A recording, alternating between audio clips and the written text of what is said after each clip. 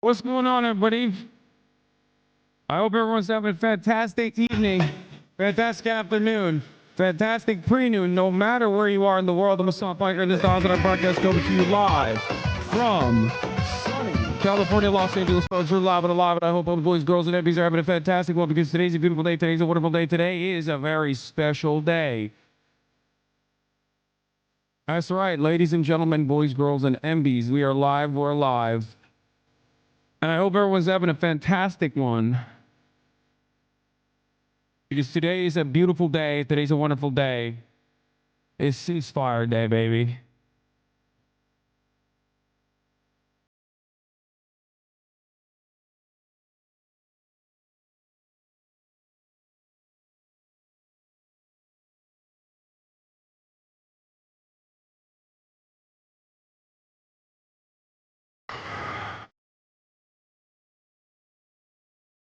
It is Wednesday, January 15th, 2024. I'm live, I'm alive. And I hope everyone's having a great one. I certainly am.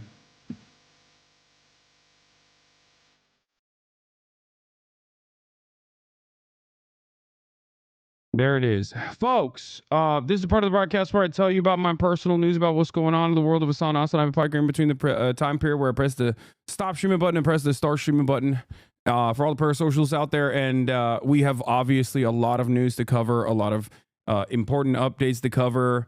Many things that have taken place over the past 15 months that obviously are finally coming to a conclusion after so much bloodshed and so much death and destruction. But before we get to all of that, obviously, I'm going to start off by talking about my personal news. So, ladies and gentlemen, last night I ended the broadcast at Last night I ended the broadcast. I don't even remember what I was doing. I feel like my brain has hit a hard reset at this point. But ended the broadcast, hung out with the family. I tried to watch Whale a little bit, but it was incredibly dramatic. Considering, my background, considering my family's background, we're all a little, we've all had some struggle with obesity, chronic levels of obesity. It was too difficult to watch, like straight up. I could not watch it. We had to stop it. But in any case, I went to bed early as always, woke up early as always. Okay.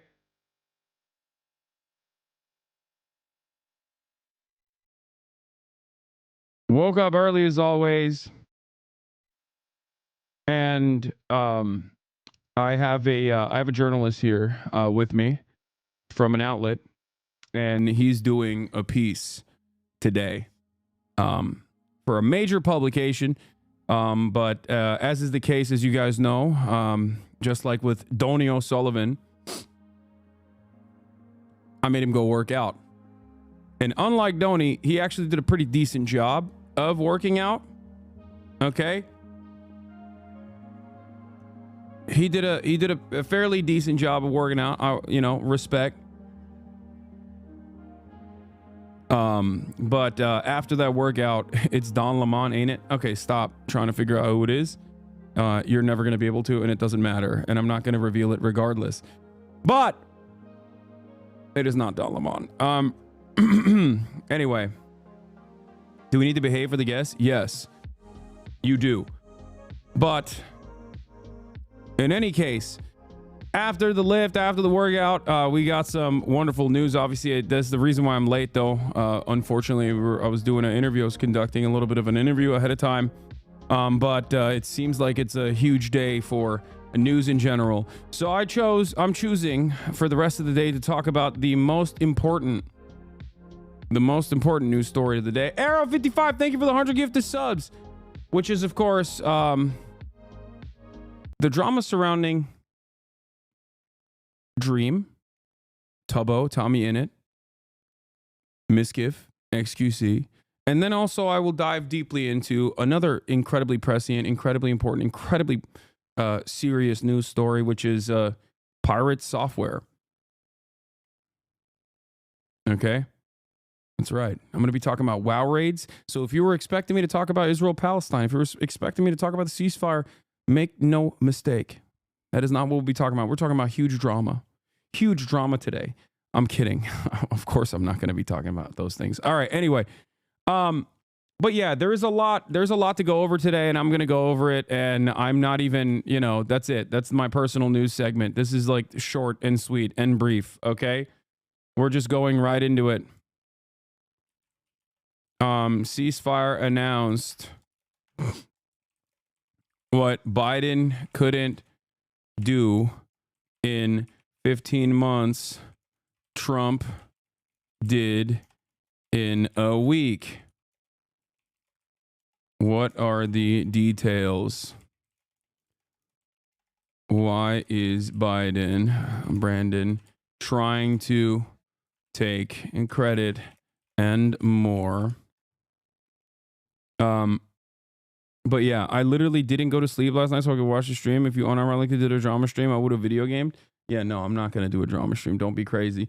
My podcast episode with Teamsters President Sean O'Brien, Teamsters leader Sean O'Brien, is also out.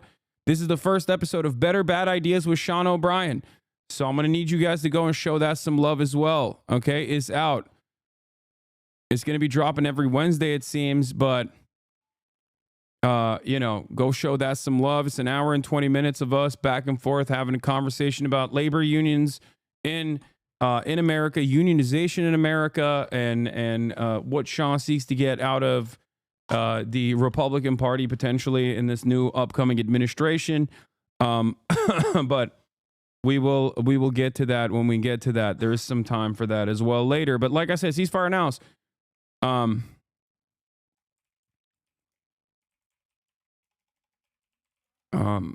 Anyway, 2025 off to a banger start. Okay. Just like you predicted, there's idiots who think Trump won't give Israel what they want later. Listen, for the time being, Trump is my man. Okay. I don't care. It's a brief moment. It's a brief moment of solace. Do you understand? For the time being, if the bombs, if the bombs stop, then they stop.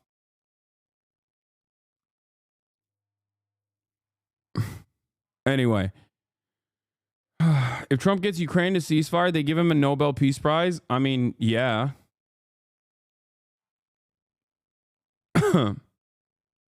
So far, the man is not even in office yet, and he's having a banner year. Okay, why are we giving Trump credit for this deal? What? Why are we giving Trump credit for this deal? Who do you think facilitated the deal? You think it was Biden? I can't believe we already have liberals in the chat running defense for Joseph Robinette Brandon here. Wow, that's awesome. Okay, there's going to be a lot of back and forth today. Trump hasn't done squat. Yeah, okay, sure.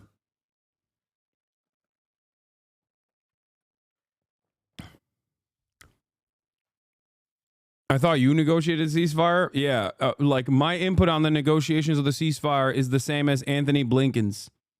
Okay.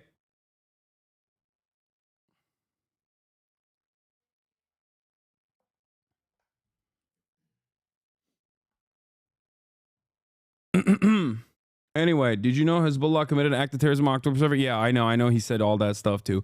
All right, we're gonna get to it. We're gonna get to all of it. But I'm seeing that a lot of people are.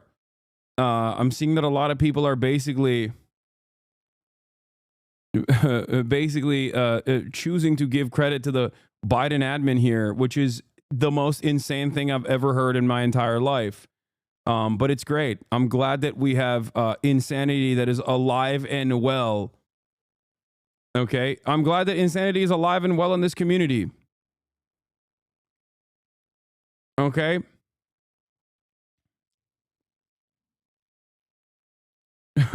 Like that's crazy. That's insane. That's more insane than I thought this community would ever get. I'm not gonna lie, but it's cool. Fuck it, we ball. Okay.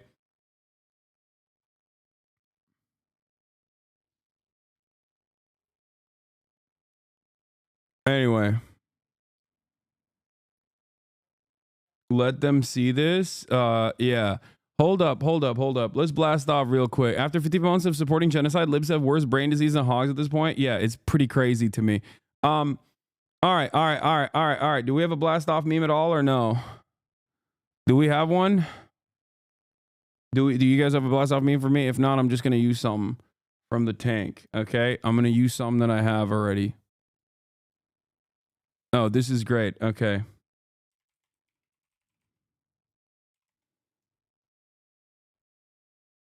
Okay, I'm gonna use this. All right, this is good.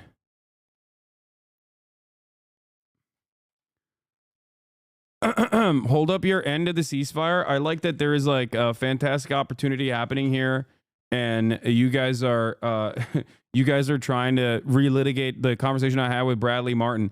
Don't worry, I will literally. Don't worry, okay? I don't personally believe Donald Trump is a peaceful dove. Make no mistake.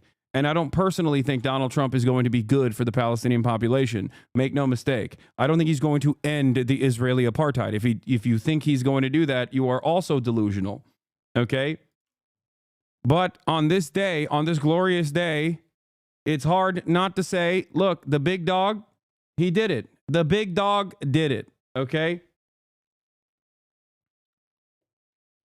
But we'll talk about the details of the ceasefire and what's going on with it, and where I foresee what I foresee are the next steps in a second. Okay, that's it. You don't have to give credit to Biden or Trump. Wait, what? Yes, I will give credit where credit is due. If you want my analysis to be correct, then it's gonna, there is gonna be credit being offered to Donald Trump. That's a dog should take. He literally said he's going to allow Israel to fight Palestine. In the same breath, he took accountability for the ceasefire. Anyway, we'll continue. We'll talk about it as well.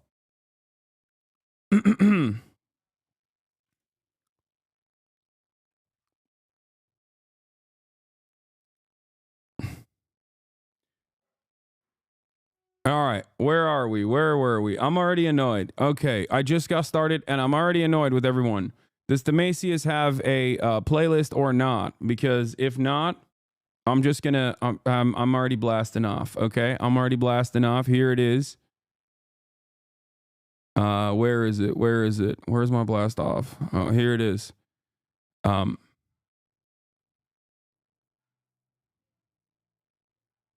No credit Israel's Dome of Gaza. Anyway, Israel's a wasteland. What? They have the West Bank to take over now? Okay. We'll get to the live coverage as well. We'll start off with Al Jazeera. There are already celebrations taking place on the streets. Hours turned this whole area into a stage of celebration, something that we're not used to see as early hour of this morning. And what we see in the past days, this area here at the hospital used to be a stage for funerals for bodies that are killed and brought to the hospital, much of it filled with agony and sadness. But the past couple hours have been particularly different, more of an expression of much of the feelings that have been suppressed for the past 15 months. And without going into the details of the terms, people came together and got in groups here celebrating, whether in the hospital or in the streets on 10 sites across the Gaza Strip and further in the northern part of the Strip in Al-Mawasi. Damn, my guy would have given Reagan credit for releasing the Iranian hostages.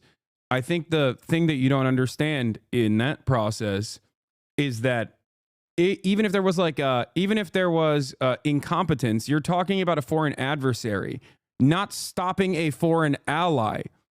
Okay, Joe Biden had the opportunity to do this with one phone call.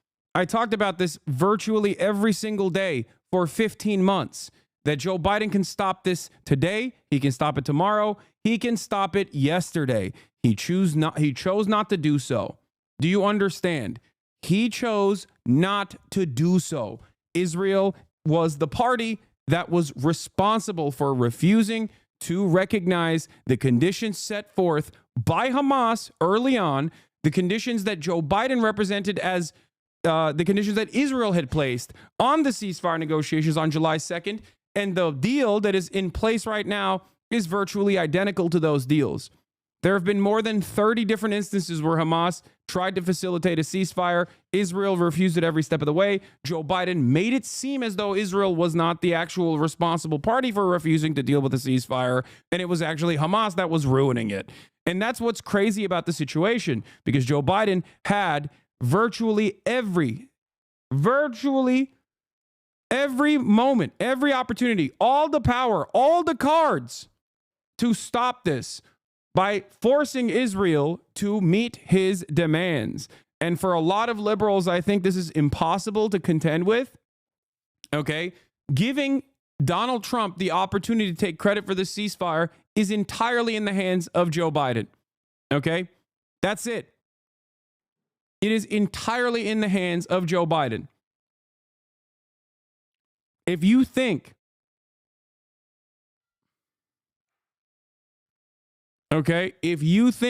that Trump, additional pressure from Trump and the whole like cut it out narrative that Trump applied in this situation, or maybe even a secret side deal that he cut with Benjamin Netanyahu, which will inevitably lead to possibly infinitely more bloodshed down the line, which I do believe he did. Okay. But if you think that Donald Trump was not the mover and shaker in this circumstance, and it was Biden, and he just like simply couldn't facilitate this for 15 whole months and was able to do so in the last second, you're out of your mind. Here it is. A diplomat briefed on the ceasefire negotiations between Israel and Hamas credited progress in the talks in part to the influence of President-elect Donald Trump, saying it was the first time there has been real pressure on the Israeli side to accept a deal. Who was ruining the deal? Who was refusing to abide by the deal? Was it Hamas? Was there more pressure necessary on Hamas? Was that the case, chatters? Did you learn nothing from my coverage for the past 15 months on this? Is that, you didn't hear anything? You just went, la, la, la, la, can't hear you? No, Biden kept lying over and over again. Anthony Blinken kept lying over and over again throughout the entire process. There are numerous instances where I continuously showed you over and over again that Anthony Blinken would go on tour and openly state that it was actually Hamas that was a spoiler of the deal. It was actually not Israel that was a spoiler of the deal. It was a Hamas. When we could see with our own two eyes who was actually spoiling the deal. So one must ask the question, why was Anthony Blinken and Joe Biden actively defending the Israeli side of the conversation? And why is everyone saying Trump pressured Netanyahu?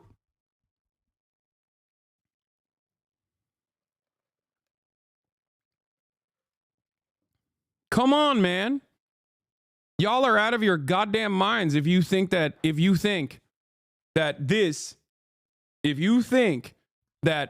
Biden administration finally packed this up. 2 weeks ago, Biden gave $8 billion of arms to Israel. 2 weeks ago. Not even, yeah. January 3rd, working tirelessly around the clock for a ceasefire. I guess you genuinely believe that when they were saying it. Yeah. The grossest side of this process is that Biden had all of the power. He is the president of the United States of America. He could have done this. He could have done this day one. He could have done this early October 2023. He could have done it in November. Anthony Blinken and Joe Biden actively sabotaged the peace talks, the ceasefire talks, and defended the Israeli side by lying to the public. Here it is. Blinken apparently tanks ceasefire negotiations by fabricating a story to make Netanyahu look good. One of the many lies the Biden-Harris admin told to shield Israel from criticism. This is from the Times of Israel reporting from a couple months back. He pointed to a meeting Blinken held with Netanyahu in August, after which the secretary announced that the Israeli premier had accepted a U.S. bridging proposal for a hostage deal. The Arab official, along with a member of Israel's negotiation team, told the Times of Israel that this was empathetically not what had unfolded in the meeting, and that Blinken's comments had thrown a major wrench in that round of talks, which ultimately fell apart. How many times do I have to show you the receipts? I was there. I was covering it in real time. If Democrats knew, this was a funny tweet from Ryan. If Democrats knew that losing the election might lead to a ceasefire in Gaza, they'd have fought harder to win.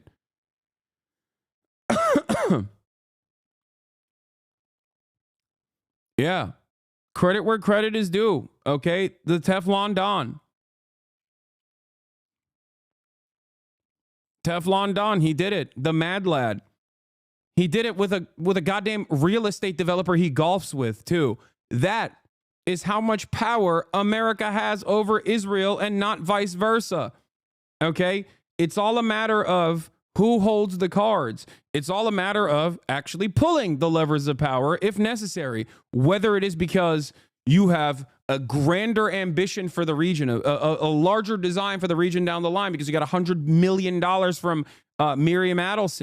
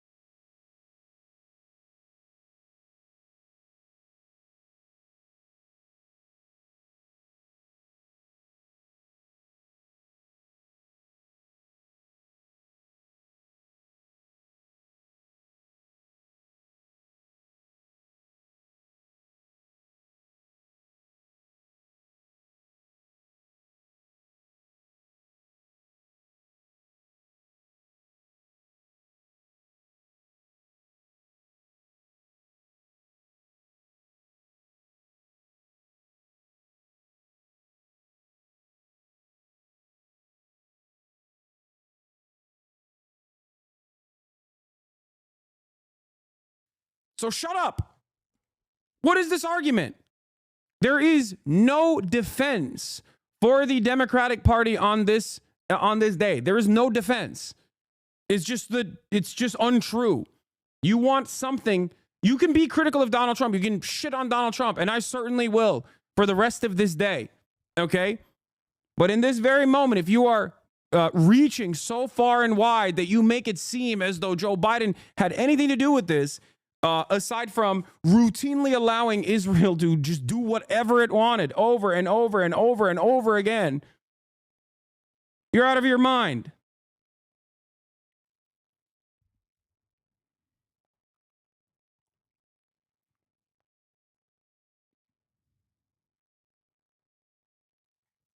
Anyway. Yeah, remember the ceasefire button was a youthful TikTok fantasy. Here's Matthew Iglesias. I'm out of touch with the youth, but my sense is that there are now millions of pseudo-informed people gassed up on TikToks and Instagram Reels who believe there's some kind of permanent ceasefire button in the Oval Office that Biden is perversely refusing to press. So what happened? What happened? Did Trump find the button? Was it next to the Diet Coke button? What happened? How do we hit the button? It seems like there was a button. Everyone kept saying, Hasan, you are so childish. You are so childish for making it seem as though this is just a simple phone call away. A ceasefire is a simple phone call to Israel, okay? Not to Hamas. No applying pressure to Hamas. Like they're literally Israel is genociding the Gaza Strip. What more pressure can you do than genociding an entire area where 2 million people once lived? That's it. You've maxed out on the pressure.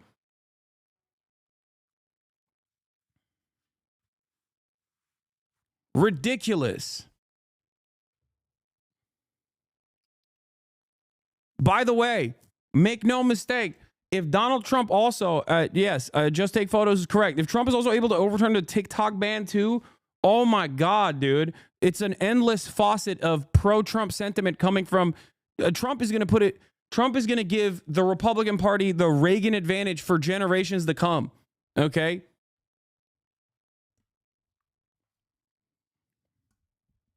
And there is no liberal counter.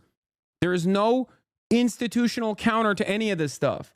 He's just taking advantage of the ginormous failures, the patently and roundly panned awful decision making of the Democratic Party to make himself look good.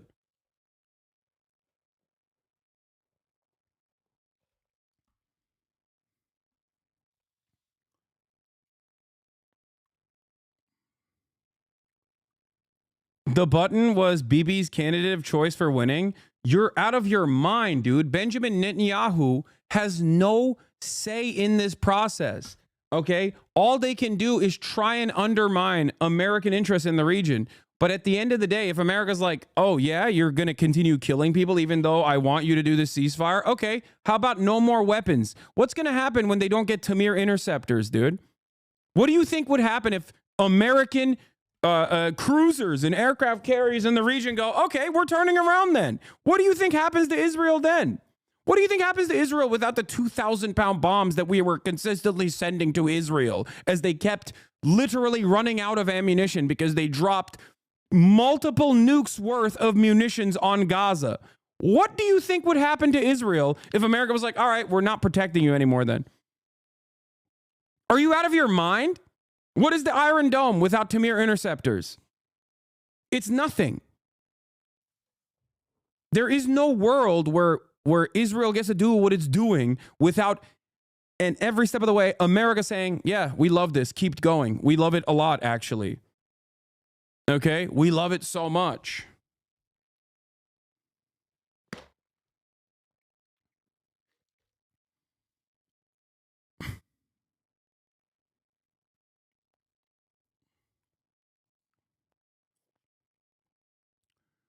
Huh.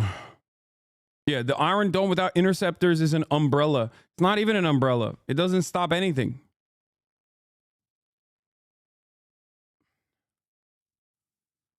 The reality is the reason why nothing has happened for the whole time Biden was in power is because he's completely disabled. My friends, the intern in DC and young people that talk. No, I mean, Biden's ineptitude aside, Like, they wanted this. The Democrats, as a administration, wanted this to continue. Okay?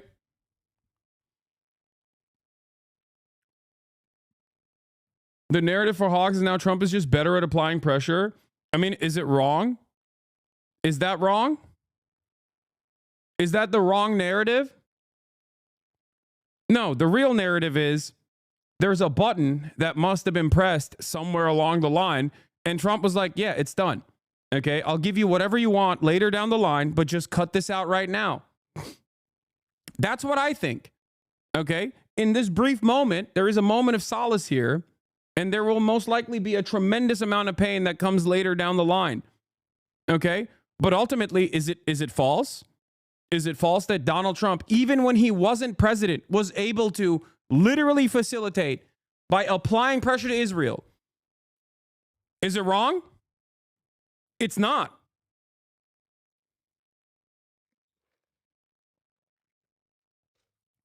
You got so much information coming out of the Biden White House where they actively told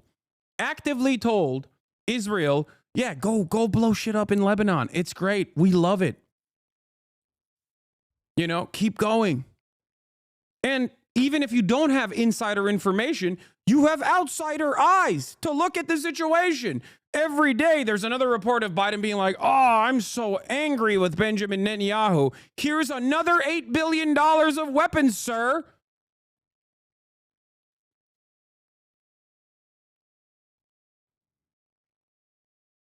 That's crazy.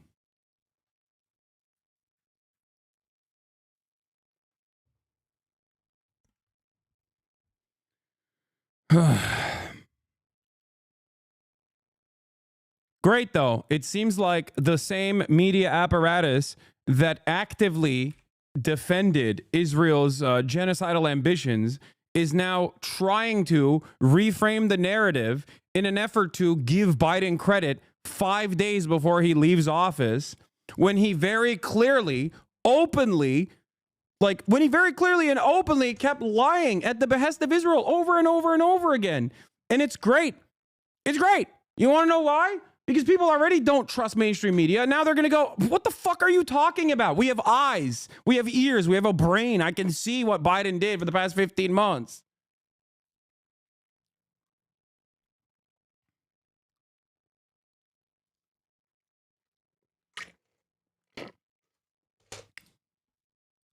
Do you think Trump gets credit? I mean, Trump is going to get credit regardless. He's going to get credit from, obviously, every single outlet on the right. That's number one. And this is a credit-worthy moment, okay? And last but not least,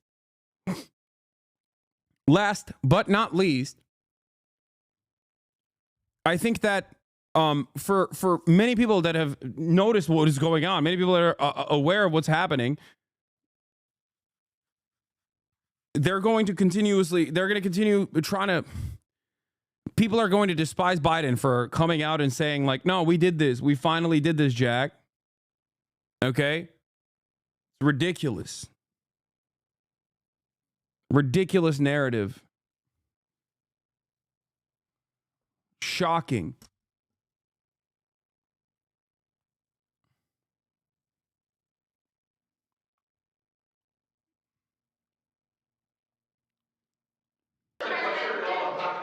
Will hold. I'm confident. Thank you. Brooks, credit for this, Mr. President, you or Trump? Is that a joke? Oh, thank you.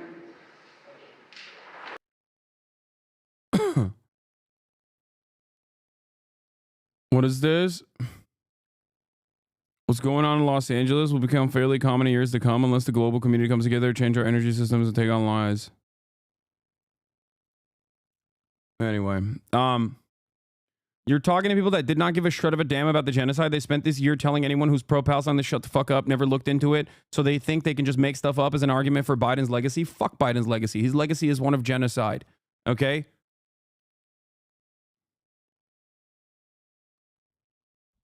Does this mean the no new wars narrative is real? No, it's not. I mean, you guys understand, like, every single thing that has unfolded so far is exactly what I told you is going to happen, right? Like, this is not unexpected unless you weren't listening to what I was saying this entire time. I told you, I warned the Democratic Party when the election was happening that Donald Trump is going to cut a side deal with Benjamin Netanyahu. You have the power to end this now. Use it. They didn't do it. They didn't do it. I called this. I called this for months. I said this was going to happen. This exact same thing that is happening, I said is going to happen, and it's happening to a T. Down to the wire. It is a 1-to-1 almost comparison of exactly what I said was going to happen. How is this shocking to anyone in this community? You guys just like plug your ears and close your eyes when I'm doing commentary on this? I've been saying this is going to happen for months. And now that it has, people still turn around and go, oh, I don't know about that.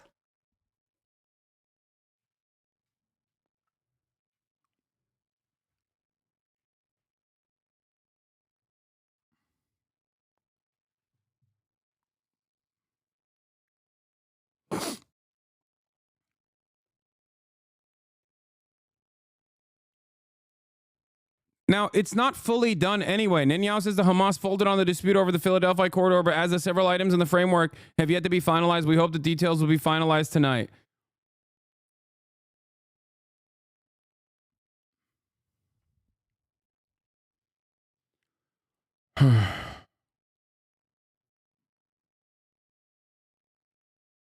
Yeah. Liberals in the chat trying to say this guy was actually the principal negotiator. More than 15 months of conflict that began with Hezbollah's brutal massacre on October the 7th. I'm just going to run that again, just so, because you didn't. More than 15 months of conflict that began with Hezbollah's brutal massacre on October the 7th.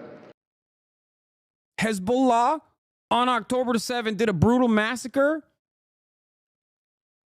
You think that guy did the ceasefire? That guy. He just remembered he had the power 5 days before he's out?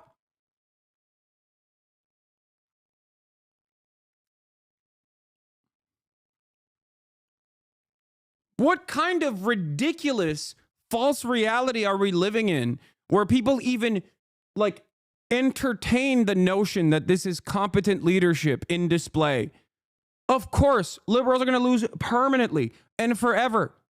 You are making the most reactionary, stupid, mouth-breathing losers look sane when you try to literally justify anything that you're seeing here. Anything.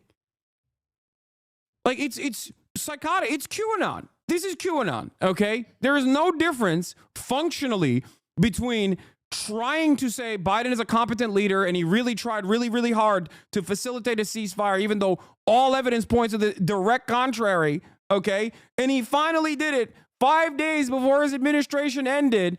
The foreign policy genius, like, to me, running with that narrative is unironically no different than QAnon, being a QAnon supporter, thinking that there is like, he also said he spoke to the Emir of Kuwait to thank him for the ceasefire deal when he was, oh God, it was the Emir of Qatar.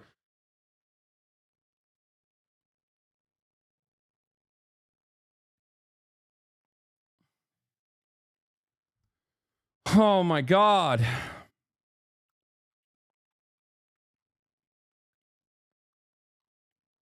He doesn't have a PhD in foreign policy, chat. He's just that good.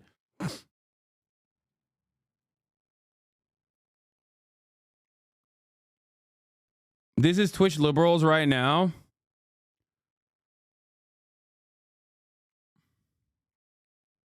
Most vindicated image in political history. Okay, smart guy, let's see you take a crack at it. Oh, I love that.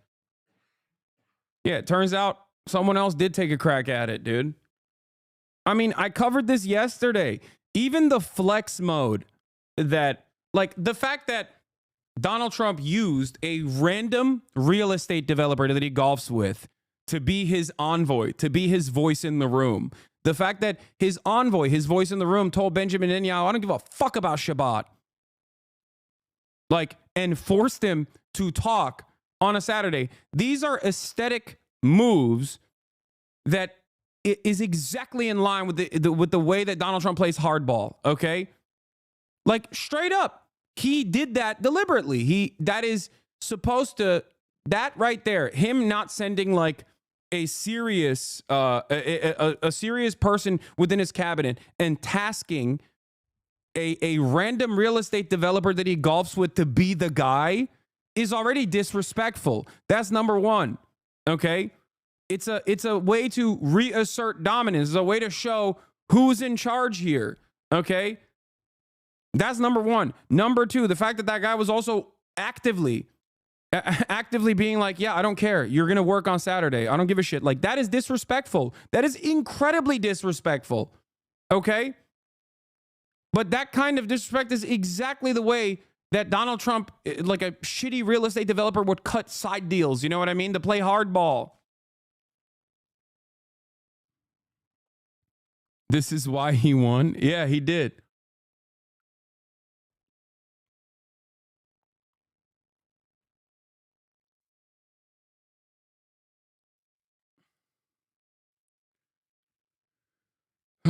Lib chatters parroting Matthew Miller. Miller says the ceasefire was conceived by this administration and admin officials traveled the world to garner support for. Miller says this proposal dates to late May and Biden went around the world getting support for it, which left Hamas isolated and alone. In fact, Hamas accepted the terms in May and again in July. They're still lying about it. That's what's crazy. Like, this is Hamas's proposal from May. And they're still actively lying to defend Israel after Benjamin Netanyahu fucked Joe Biden. Okay? Think about that.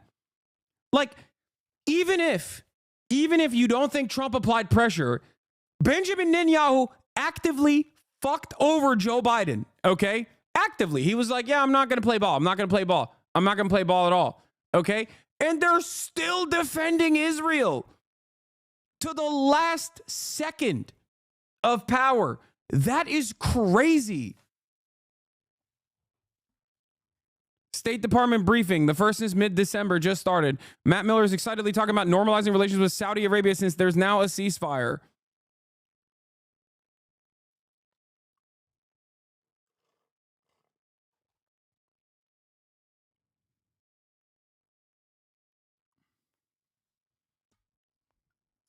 So it wasn't Biden then, but mainly Netanyahu.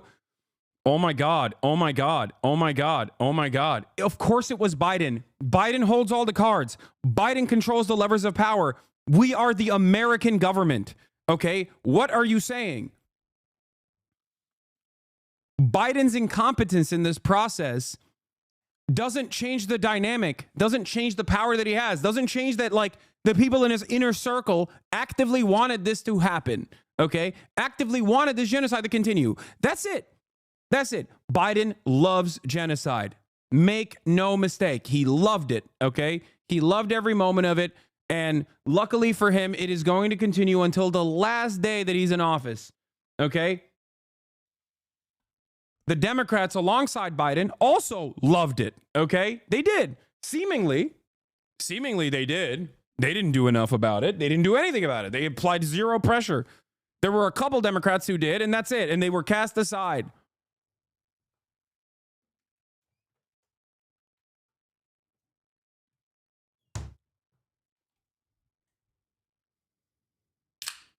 Ridiculous.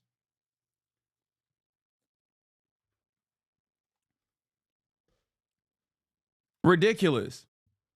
If you expect me to just sit here and lie to you and act like Biden actually did this last-ditch effort to finally press the Netanyahu government, that's ridiculous. It's not going to...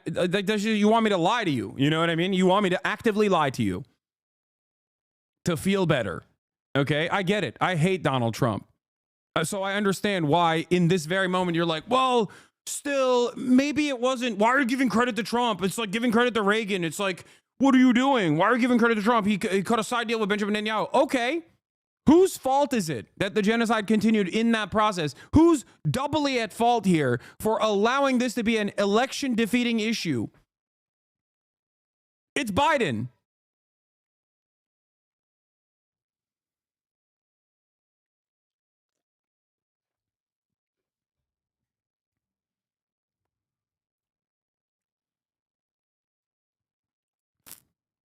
It's Biden and the rest of the Democratic Party and those in positions of power who had every opportunity to stop what was going on, even when it was electorally beneficial, even when it was the moral thing to do, even when it was the right thing to do, and they chose not to do it. Make no mistake.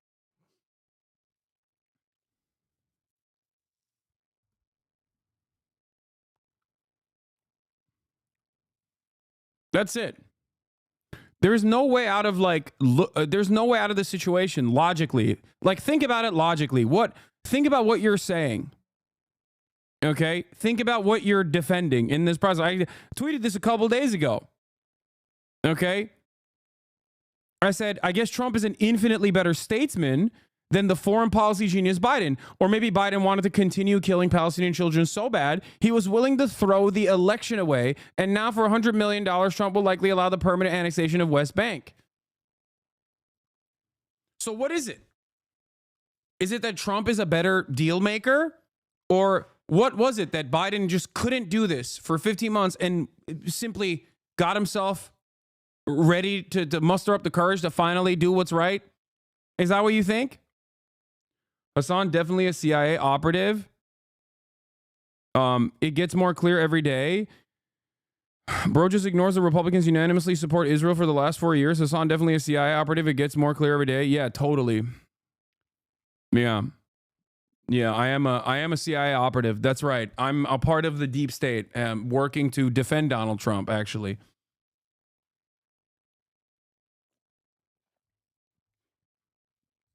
Yeah. Why am I a CIA operative? Because I'm criticizing the guy who defended Israel for the past 15 months as Israel continued to do a genocide. Yeah.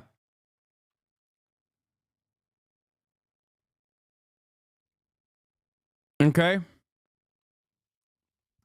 Go ahead. If you are oblivious to the reality of what unfolded for the past 15 months, and if you still choose at this very moment to give some semblance of support to a dying man who is a genocidal monster, Joe Biden, okay, as though he had any say in this process whatsoever, you will forever be blinded to the truth. You will always find yourself going, I wonder why. I wonder how I got things so wrong. And it's not like this was unexpected. This is something that I told you was going to happen. Okay?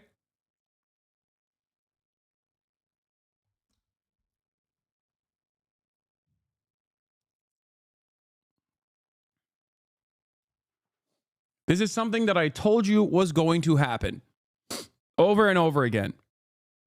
Trump's greater ambitions for allowing Israel to absolutely destroy the West Bank and permanently annex it will most likely unfold later down the line. But they need a moment of respite, Israel, to rearm, resupply, okay? Try to rebuild the PR disaster of 15 months of genocide. Trump will offer them all of the assurances, all of the security, endless contracts, okay? And that is something that I'm very fearful of.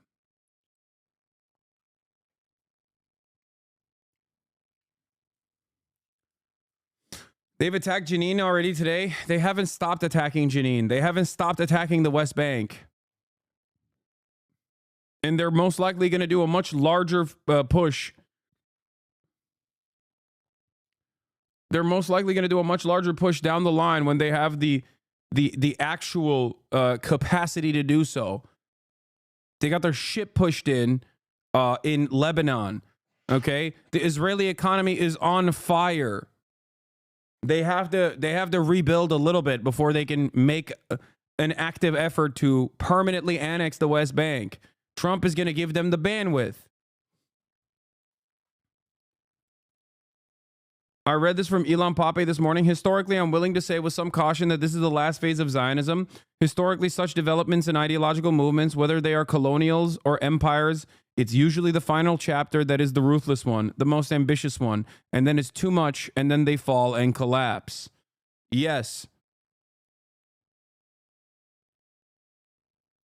Netanyahu had absolutely no respect for Biden. It doesn't matter if Netanyahu has no respect for Biden. I agree with you. He didn't, okay? He treated him like a fool, like a doddering old fool over and over and over again.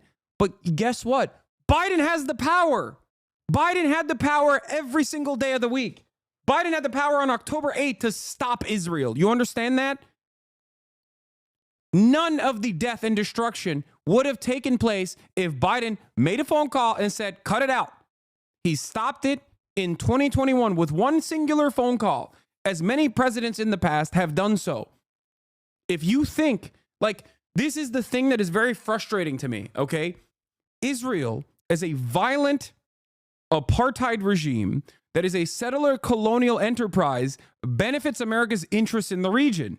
That much is true, which is why Israel gets a lot of bandwidth in doing whatever it wants, and even sometimes actually undermining the American intelligence community, spying on Americans, spying on American diplomats, things of that nature. That's because there is a larger agenda there, okay?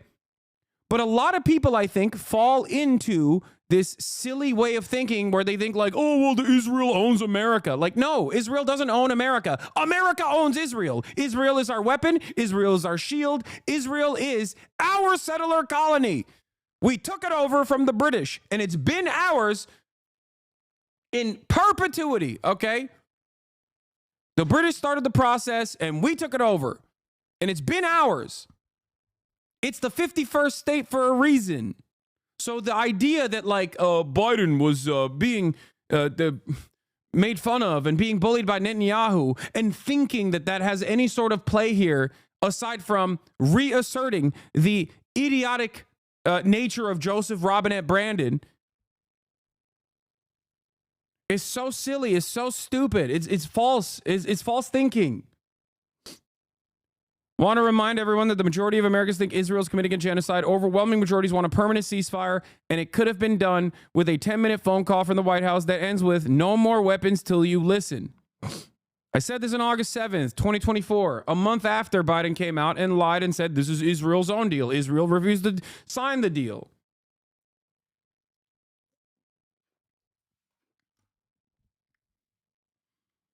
Scahill said today that the Trump won the ceasefire narrative is true, but it also shouldn't be overstated, as it also works to give Netanyahu domestic political coverage with it being so unpopular. What do you think about that? It doesn't matter. I'm not covering this from like the Israeli side of things. Benjamin Netanyahu is self-interested, and part of the reason why he probably did this is because he truly believes that Trump has his back. Okay. Hold on.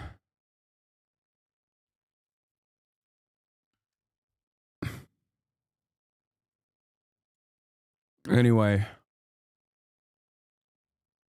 I know Bernie gave me a shout out. I know. I'm not gonna cover that right now. We're covering something else. Did Twitter just go down? What is going on? My Twitter is busted right now.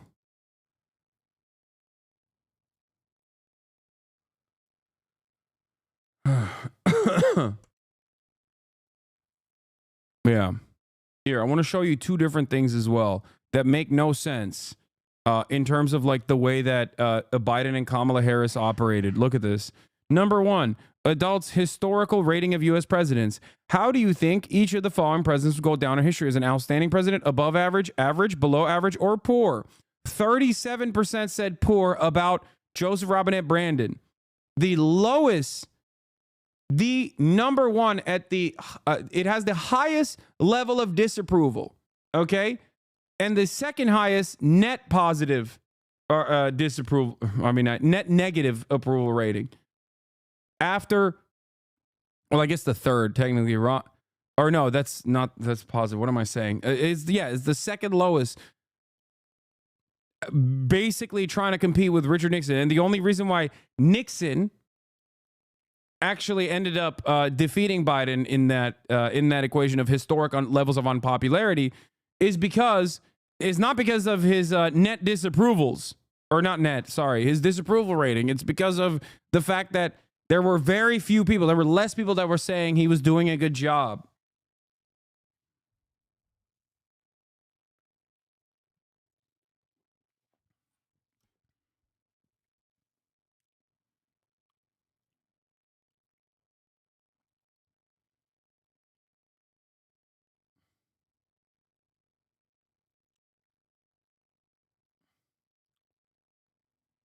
Anyway. Are you gonna play Dummy Falastini? I already did. New poll. Is clear Harris lost a lot of votes because of Biden's admin support for Israel's genocide. Our poll out today with YouGov finds Biden 2020 voters who did not vote for Harris name ending Israel's violence in Gaza as the top issue affecting their choice to vote. Oh, wow. That's shocking. Even higher than the economy. 29%. When Biden 2020 voters who do not vote for Harris in 2024 were asked which one of the following issues was most important in deciding your vote, they selected ending Israel's violence in Gaza. The second most important was the economy. Third most important was Medicare and Social Security.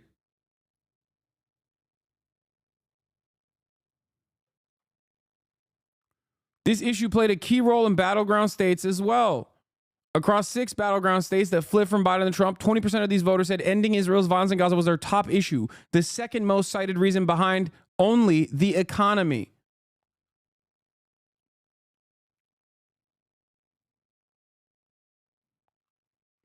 Remember that. And I showed you 30 plus polls on this matter throughout the election. And I begged people to listen and no one did. And here we are. And people are still trying to play catch up and you know, actively make it seem like the reality that unfolded in front of your eyes is actually not real.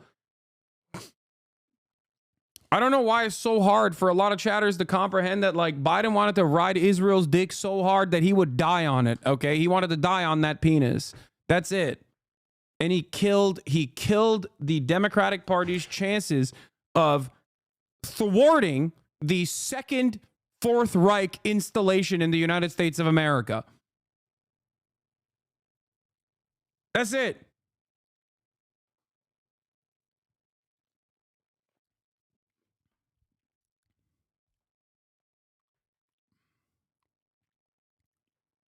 Here we are. Here we fucking are, dude. And people are still trying to actively make it seem as though he did a fantastic job here. It's crazy.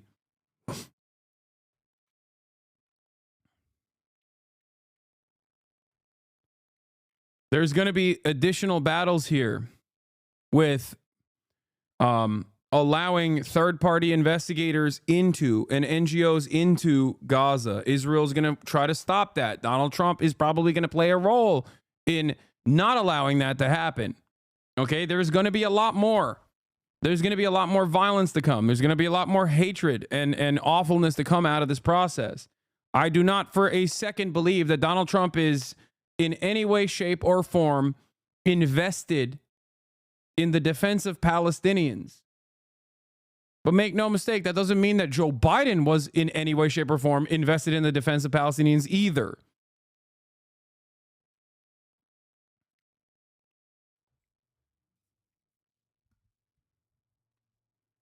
None of them are.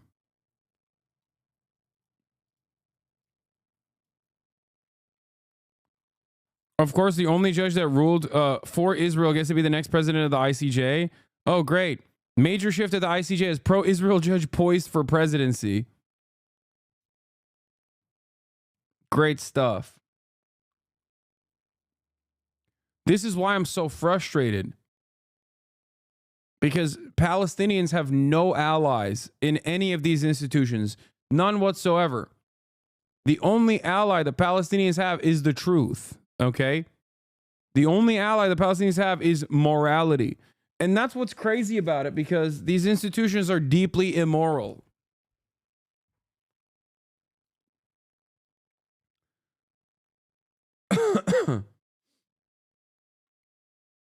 It's a terrifying predicament.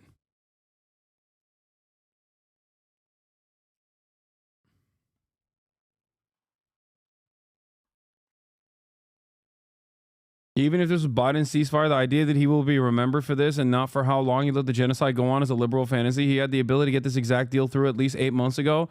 Could have done something else even earlier. Also, normies are never going to see this as a Biden's deal. They'll see it as Trump's deal if they remember it at all. Yeah.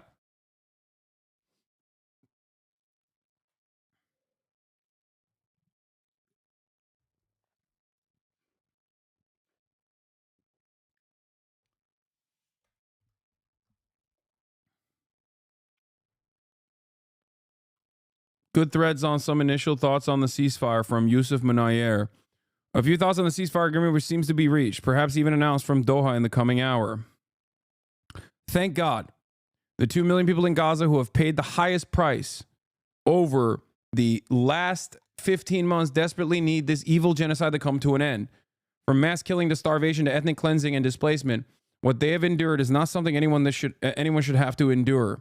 The world has failed them time and time again, and we must hang our heads in shame for these failures before them.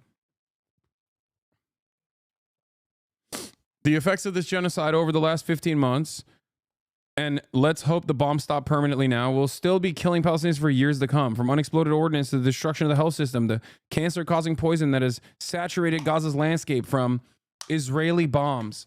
The mass killing of Palestinians is likely to continue even if it shifts forms.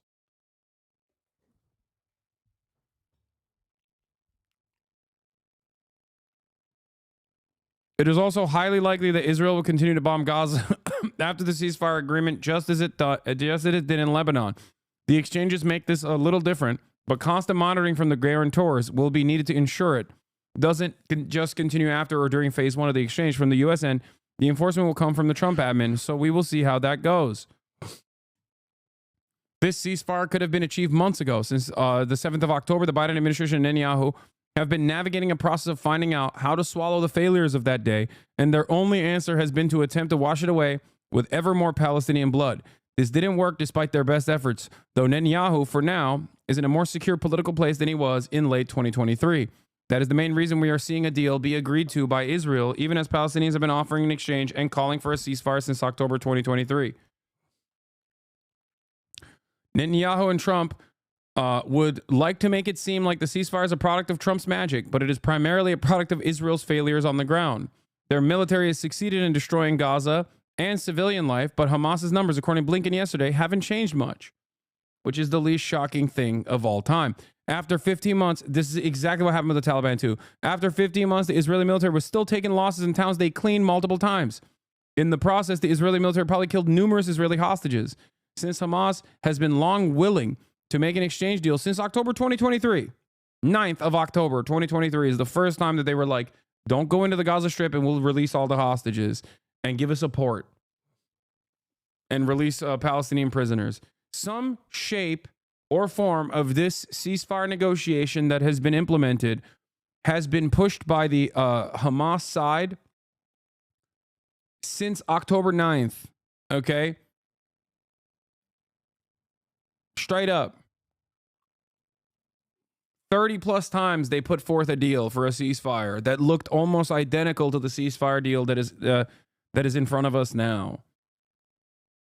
They could make a deal when they were ready to say yes, so they played it out alongside American politics and delivered this little victory to Trump while thoroughly embarrassing Biden, who has done everything possible to suck up to the Israelis anyway, even if it meant losing the White House to Trump. He will truly go down as the worst president in U.S. history. Netanyahu knows this round has run its time out, and he's hoping to cash in his credit with Trump, whom he will have less leverage over in the short term to continue his theocratic expansionist dreams in the West Bank.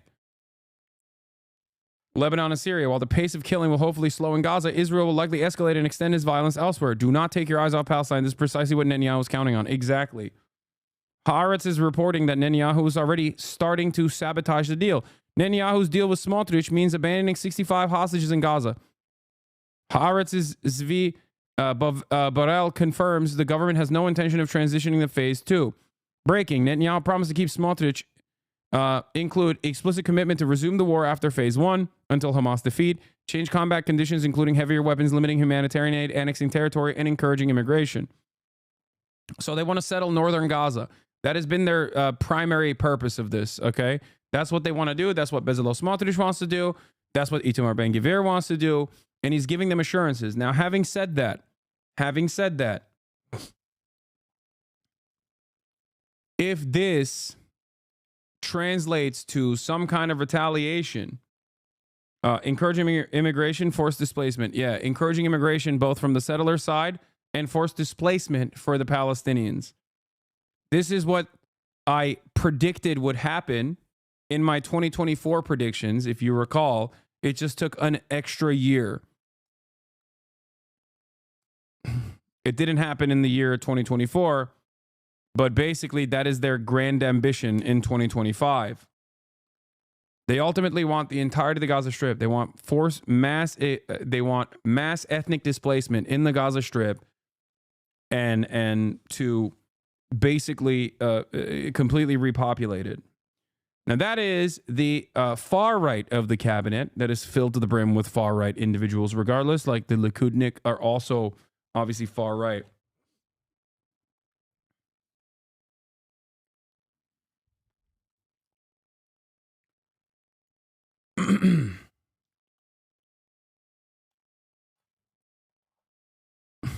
Anyway, I am still fearful that I am still fearful that they will drop they will drop this deal. But I think that makes Trump look bad, and Trump cares about the way he looks, especially if like people care about what's going on in Palestine right now. When eyes are on the prize, like Trump wants a gift for his inauguration. Basically, it sounds stupid, it sounds silly, but I'm sure he's made side assurances to Benjamin Netanyahu that he will protect Benjamin Netanyahu. But ultimately, he has the power. Yeah. I said Bibi would give Trump an optics win at first and then go harder. Exactly. But that means there must be an optics win in the interim, in the short term.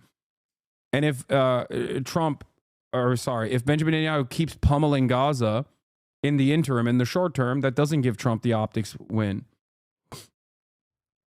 And I told you this down to the minutia, like down to the very last detail. This is what I said is most likely going to take place. So far, that is seemingly what is likely taking place.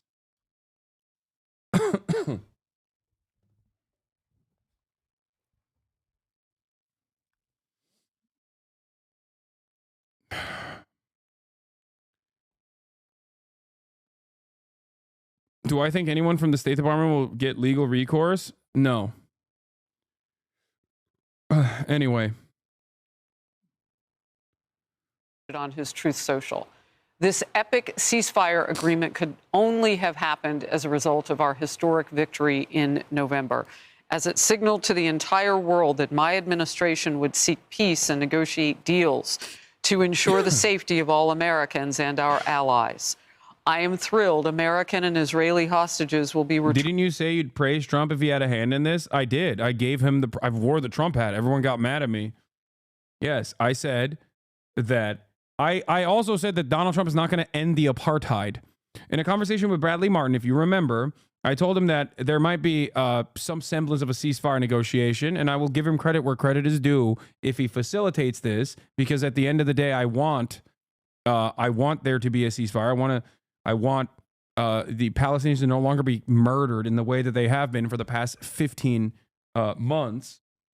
Okay, and that I will give credit where credit is due. Having said that, however, I don't think Trump is going to end the apartheid.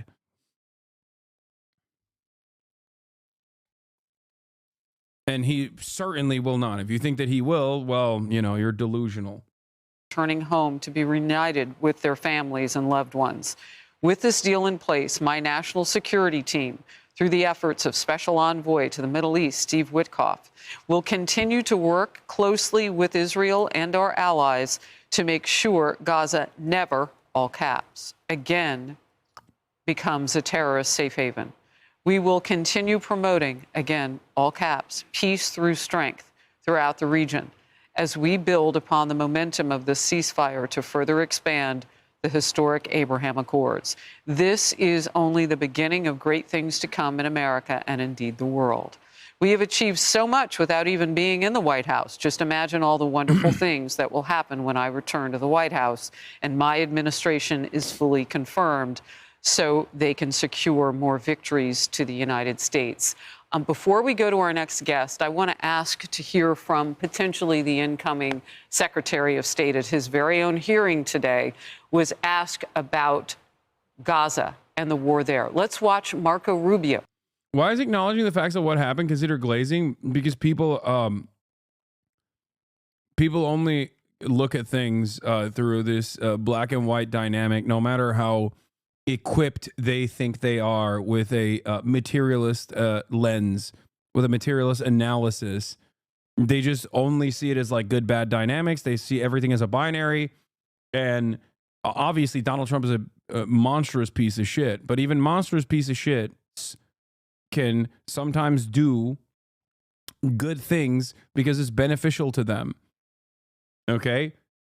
Or sometimes do good things in the interim so they can do horrible things later down the line when people aren't paying that much attention. Donald Trump's reinforcement of the Abraham Accords, okay, something that the Biden administration also continued, by the way, just so you understand, is in line with exactly what I'm saying. Okay?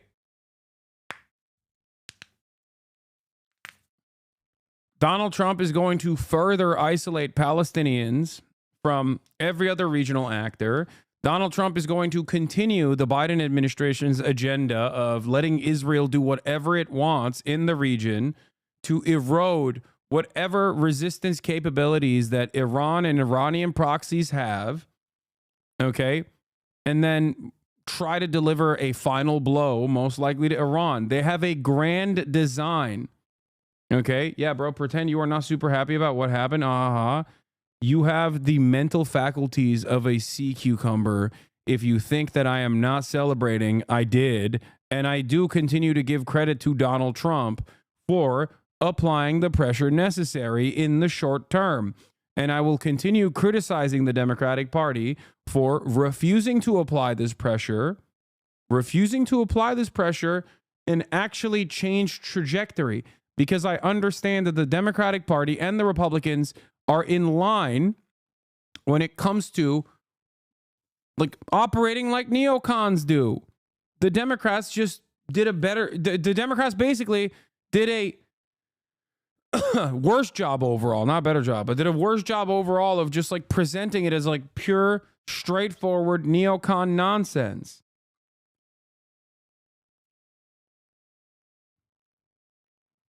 Parading Liz Cheney around. Try to do a I see you, I hear you nonsense. Oh, I see you, I hear you. But like the genocide must continue. I see you, I hear you, but the baby killing must go on. Okay? We are not satiated.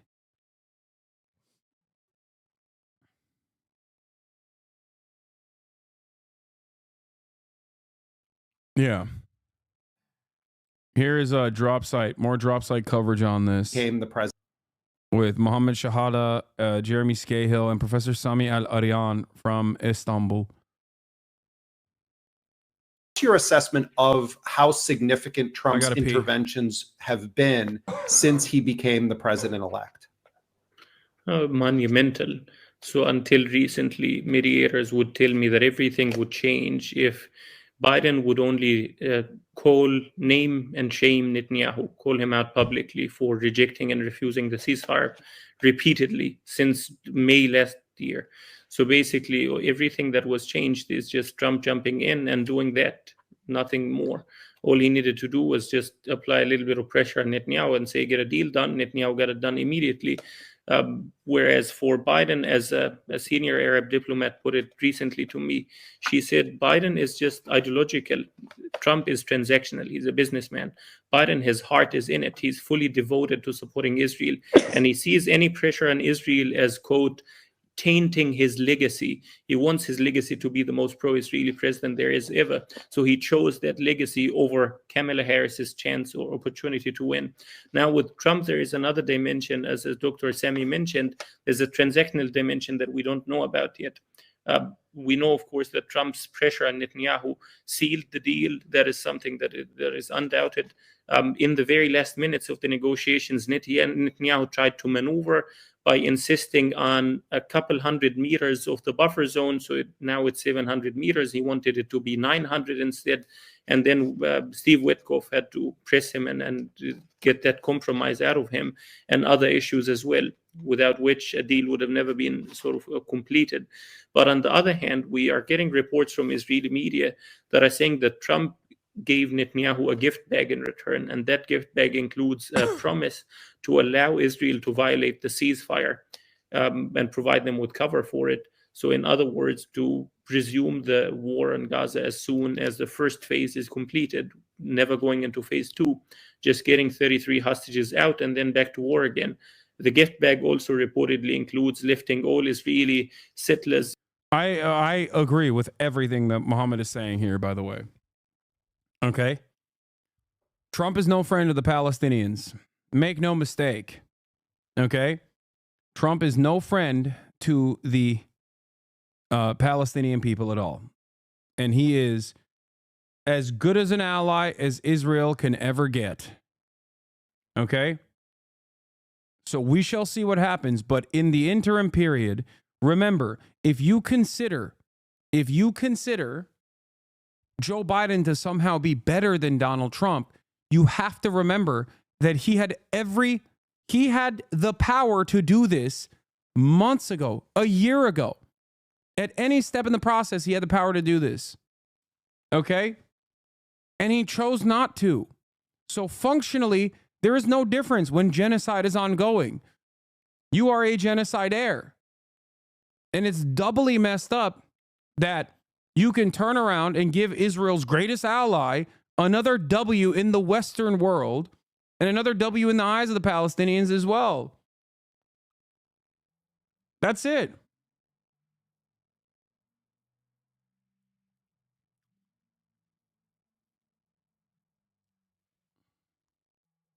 Extremists, settler organizations, is really shady tech companies like NSO that is responsible for the Pegasus spyware, lifting all sanctions on those companies and individuals.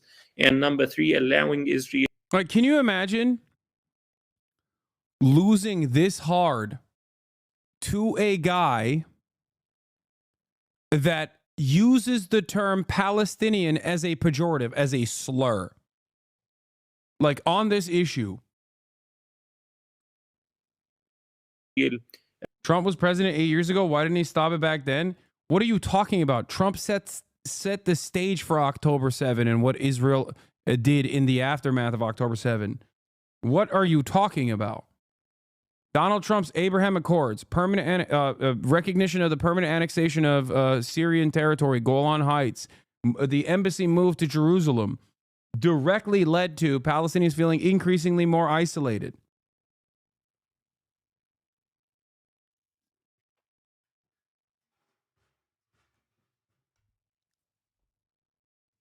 Okay? He set the stage. Biden also continued it, didn't go back on any of those decisions, and then kept steadily rearming the Israeli government as it continued its genocide, while simultaneously going, oh man, we're just really working tirelessly around the clock for a ceasefire. Okay? American foreign policy is uniparty. It is bipartisan. Okay? American policy on Israel only goes in one direction. And Republicans do have a tendency to make things worse, at least historically. And I suspect that Trump will make things worse for what is to come down the line. But if the Democratic Party actually wanted to stop this because they cared about the Palestinians or the bloodshed or anything, if they cared about winning this election, they would have applied this pressure instead of Donald Trump. And they didn't.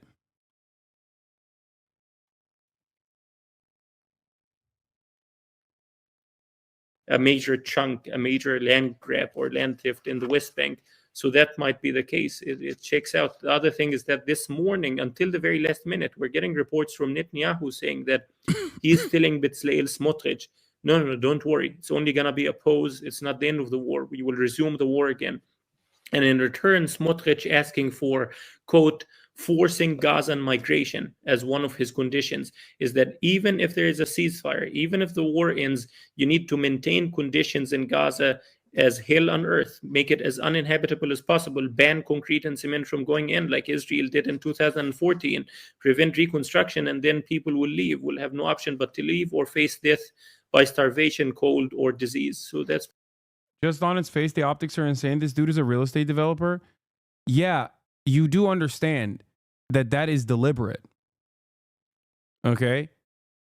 Like, the fact that he sent this guy from Mar-a-Lago and not like a former State Department official that is going to be in his current cabinet or whatever is also by design. The fact that this person was de facto Trump, right? Like, this guy is Donald Trump. Stephen Witkoff was going to operate as though he is Trump, right? So Donald Trump sending him over is a fuck you, okay? Is a way to reassert dominance. To basically say, like, we are the ones who hold all the cards. That's number one. Number two, like, forcing Netanyahu to come and work on a Saturday. That is optically something that Democrats are terrified of doing, that Donald Trump would absolutely do. That's like a classic real estate, like shady real estate guy who's like, no, I'm the one with the dick, okay? I'm the one who holds all the cards, not you. Okay? And they did that. They pushed for...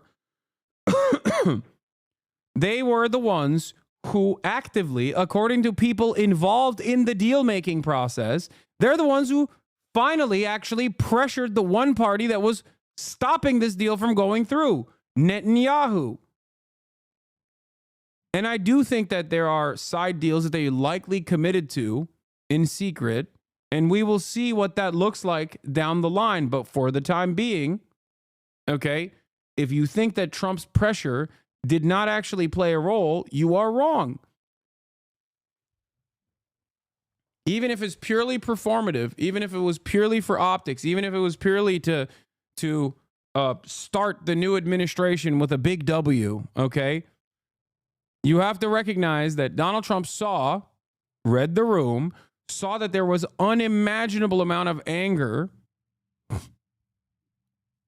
and resentment towards what the Americans were doing with our tax dollars, which, make no mistake, I do not think that Donald Trump is going to stop giving weapons to Israel, okay? He is, if anything, he's going to give more weapons to Israel than Joe Biden, if that's even possible. Okay?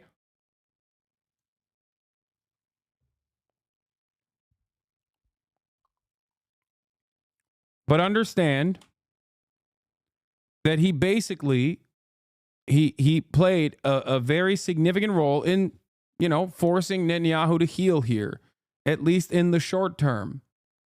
So keep spamming. I agree with you on a lot, but giving Trump credit for this is insane. You can spam it all day, every day. Okay?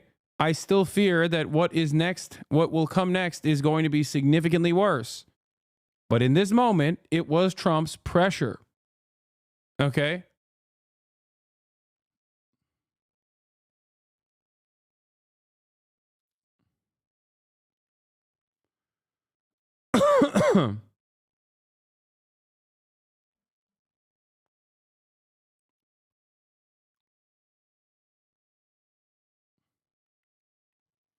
It's so funny because this reminds me of a time when I spoke about Donald Trump, giving Donald Trump credit for like how he dealt with the Korean affairs, where he basically was like, yeah, I will do the peace through strength stuff, right? But also simultaneously, he was like, I'm gonna take a sidestep here. I'm going to let the South Korean administration and the Democratic People's Republic of Korea get together and hash it out themselves. And I will, and at the time the North Korean demands were to no longer do military training in the region in a show of dominance, and he actually abided by that. And I remember Rachel Maddow getting very mad at Donald Trump, saying like he wants to suck and fuck Vladimir Putin, and also he wants to have gay sex with Kim Jong-un or whatever. And liberals kept going crazy over Russiagate narratives, consistently claiming that Donald Trump actually was doing the wrong thing and that we need to escalate military pressure on North Korea. And it was actually the right thing to do. Trump did the right thing there. It was one of the only instances where Donald Trump was correct on his foreign policy in a sea of horrible things that he did. There is no partisanship in this regard.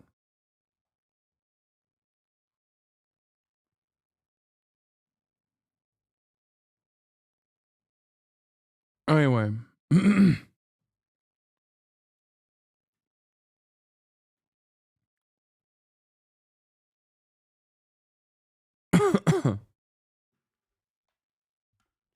Why were you trying to stop cussing? I mean, I was, but it's hard for me not to cuss here because, you know, you got a lot of people going crazy. Here's Washington Post's own reporting on this from Evan Hill. A diplomat briefed on the ceasefire negotiations between Israel and Hamas credited progress in the talks, in part to the influence of President-elect Donald Trump, saying it was the first time there has been real pressure on the Israeli side to accept the deal. A diplomat, this is from Susanna, Georgia, WAPO. A diplomat briefed on the ceasefire negotiations between Israel and Hamas credited progress in the talks in part to the influence of President-elect Donald Trump, saying it was the first time there's been real pressure on the Israeli side to accept the deal. Indirect talks between Israel and Hamas were deadlocked for months. The contours of the current deal suggested the Israeli negotiators offered concessions on issues that had previously impeded a breakthrough, according to the diplomat who spoke in an interview Wednesday on the condition of anonymity to discuss the closed-door discussions. Trump's Middle East envoy, Steve Witkoff, has attended the talks in Doha, the Qatari capital. The negotiations also have been aided by Hamas's diminished position, the diplomat said. Hamas doesn't have the capacity to say no to anything. Since the October death of Hamas leader Yahya Sinwar, the militant group's officials in Doha have held fewer high-level meetings and rarely used its official office in the Qatari capital, the diplomat added.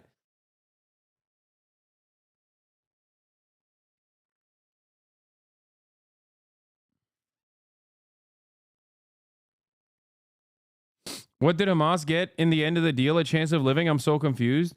Yes, an end to the genocide, and also getting Palestinian prisoners that have been permanently detained by Israel to be released from prison, and also literally the same demands that they've had since the beginning. Yeah, they get the they also don't get assassinated across the board. Because remember, Benjamin Netanyahu kept stating his goal was the complete dismantling of Hamas over and over again. The complete dismantling of Hamas. Hamas will never exist in the Gaza Strip.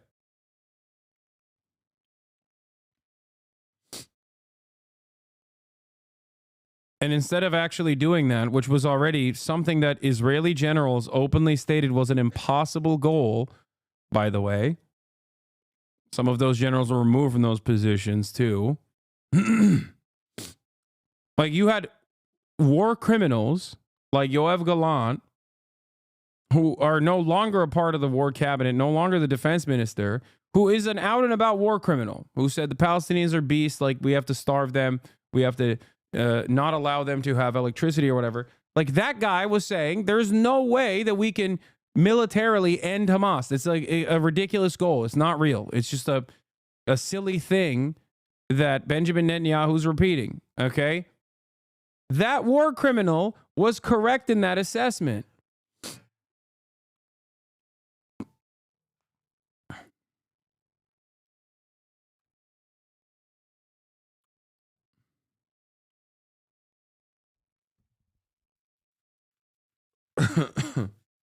Why is Trump doing the ceasefire? He can still allow Israel to annex the West Bank without the ceasefire. Israel cannot annex the West Bank while it's also simultaneously having its troops get blown up with IEDs and bathtub homemade rocket launchers in the Gaza Strip. Israel has to lick its wounds and re-up and rearm in order to do a full-blown permanent annexation of the West Bank.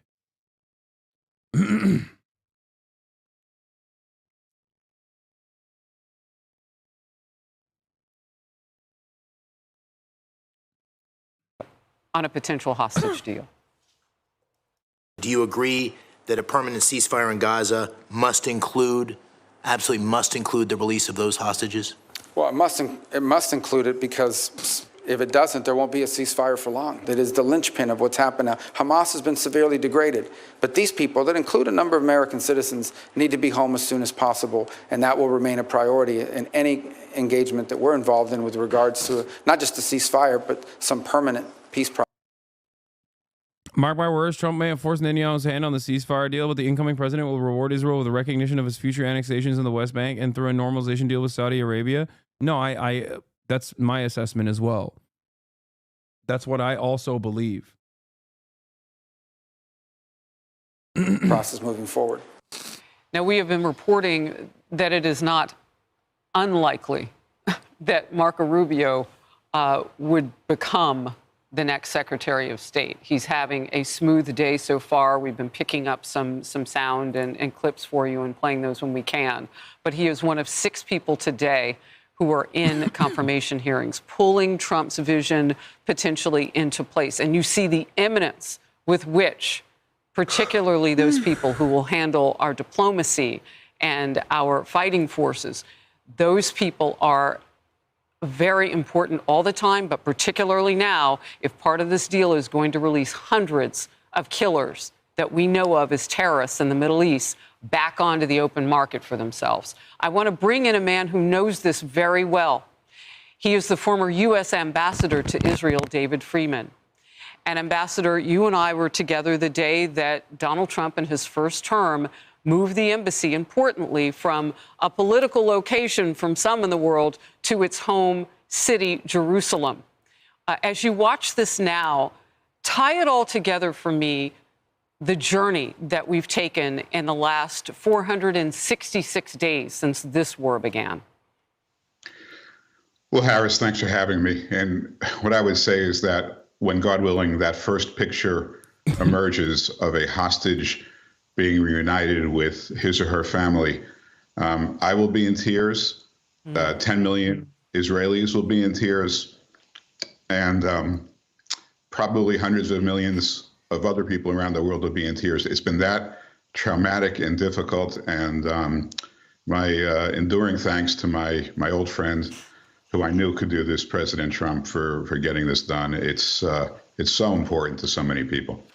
Look, I want to quote a guest that we had on a few moments ago with Kaylee, Shahrazani. He said something that made such an impression on me. As long as Hamas is in power, war will never end. So he said whether the ceasefire potentially would last 42 days or whatever it would last, Hamas is going to do what it does until Hamas is no longer. Yeah, and I think that's a very important point, because some people, I think, are misinterpreting this as some kind of a capitulation to Hamas or an agreement that Hamas can continue to rule the Gaza Strip. Well, President Trump, first of all, I was hearing his comment just in real time as you put it out. He put the words "never again" in capital letters, that never again will Hamas rule the Gaza Strip, and I think that's important. And when you think about this team that President Trump has assembled, of course, his own words themselves. You heard Mike Waltz earlier today say that the Hamas has to be decapitated. You heard your colleague Pete Hegseth testifying yesterday that he supported the. Yeah, they're gearing up for. Okay, in 42 days. Okay, the phase 1 of this ceasefire agreement is going to be over. And what they're doing here is manufacturing consent for the aftermath of that process, where Benjamin Netanyahu will go back and be like, well, Hamas is still there. This is another thing that I also warned people about. Okay, I'm not going to sit here and act like this is a bad thing overall, because ultimately it's a good thing that there is a ceasefire. Okay. That is a good thing. That is not a bad thing. Any kind of ceasefire is a good thing. Okay.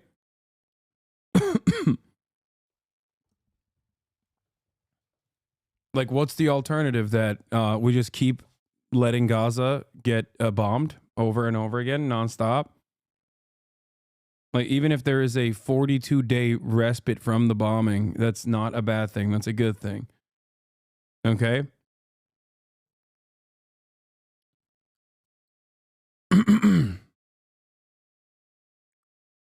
This is another thing that I pointed out to yesterday.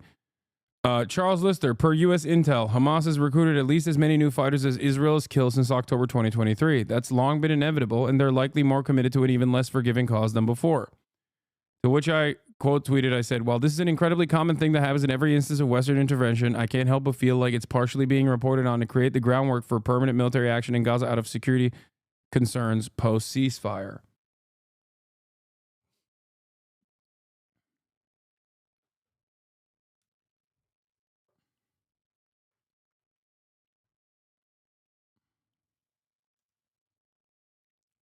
So I think that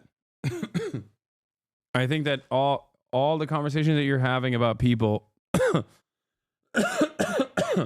all the conversations that you're having that you're seeing on mainstream news, whether it be from the left or the right,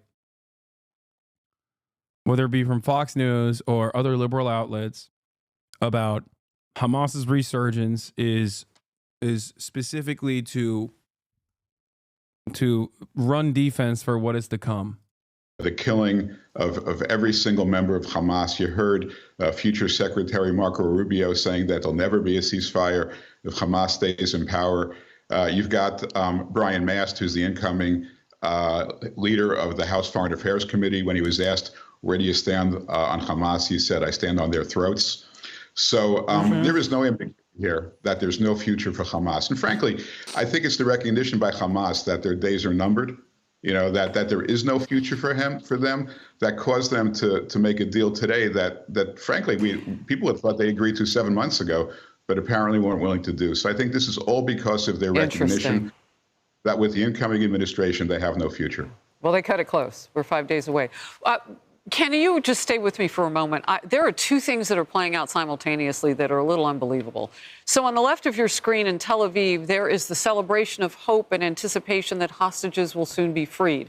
On the right side, they are celebrating in Gaza. Let's listen to Gaza for a moment.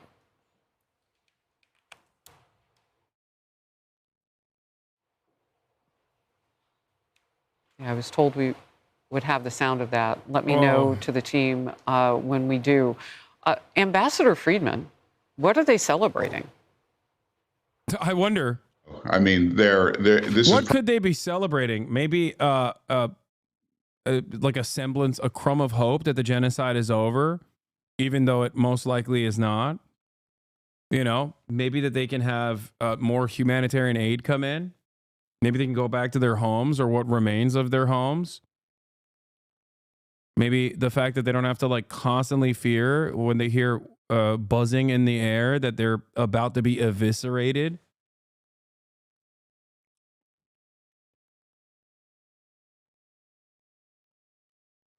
Probably being sold to them as some sort of a victory. And look, it's hard.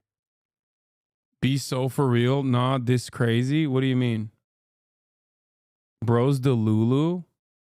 Wait, you think that's not what they're celebrating? What do you think they're celebrating? Oh, I cannot wait to do more anti-Semitism. Oh, not you, Hasan.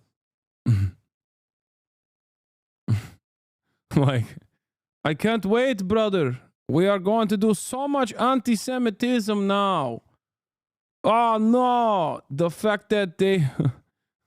The fact that they have stopped the genocide for 1 second, the most moral military, means we can do more anti-Semitism. It's hard for Israelis to watch the people, the Hamas supporters celebrating, but that celebration is going to be short-lived. I mean, right now this is about getting the hostages back, and Israel's paying a high price to get them back. But, Israel's not agreeing to end the war. Hamas has no future, and I'm hoping, I'm skeptical, but I'm hoping that maybe some of them are celebrating the possibility that Hamas is coming to an end. That with this. What an animal this guy is. David Friedman, former U.S. ambassador to Israel. He's like, I'm hoping they're celebrating for the right reasons. It's like, dude, you are such a ginormous piece of shit. Just a purely evil psychopath, dude. I hate these people so much. They're barely people. Animals, all of them. They better be celebrating the right things.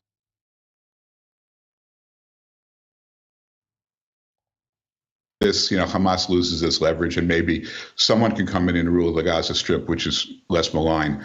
But I'm not a very good psychologist into the minds of these people. Yeah. I was hoping to get some audio, but now we have a little bit more light on the situation. They are on each other's shoulders and looking jubilant. And as you say, wait, we can hear some of it now.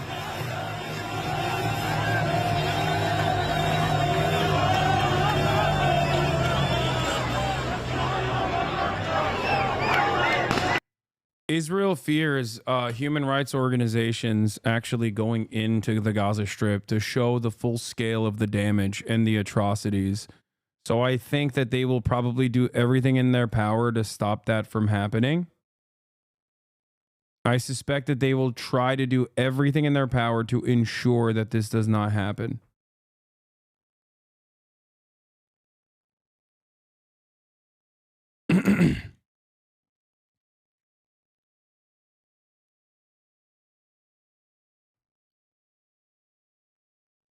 The sad part is the bombing might not even stop. Yeah, I mean, the way that these things goes, the next 4 days are going to be bleak. Israel has a tendency to escalate the violence. Israel has a tendency to escalate the violence all the way until the very last moment. Okay?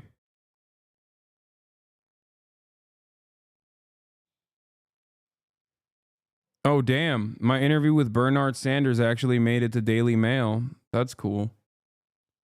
Bernie Sanders delivers scathing verdict on longtime ally Joe Biden as president prepares to leave office. Bernie Sanders said that Joe Biden's biggest failure as president was not being strong enough or able to communicate his economic policies to ordinary working class Americans. While he claimed Biden's record on domestic policy was strong, Sanders told streamer HasanPiker that the president fell short on his goals. He has not been the kind of leader and communicator that made the record understandable to the American people. Despite listing several things he felt Biden had done in his 4 years, including being unashamedly pro-labor, Sanders said that Biden had ultimately been a disappointment. The truth is, given where the American worker is today, it is simply not enough, he said. Sanders claimed Biden should have gone further on his progressive agenda, raising the minimum wage and expanding Medicare. The Vermont socialist even went as far as naming something Biden did poorly compared to Donald Trump. Biden has accomplished a lot, but he does not do what Trump does and identify enemies, he said. He said that while Trump tends to place the blame on migrants or transgender people, Biden refuses to use equally strong messaging on corporate greed.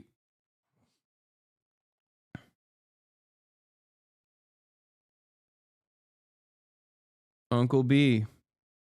Trump considers executive order hoping to save TikTok from ban in U.S. law.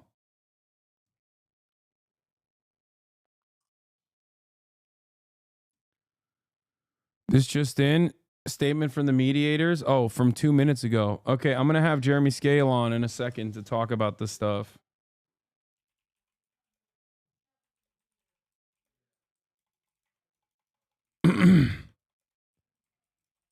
Hold on.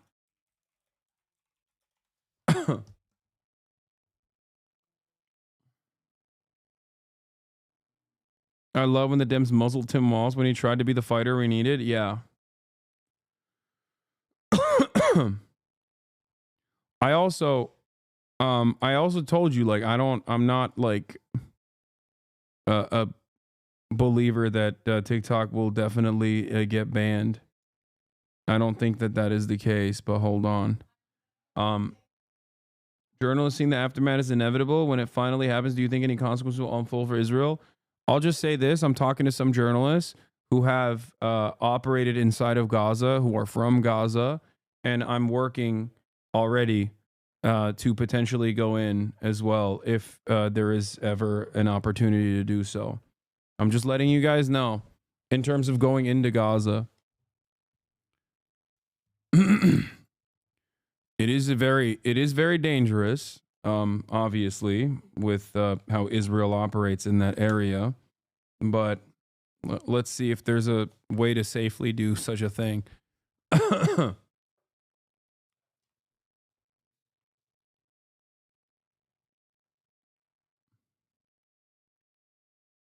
I'm like I said, the key term here, the key phrase here is if it's safely. If it can be done safely, I will try to do it. All right, I'm going to call Jeremy now. Okay. Hold on.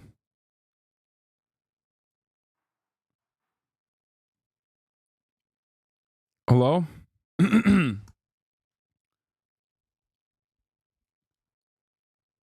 Jeremy, can you hear me? Can you hear me? I'm here. Okay, I can hear you, but you are a little low. Hold on. Let me pop this out real quick. Boom. Can you hear me? I got you. Am I still low? Yeah, you're still low, but I can also increase your volume on my end. All right, we're good. We're good. This is fine. I'm an old man. No, I feel you. Ladies and gentlemen, investigative reporter Jeremy Scale of Drop Site News, formerly of The Intercept and many other places, is here with us right now. And we're going to be talking about the events that unfolded earlier today, or that finalized earlier today, and what might happen down the line. Jeremy, thank you so much for your ongoing reporting on everything that has been happening. Thank you for your reports recently, also where you were talking to the firefighters, and I mean, like, it's such a treasure that we have you, man. Oh, thank you. I mean, I try my best. But in any case, there is a breaking story coming out of Drop Site, as a matter of fact, from the mediators on the Gaza ceasefire, from your institution.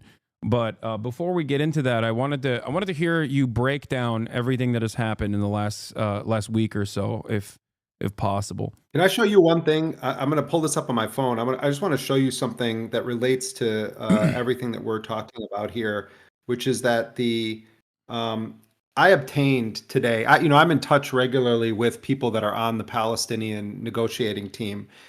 And I want to share this. We didn't do this as a story, so like this is an exclusive here. I obtained a document that was agreed to by Hamas on Monday. It's Wednesday right now. We're speaking. On Monday, I reported and others reported that Hamas had told the mediators from Qatar and Egypt that they accepted the ceasefire framework. And Tony Blinken and others kept saying the same lie that they've been repeating for many, many months, which is, oh, we're waiting on Hamas.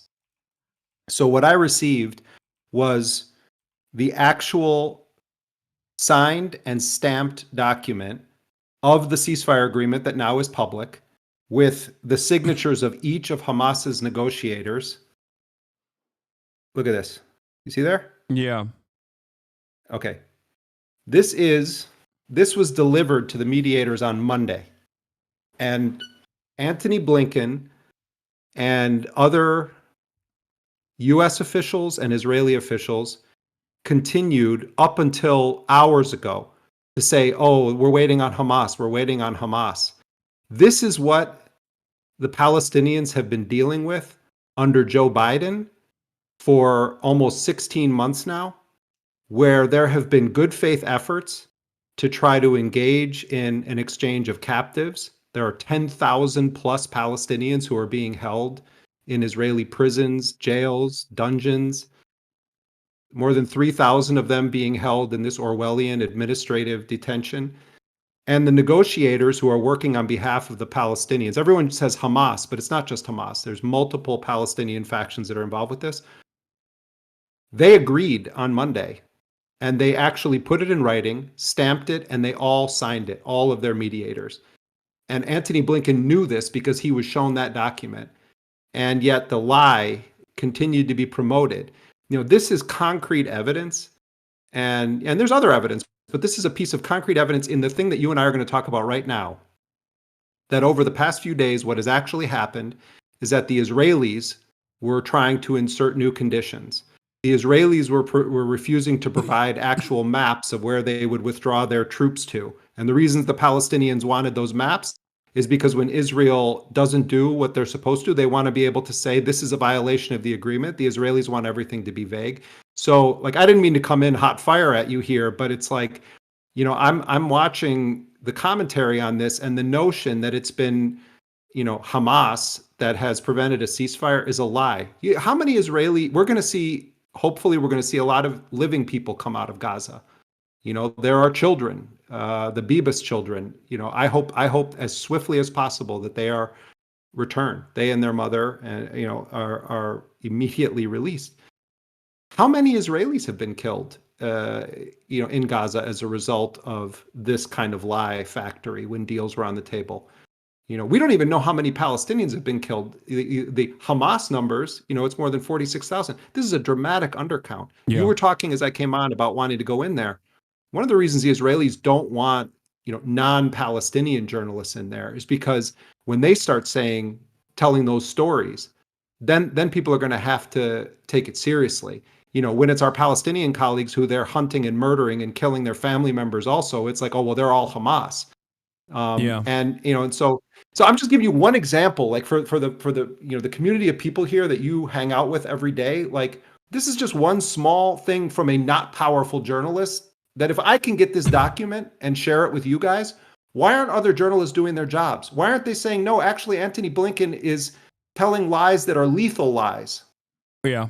Instead of, if like you have direct access to some of these people, you're obviously you're not like a little journalist. You are a veteran in the field. But I'll take it one step further. I'm a random dumbass sitting at home in Los Angeles, California. And if I can see the immediate contradictions with what Antony Blinken has said over and over again, as Israel worked to immediately contradict Antony Blinken, right after he kept saying, no, Israel actually is holding to this deal, but it's actually Hamas that's not holding to this deal. Not this last time around, mind you, but on numerous instances over the course of the past 15 months, then why can't anyone in mainstream news also recognize that? Why do they lap up everything that the American State Department puts out as law, basically, as the utmost truth that you can arrive at? It has been endlessly frustrating. And with the incoming administration, I'll take it one step further. When you have the Trump administration coming in and possibly implementing like ruthless autocratic approaches to media, press freedom, possibly going after political enemies, weaponizing the Department of Justice, all of this stuff, you need good journalism, and you need people to have a sense that mainstream outlets, legacy publishers, are actually committed to the truth, to do what the fourth estate is supposedly designed to do. And yet, in an effort to continue defending the American State Department's objectives in this region, the grand design that the American Uniparty has over the Middle East as they gear up for a much larger conflict with China, they have consistently eroded what remains of the little confidence that people could have had.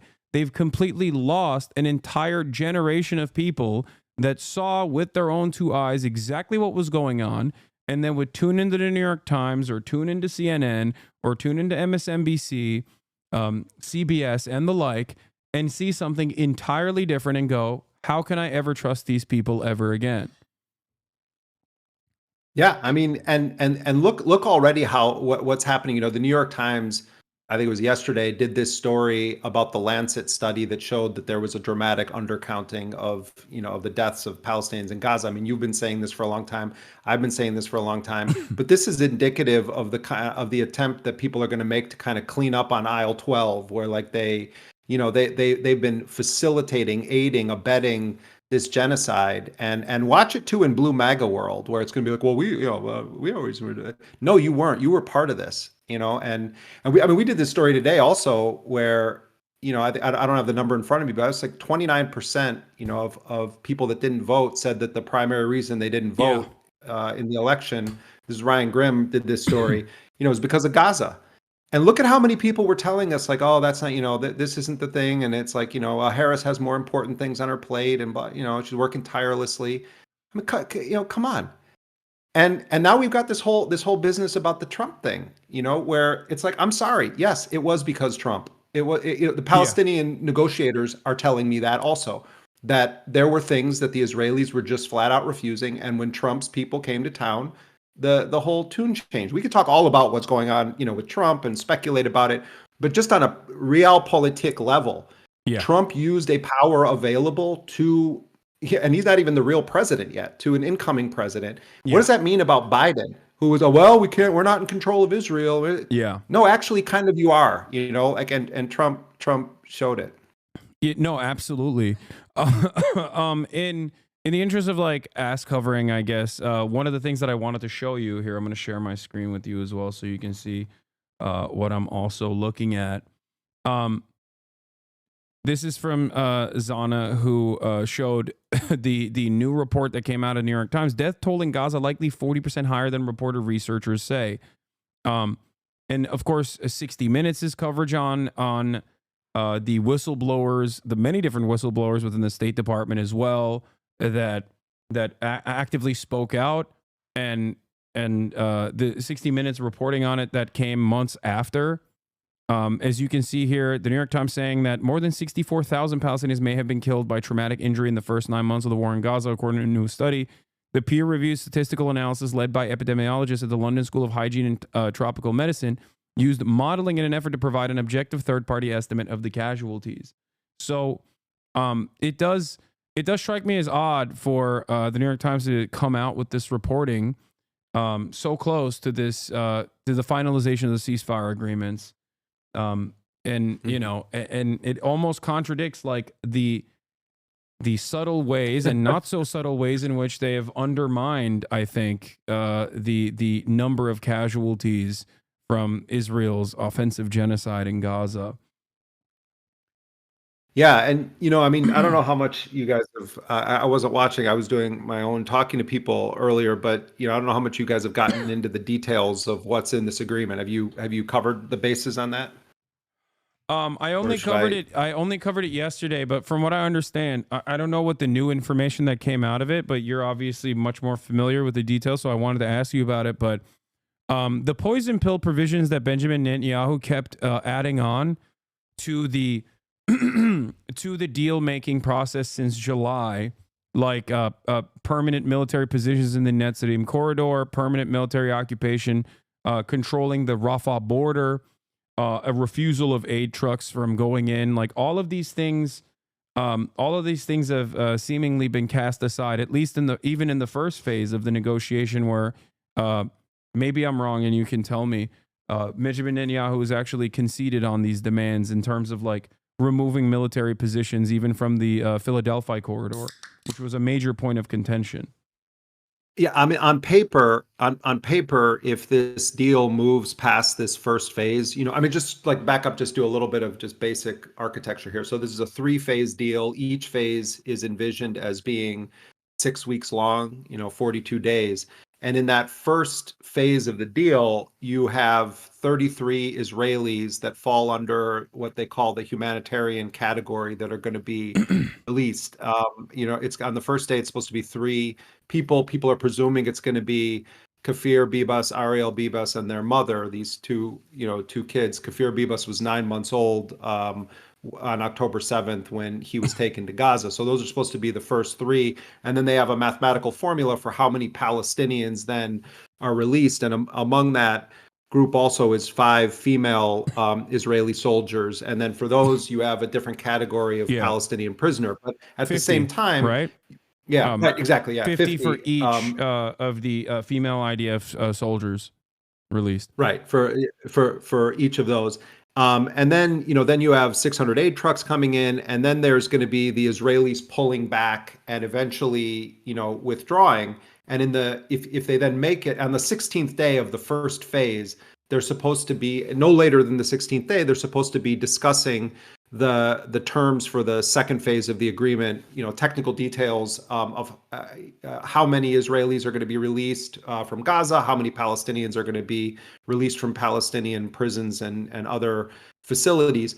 But that second phase also has language in it that envisions a total withdrawal of Israeli forces from Gaza. In this first phase, they're going to be going into like a buffer zone, and there was a lot of disagreement over how many meters into Gaza. Gaza is a really small territory, relatively speaking, and so what the Israelis basically have carved out is kind of drawing a thick marker ring around Gaza where they can where they're going to put their forces. And so there was a lot of discussion going up all the way to hours before this thing being announced on like literally how many meters are they going to be allowed to remain inside of Gaza. But on paper, this is full withdrawal and then envisions a permanent ceasefire. Part of what Netanyahu has been trying to sell to people, in his coalition and in Israel is that we're really just making a deal for phase one. And that we're in the driver's seat here, and I think that they believe that they're going to be able to convince Trump that there's been a violation that allows them to basically just resume, really intensely attacking the people of Gaza. But so there are loopholes that Israel can try to exploit, and the Trump dynamic is a wild one, as you know. Like I don't think any of us are under the illusion that Trump's motivated by love of the Palestinians of Gaza or humanitarian concerns. And there's certainly like a gift bag. Mohammed Shahada, the Palestinian journalist who's been covering this in an really in-depth way, I was just talking to him, and he was like, there's a goodie bag that Trump is giving to Netanyahu, and the reports in the Israeli press indicate that it's filled with a lot of really significant things, including this possibility of resuming the war in Gaza. So, I think we have to be able to walk and chew gum at the same time. Trump absolutely was a decisive factor certainly in the timing of this, but really in kind of finally forcing Israel to agree to it. That's true. On the other hand, Trump promotes himself as the most pro-Israel president possible. Yeah. There's indications he doesn't personally like Netanyahu at all, which could create some interesting opportunities. But on a political level, I wouldn't be hanging any hopes that Trump somehow wants this thing entirely done. The one wild card here is, like, I don't think that Donald Trump necessarily wants the Middle East in flames. He's got all these other things he wants to do during this term as president. So, there are some accidental things that could end up benefiting the people of Palestine under Trump. Whereas, Biden was like a geriatric vampire just refusing to like leave and really dedicated to the project of Greater Israel, like throughout his whole career. So, I mean, the Palestinians, they look to the left, they see something terrible. They look to the right, they see something terrible. There's a weird way in which they could end up with a better deal under Trump's presidency, just because of how absolutely atrocious Joe Biden is on the issue of Palestine. Yeah. The other indicators that Donald Trump obviously is most likely cutting side deals with Benjamin Netanyahu that are not addressed in this at all, of course, stem from the reality that he might not like Benjamin Netanyahu, but he does like Miriam Adelson, or at least he likes $100 million that he got from Miriam Adelson. And previously, when he ran last time, he liked it from Sheldon, who is now dead. Totally. I mean, look at the wackadoodle he's putting in charge of the embassy there. Mike Huckabee. Yeah. A complete evangelical Zionist rabid sociopath, like worse than anything anyone could have ever imagined. A person who says Palestinians don't exist, and a person who refuses to call the West Bank, calls it Judea and Samaria. I mean, he is like a Itamar Ben-Gvir type in American Power. Like it's the equivalent, basically.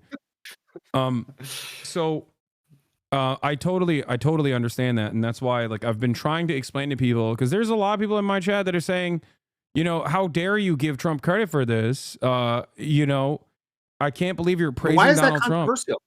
No, but why, look, just spend a few minutes reading generally reliable or mainstream sources. You can find it from the left to the far right in Israeli media. They know what some of those people seem to not want to accept, which is that whatever you think of Trump or why Trump did this, we would not be talking about a Sunday cessation of Israel's war happening had Trump not intervened. That's just Absolutely. a fact. Yeah. That's not praising Trump. That's just factual. Thank you. Exactly. And you know, there is like that's just the truth. I think that what do you say to the fact that Trump didn't send like a statesman at all, but just like a real estate developer that he golfs with to talk to Benjamin Netanyahu? What do you feel about the Witkoff? I mean, this story is so surreal. You probably talked about this, but I'll just tell a brief version of it again that like it's come out now in the Israeli media. Apparently last Friday, Steve Witkoff, who is a billionaire real estate tycoon, you know, a Trump golf buddy, as you say, and who really looked like a deer caught in the headlights when Trump pulled him onto the stage in Mar-a-Lago, like, you know, a week ago. But Witkoff has been there with Brett McGurk and Burns and, you know, from the CIA and others, and they've been a part of this team because, you know, Trump obviously is going to be president soon. And, you know, Netanyahu was pulling the kind of stuff that he's pulled on Biden and company for, you know, a year and a half. And so Witkoff, Trump's envoy, is in Doha, and he's meeting with the mediators, and he calls Israel and says, like, I'm coming tomorrow to meet with Netanyahu. And Netanyahu's people say, oh no, it's Shabbat. He can't come. It's the Sabbath. And Witkoff basically says, like, I don't care what day it is. He is going to meet me. Yeah. And you know, and Witkoff himself is also Jewish, and he said, you know, like he was like, yeah, it doesn't matter what day it is. I'm there. And by the way, like Netanyahu is some like religious scholar or something. I mean, give me a break. You know, the guy's like receiving Cohiba cigars and like jewelry, you know, according to the new Alex Gibney movie, like literally handed this stuff. No, so I think that was deliberate is what I'm saying. Like I suspected that it's like very that is something so like remarkably shady real estate developer type where you're like strong arming your opponent by humiliating them to just like undermine them and tell them like who's the real person in charge. And it feels but like also like that disrespect I feel like is like deliberate. It is, but also like, you know, Antony Blinken, none of these people take him seriously. Like he's, you know, he's just not taken seriously. It's just a fact. You know, he's just a creature of the Washington blob. But Trump sends like literally like a golf buddy, and it reminds me a little bit like in the Godfather films, like Tom Hagen. You know, like when Tom Hagen would show up somewhere as like the consigliere, it's like you knew he was speaking for the Don. And I think that's part of what Trump does. It's like he's not sending some career bureaucrat over there. He's sending like an actual buddy of his. And that guy is not, you know, well versed in diplomacy, and he's just saying no, the president wants this done.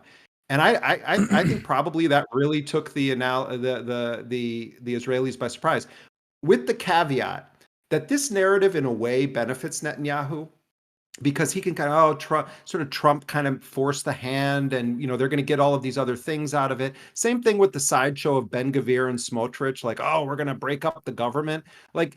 That far right flank of Netanyahu is kind of good for his propaganda right now. He's kind of trying to have it all ways. So, like, yes, I think there's a real thing that happened there that is serious, but the part of this is all show, you know, is show, and part of this is spin. So, you know, take it all with a grain of salt. You know, read all sources, but you know, there is no question. Palestinians recognize it. The Israelis recognize it. I'm talking about people that are making this deal. Trump played a decisive factor in this, and I know it's making people's heads explode, but we have to be able. This is going to be a long 4 years ahead of us, a long 4 years, and we have to learn to be able to walk and chew gum at the same time when we analyze the Trump presidency. And remember that Joe Biden was one of the most bloodthirsty warmongers in American history with this war, facilitating a heinous genocide and gleefully doing it for large parts of it. So let's be accurate. Let's be honest. Let's call a spade a spade. Let's recognize the dangers of Trump. Let's talk about the dangers of Trump. But also we need to be able to speak honestly about it. Like, you know, we have to tell the truth. Yeah, absolutely. Now comes a moment of speculation, because I know I've listened to some of the conversations that you had with Mohammed, and And I agree with the assessment that was made in said conversations about what the future of Palestine looks like. Whether there's been some whispers of a potential side deal, a side agreement that Donald Trump might have conducted with Benjamin Netanyahu in Mar-a-Lago. But also on top of that, there is this idea that like the next 42 days will be of utmost importance. First and foremost, the next 4 days will be incredibly important because Israel does have a tendency to escalate its bombing campaigns in the buildup to a ceasefire. They've always done this historically. They're doing it as we speak. And right they're now. doing it as exactly. Like, they're literally. doing it right now as we are having this conversation. So every single Palestinian I've talked to that is in Gaza right now, I'm like, how are you feeling about this? Are you feeling joyous? Has said, I'm waiting for Sunday. Like Sunday cannot come soon enough because I don't like every single person, no matter what age they are, is like, I will celebrate when it's Sunday, when the ceasefire is actually implemented, because they all know that Israel's modus operandi in situations like this is to really escalate the bombing until the very last moment of the facilitation of ceasefire. But then after that, there is obviously 42 days of supposed peace. And in the aftermath of that, when phase 1 turns into phase 2 with like the troops leaving the region, the IOF, like leaving the Gaza Strip, that is where everyone is speculating that Benjamin Netanyahu will sully on the deal and will go back to business as usual. Could happen that way. Although, you know, once you get this kind of a framework in place, there will be different forms of challenges to Israel trying to do that. You also are, this also envisions internationals being on the ground in, a variety of capacities. So I think that's a real risk. I think it's a real possibility. I don't think it's a fait accompli. And I have had a similar experience with Palestinians I've been talking to today in Gaza. Except, I mean, I think on the one hand, like Abu Bakr Abed, who's reports for Dropsite and Electronic Intifada, and went viral with his press conference the other day talking about the lack of solidarity with Palestinian journalists. He's crying tears of joy. I mean, just the mere idea that there could be an end to this, even if the future is uncertain. I think we have to recognize none of us understand the complex emotions of what it's like to be a Palestinian of Gaza, particularly a Palestinian who is in Gaza right now. I mean, even Mohammed Shahada, who's not in Gaza right now, but is from Gaza, at the end of my conversation with him, he said, that as I look at all of this and I start to realize how many people from my own family are either killed or missing. So many of us, we talk to Palestinians, we ask them to tell us the facts, what's going on, give us analysis. My friend Layla Al-Arian, the great journalist from Al Jazeera, her mother's family has lost 200 people. 200 members of their family have been killed in Gaza. And so, I think it is important for them to be able to celebrate this moment while recognizing that they are dealing with liars, warmongers who are intent on erasing their people from the world. And all of us, we cannot stop talking about Gaza. In fact, this is probably one of the most important moments for people to actually all be focused on it, because people are going to say, oh, well, this is resolved. It's not resolved. We're dealing with really dangerous people on the other side of this agreement that have a long history of violating these agreements. And and that's where the bad parts of Trump come into play when it relates to Israel. Like, to what extent is he actually going to be willing to restrain Netanyahu? What deals has he already made? These are really, really relevant questions. Trump is dangerous on Israel. For sure, he is dangerous. He's dangerous for the Palestinians. But he's the one that at least got this to stop for now when it comes to, American officials or American figures. Absolutely. So what is what's your speculation as to what will happen in the next couple of days, though, if you don't mind me asking?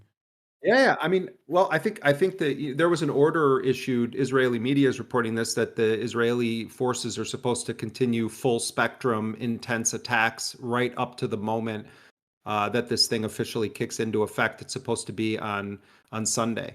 Um, I think that one dynamic here, when Israeli captives start to get released and we start to learn who's alive and who's dead, I think that there is going to be pressure felt from the Israelis to punish the Palestinians again, depending on who's living, who's dead, what's described about their conditions. So, we should pay close attention to this. And what will often be lost in this is those kinds of stories from the Palestinian side.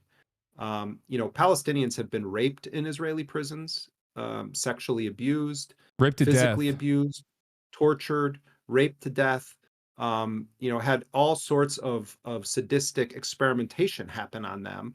And I think that it is important that we also focus on those stories, the individual stories of Palestinians who come out of those prisons. We all watched what was happening in Syria. I mean, those first days when the Assad government was brought down, and Syria is still very much up in the air, but just on a micro level, looking at what does it look like when the prison bars are broken down? What does it look like when people get free?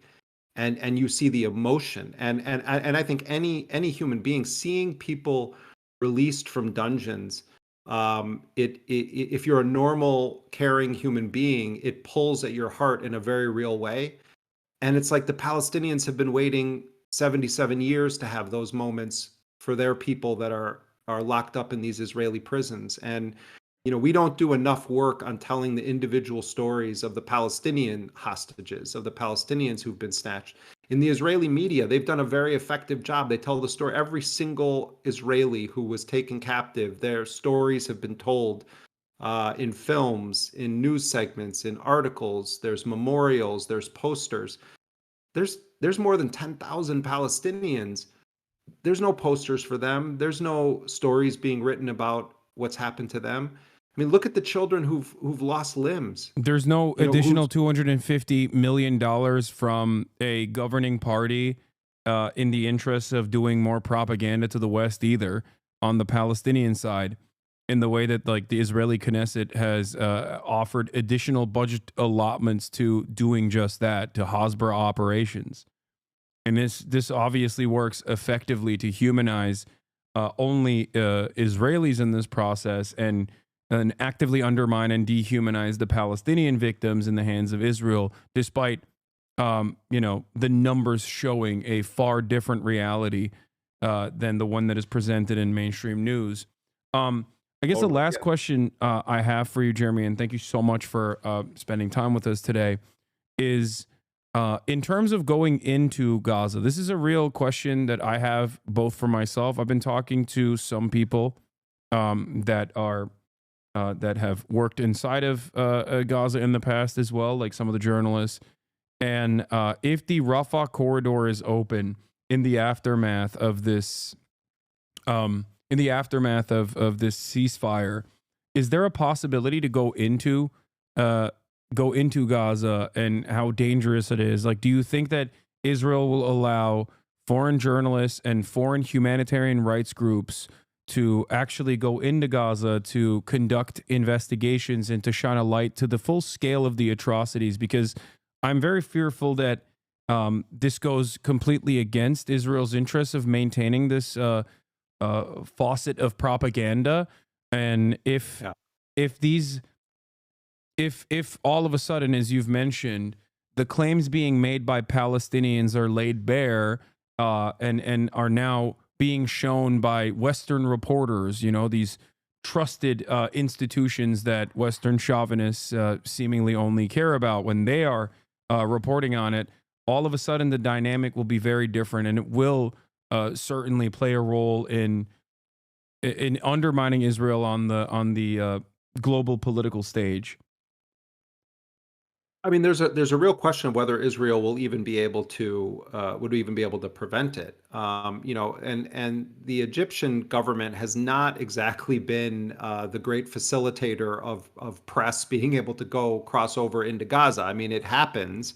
It doesn't happen now, but it has happened in the past. But there's been a lot of struggle, and early on in the Gaza genocide, there was an attempt. Activist caravans went down, and the Egyptian government tried to stop them, and you've had journalists try to go down, and only a handful of non-Palestinian journalists have been able to make it in, usually, for a very brief moment of time. Like, I don't want to get into a whole side discussion about Clarissa Ward. Yeah, I was just talking about her earlier this morning. That was to give her flowers on that one.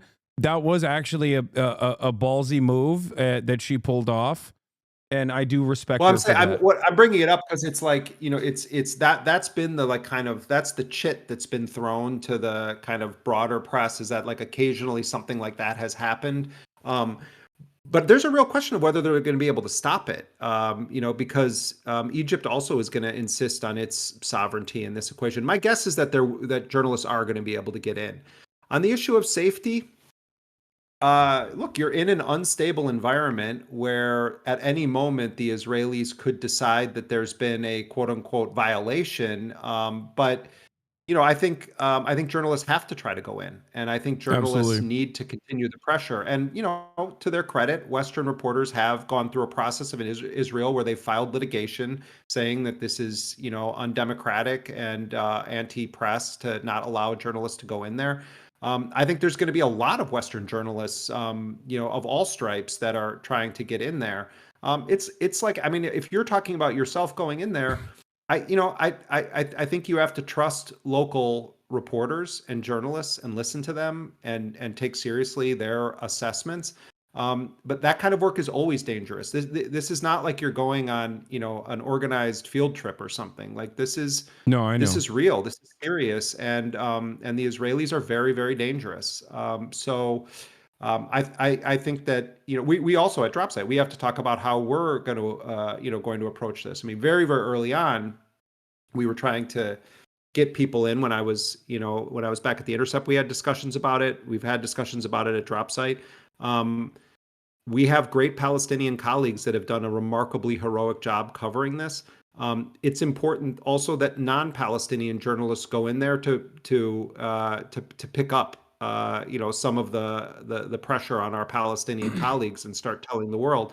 And the reality is, unfortunately, that sometimes people listen more to to non-Palestinian journalists. I mean, that's just like, it's horrible, but it's true. And I think that it's going to be an undeniable crime scene that people are going to be witnessing, and that's why the Israelis don't want anybody in there. Yeah, I don't know. I mean, I'm thinking about the logistics. Like, this just happened, so it will be like, the nature of my coverage is that it's real time live stream broadcasting. So I don't know if that offers a crosshair or a shield in that regard, where it's just like it's something that is impossible to reckon with or avoid, I guess, in that regard. I mean, look, I was in Yemen at the height of Obama's drone wars, and in Somalia and other places where, is there officially a war declared? No, but there's, part of the nature of war. I mean, I think people who watch too many films think it's just like all the time. One of the most terrifying things about being in a war zone is that nothing ever happens in a predictable manner. You can think that, we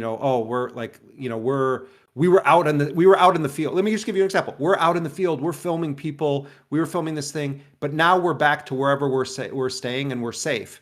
Well, why do you think you're safe? Anything can happen there. So it's the unpredictable, unexpected nature of it that often is kind of the most terrifying. And I think that's true also of civilians. How many stories of Palestinians did we hear where a parent says, "Oh, I went out to forage for food," and then their family is killed when they go out? Or someone gets sent out to go and do a mundane task. "I'm going to fill some water," and they end up getting killed. I mean, to me, that's the war is not like you see in films. It's like one of the most terrifying aspects of it is that bad, horrifying things can happen at any moment. And I think that vibe is still going to be true, even if there's this quote unquote, cessation of hostilities in that first phase. But that's what journalists do. They go and they take calculated risks, and sometimes the calculations have to be thrown away because of that unpredictable nature of what can happen in a war zone. Well, I'd like to talk to you more about that offline as well, in terms of like what the best possible way to do that as well. But thank you so much, Jeremy, for coming on and enlightening us as always. And also, thank you so much for your consistent, continued coverage.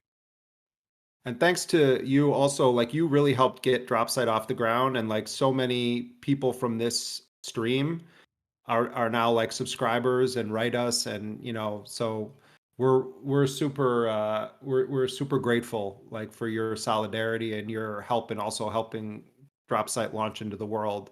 You often like disparage yourself, man, but like when you do something that's when you do something that's hitting, it's really hitting. Like, and I think your voice matters more than you give yourself credit for. I try to do my best, but I am, at the end of the day, nothing without my community, and I think that they are the ones who make my reach more meaningful, I think.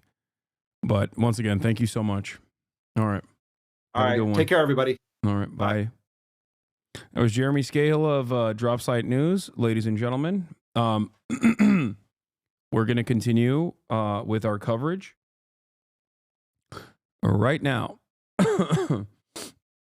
I've been trying so hard not to cough, and there was still hella people complaining about me clearing my throat. Okay, you guys lock in. Okay, eyes on the prize, man, for once. Hold on. I have to sneeze as well, but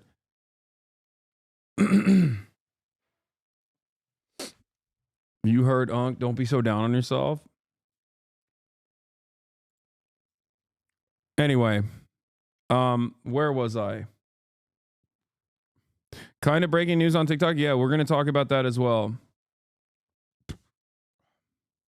Is the air quality, or are you sick? I think it's a bit of both. It's like the air quality index keeps saying that the air is safe to inhale, but I don't know if that's the case, because maybe there's just like too many particulates in the air or something. Even if the air quality index is saying it's safe, it may not be. But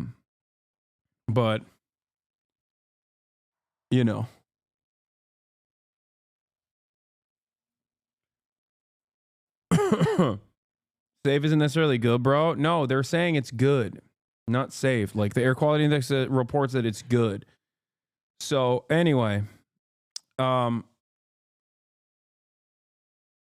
that is, yes, I didn't come up with the idea of potentially going in. Okay, I was approached with the idea of potentially going in from people that have worked inside of Gaza and still continue to do great journalism, which is why I'm, thinking about it. As long as it's something that I can do in a safe manner. Obviously, it's not, obviously it's just in the works right now. That's all it is. That's all I'm stating. I'm not saying that it's going to 100% happen. And I don't, the key word here is if it's safe. Now, having said that, for example, I don't know if me constantly live streaming the process would make me a larger target or potentially offer me a shield. That's the other thing that I don't know. I also don't know who I could bring with me. You know what I mean? I don't know if I could actually get March to put his life on the line as well. He makes far too much money as my producer, as a co-owner and a co-operator of the co-op. I doubt that he is gonna. Marge is throwing question marks up. See, this is what I'm saying. Marge, would you go into Gaza? I'm just saying, if we had the opportunity. Oh, he said he'd go? All right, perfect. Okay, never mind. March is down. You had chatters in here earlier giving you shit for giving credit to Trump, and an award-winning journalist just said the same thing, almost like people should listen. Yeah, those people don't care. It's not even giving credit to Trump. It's just accurately reporting on the truth of what took place. Okay. I will never forgive nor forget Joseph Robinette Biden. Okay. I will never forgive nor forget for so many different reasons. But the very fact that, like, he had this opportunity and he did nothing. He had this opportunity and he did nothing with all the power that he had, all the influence that he had. The fact that he also let Trump take credit for this because Trump applied pressure in the last moment. I mean, it's just crazy.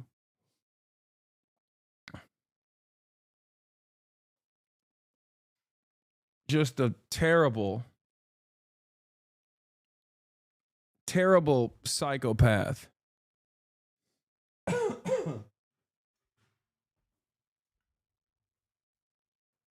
Terrible sociopath who enjoyed the killing.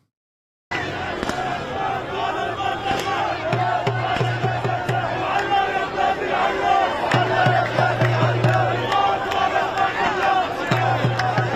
want to ask you just real quickly, Ambassador, if you could understand any of what was being said, and if you think that what you think this is now that you can hear some of it. Oh, God. Oh, my God. Come on. I'm not sure. But again, No, he can't understand what's being said. And he already lied about what's being said anyway. This person does not care about Palestinians. He literally said they're all supporting Hamas. Their only source of information is what Hamas tells them.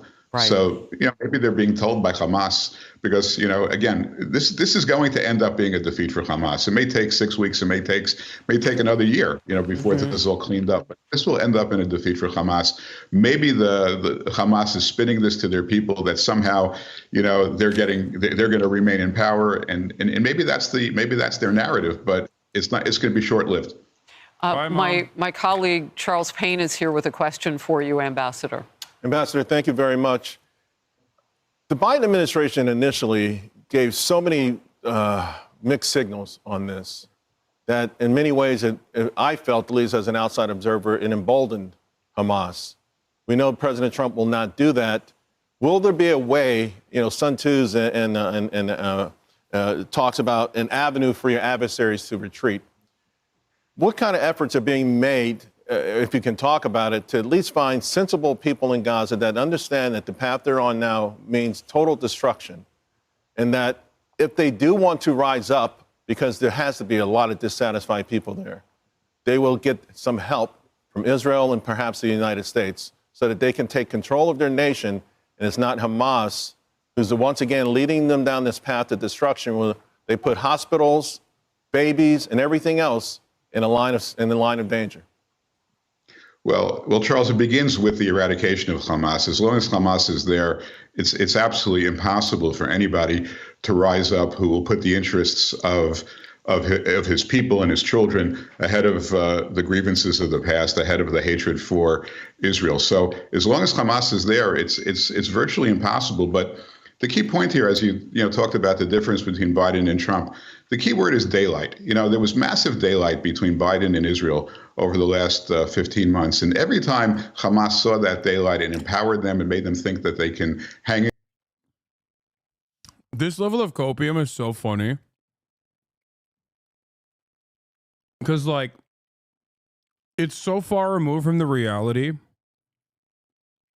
Saying that Biden actually had a lot of daylight between him and Israel is hilarious. While also simultaneously trying to give Trump credit for the ceasefire, but also, like, recognizing that it's bad. Because for him, it's bad. David Friedman doesn't like the ceasefire. By his own metric, if there's daylight between Biden and Benjamin Netanyahu,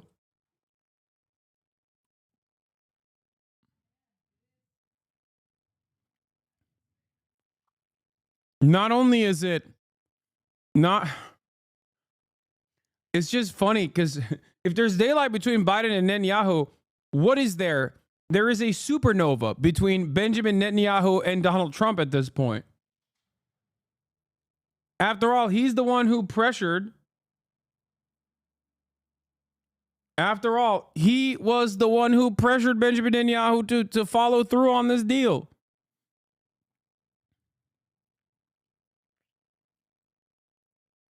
That's crazy. in there that they could potentially emerge victorious and in control. The loss of life was meaningless to them. That's part of their battle strategy, so they didn't care about that. Trump comes in and the daylight's completely shut, right? It's shut by his words. It's shut by the words of his team. And that's the first step. The coalition between Israel, the rock solid, hand in hand, no daylight relationship between Israel and America is what gets this started, at least the eradication of Hamas. But it's not, there's no. It's so funny to actively lie to the Fox News watchers like this.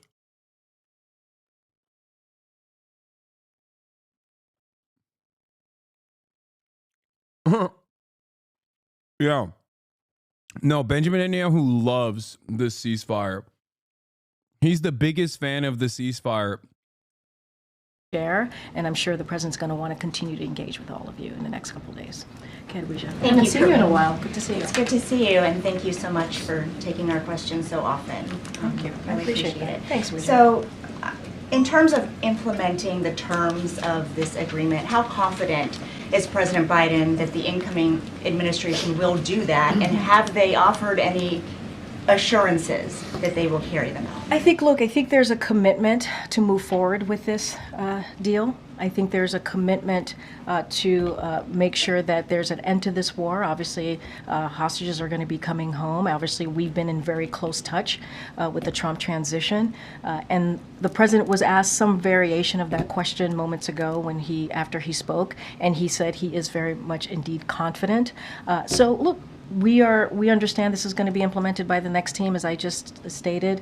We are going to work closely, in close coordination with the Trump team. As the president has said, and I have said also moments ago, we want this to be in one voice, right? I think that's what you have seen in the past couple of weeks, how we have moved forward in one voice.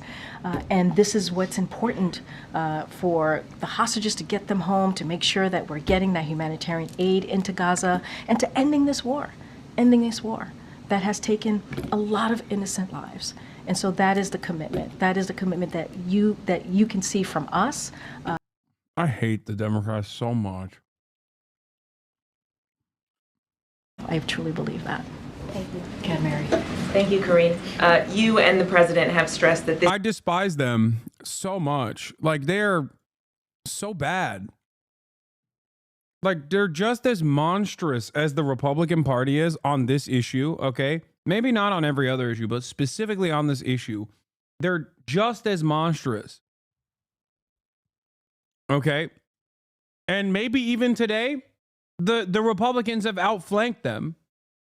But they're also so smarmy, so elitist, so annoying. Like, they're so weak and silly with the way that they just try to hold on to this notion of like international rule-based order that they actually abided by when like no one believes them.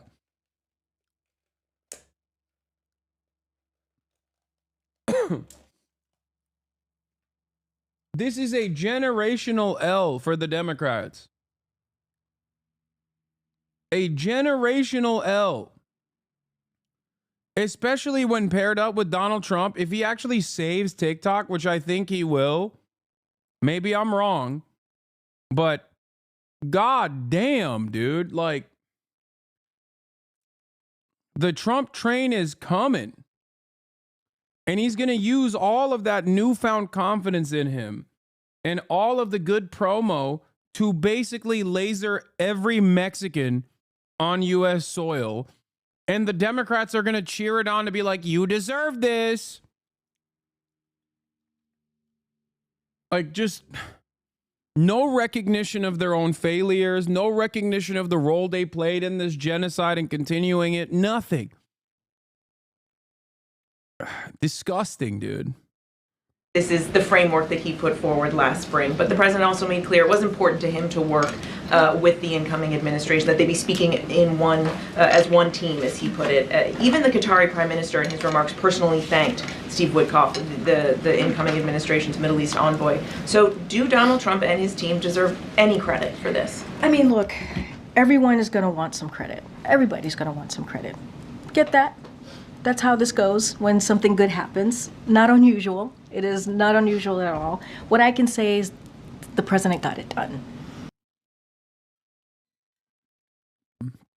Why are you acting like this is not going to get reversed in like a week, and then Trump is going to claim that he's bombing the Palestinians for national security or whatever? First of all, I'm not even saying that that might not happen. I'm saying that there's a high likelihood that that will happen. Okay? But who will fight against that when that happens? Do you understand? Who? Will it be the Democrats? The Democrats didn't even get the ceasefire. Do you not understand?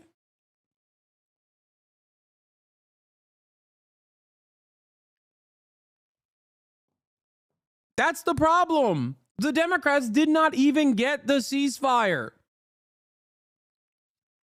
That's what is endlessly frustrating to me. Is that the Democrats got outflanked by a guy who is the absolute worst.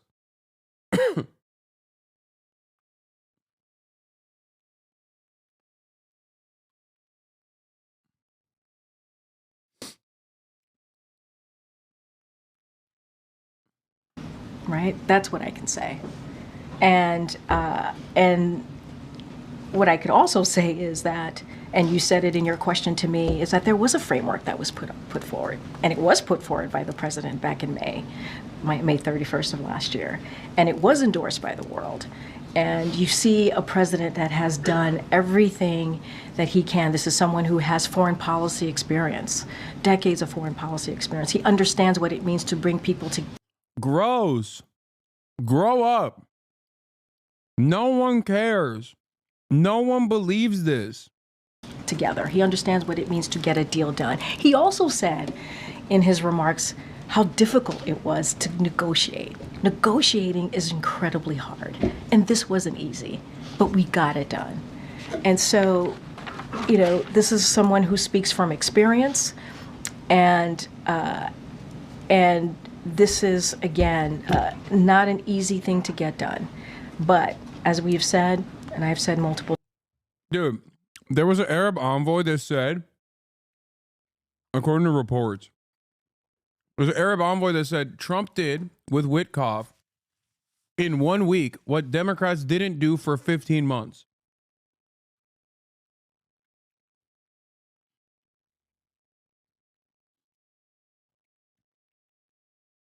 Even if you're not super primed and super tuned into every single thing that's going on and aware of the minutia, okay? Even if you're not aware of that, what you are aware of is grander things that are happening in the world. Trump is about to be president. Trump has said, get the ceasefire done before I become president. It's true. He has said those things. And for the past 15 months, you're aware that no ceasefire happened, as Joe Biden kept saying, we're working tirelessly around the clock to implement a ceasefire. So what are people supposed to have as a takeaway from this? What are people supposed to look at here and go, oh, well, you guys don't understand the complex nature of these dealings? Because no matter what happens, like Donald Trump, even if it was the Democrats that finally were able to push that button to get Netanyahu to concede 5 days before Biden came out of office, okay, even if that was the case, good luck explaining that to Americans who are like, well, why didn't we do that for 15 months?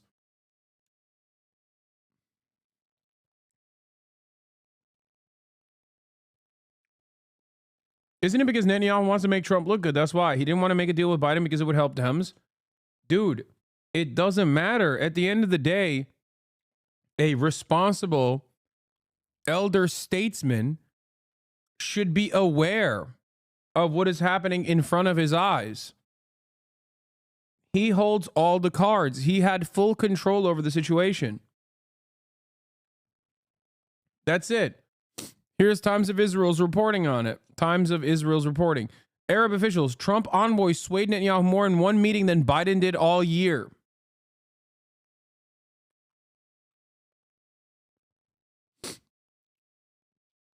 I think liberals are going to get way grosser, by the way, for the record. They're going to turn around and say, well, guess what? The genocide is still imminent to all the Muslims who are now celebrating, all the Muslim Americans and Muslims all around the world that are celebrating a potential ceasefire. They're going to turn around and be like, I hope Netanyahu kills your entire family as well here in America. Times, and I think Jake Sullivan said this obviously recently when he was here on Monday. We were able to work closely with the Trump transition team. Look at this stupid fucking dumbass, absolute moron who is a Trump supporter, it seems.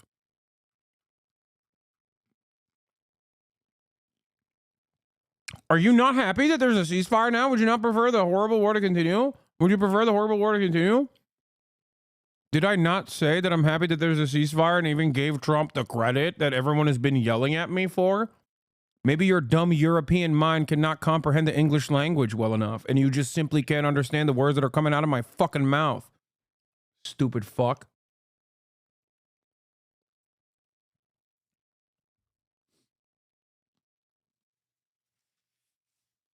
Wow, it sure seems like your hatred over Trump is actually overcoming your accurate assessment here. It seems like you want the war to continue. Dumbass. Team and coordinate with them. But again, this is a framework that the president put out, and negotiations aren't easy. And this was one of the toughest negotiations that he experienced. And this is something that the president shared with all of you. October the 7th. More than 15 months of terror for the hostages, their families, the Israeli people. More than 15 months of suffering by the innocent people of Gaza. Fighting in Gaza will stop, and soon the hostages will return home to their families. The elements of this deal were what I laid out in detail this past May, which was embraced by countries around the world and endorsed overwhelmingly by the UN Security Council. The deal is structured in 3 phases. Phase 1 will last 6 weeks. It includes a full and complete ceasefire, withdrawal of Israeli forces from all the populated areas of Gaza, and the release of a number of hostages held by Hamas, including women and elderly and the wounded. And I'm proud to say Americans will be part of that hostage release in phase 1 as well. And the Vice President and I cannot wait to welcome them home. In exchange, Israel released hundreds of Palestinian prisoners. And during phase 1, the Palestinians can also return to their neighborhoods in all the areas of Gaza. And the surge of humanitarian assistance into Gaza will begin. And the innocent people can have a greater access to these vital supplies. You know, during the next 6 weeks, Israel will negotiate the necessary arrangements to get phase 2, which is a permanent end of the war. Let me say it again, a permanent end of the war. There are a number of details to negotiate to move from phase 1 to phase 2, but the plan says if negotiations take longer than 6 weeks, the ceasefire will continue as long as the negotiations continue. I've spoken to the Emir of Kuwait and the President of Egypt, and we have pledged to make sure the negotiations will keep moving forward for as long as it takes. Then, when phase 2 begins, there will Remember, signature moment. Starts off by talking about how Hezbollah did October 7. Literally right there, it says the president of Kuwait played a role in this when he should have said Qatar. Like, I'm supposed to expect that this guy actually played a role here? Really? Really? He doesn't even know where he is right now. He's straight up dookie in his diapers at this very moment. And like liberal media is trying to be like, look, he did it again. He done did it again. My goat. My goat, Brandon.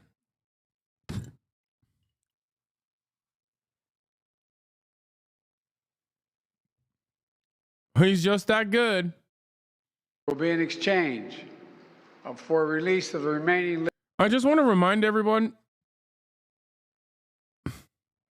that Biden was supposed to reinstill confidence in American leadership at the global stage. That was one of the signature moments.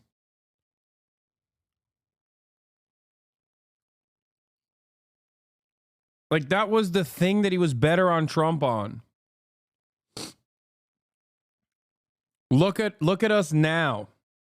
That's unironically what he ran on. Remember, he ran on normalcy. He ran on restoring America's confidence, America's soft power capabilities that Trump had diminished. And it was, in my opinion, the worst failure of his administration. It was precisely that in which he failed so spectacularly at.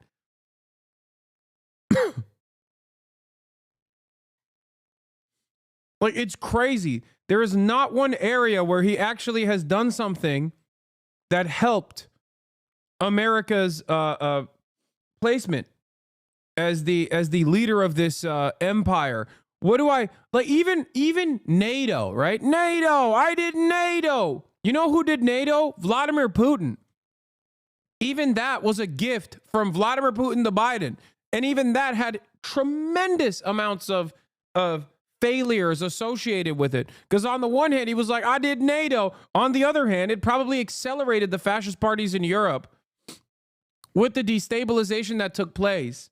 So literally, even on that front, the NATO side of the conversation is straight up Vladimir Putin's psychopathic ambitions in Russia or in Ukraine, and the failure, the spectacular failure that his invasion of Ukraine turned into, so that it was both enough proof for Finland and Sweden to join NATO, like enough reason for them to want to join NATO, while simultaneously recognizing that they're too busy to do anything about Finland or Sweden.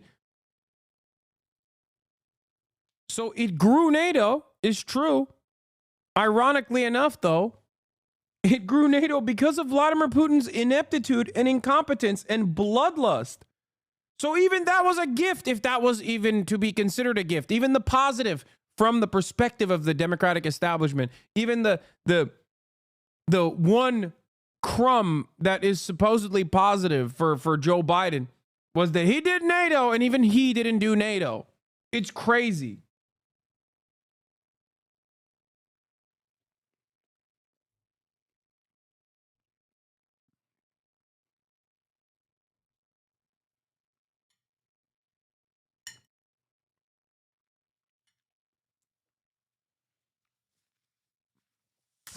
CNN used my interview with Bernie on air. Let's go.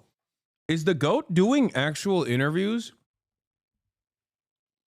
Is your favorite Twitch streamer actually doing real news reporting?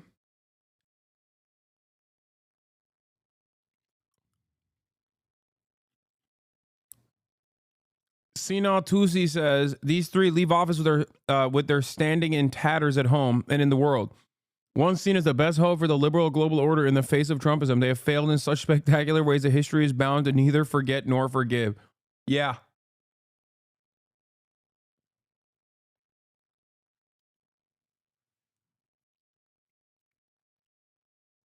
Accidentally did a journalism? No, it's not an accident.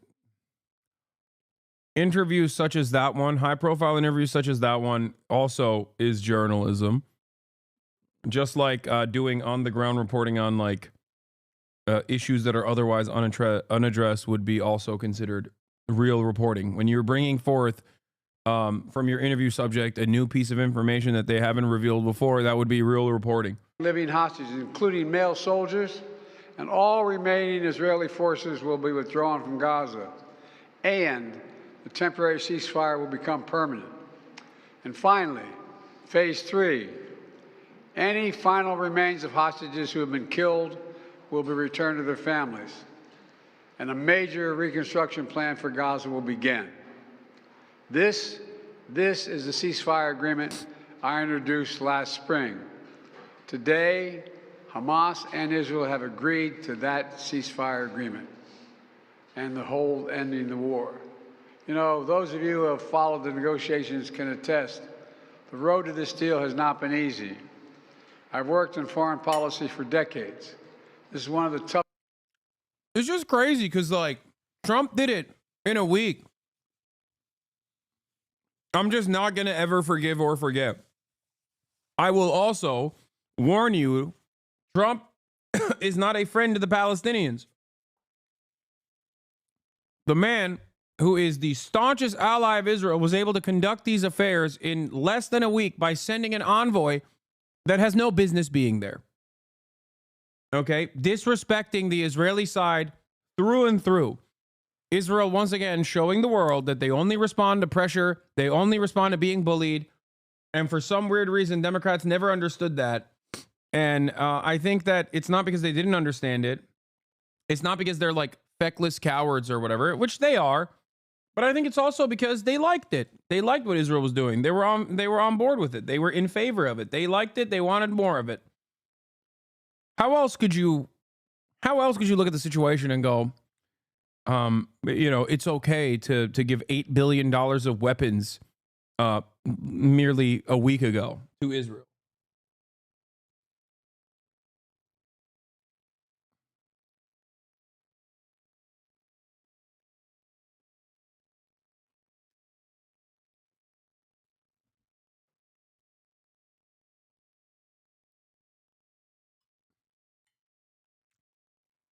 To consistently talk about how difficult of a process this is in the wake of Donald Trump's introduction to the process, yielding the first successful position since the beginning of the conflict, is really stupid.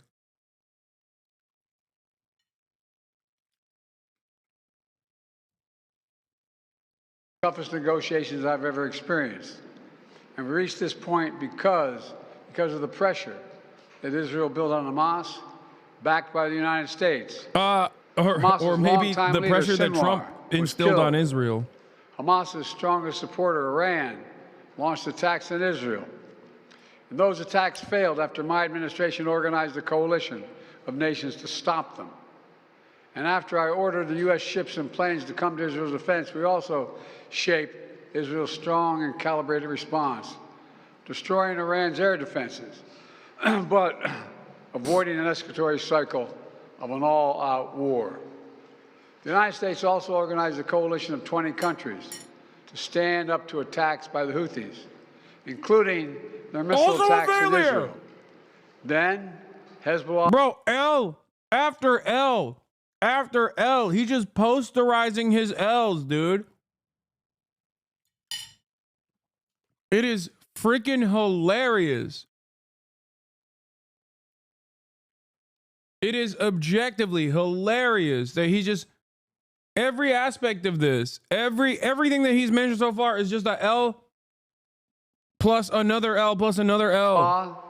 Another of Hamas's strongest backers, was significantly weakened on the battlefield, and its leadership was destroyed. With our support, Israel negotiated a ceasefire with them, and after that, Lebanon finally elected a new president who's not beholden to Hezbollah, and he can begin a new chapter for the Lebanese people. All told, that's right. These developments. He's a Maronite Christian, Jack. Totally unique and new to the Lebanese Constitution. Oh, wait.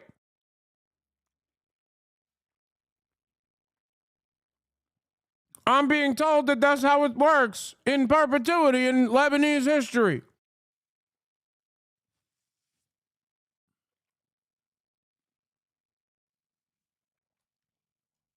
Never mind that. This one's a cool Maronite Christian rather than the last one. In the region which the United States helped to shape, change. For those of you who don't know, that's like how it goes in Lebanon, because they have like multiple different fairly significant religious populations. So in an effort to create some semblance of like equality and parity, the president is supposed to be from like one sect. It's a silly requirement within the government. The equation. And so now the terror network that once protected and sustained Hamas is far weaker. Iran is weaker. Iran is weaker than it's been in decades. Hezbollah is badly degraded. And after more than 15 months of war, Hamas's senior leaders are dead. Thousands of Hamas fighters are dead. And the military formations have been destroyed. The guy behind him literally undermined this statement yesterday.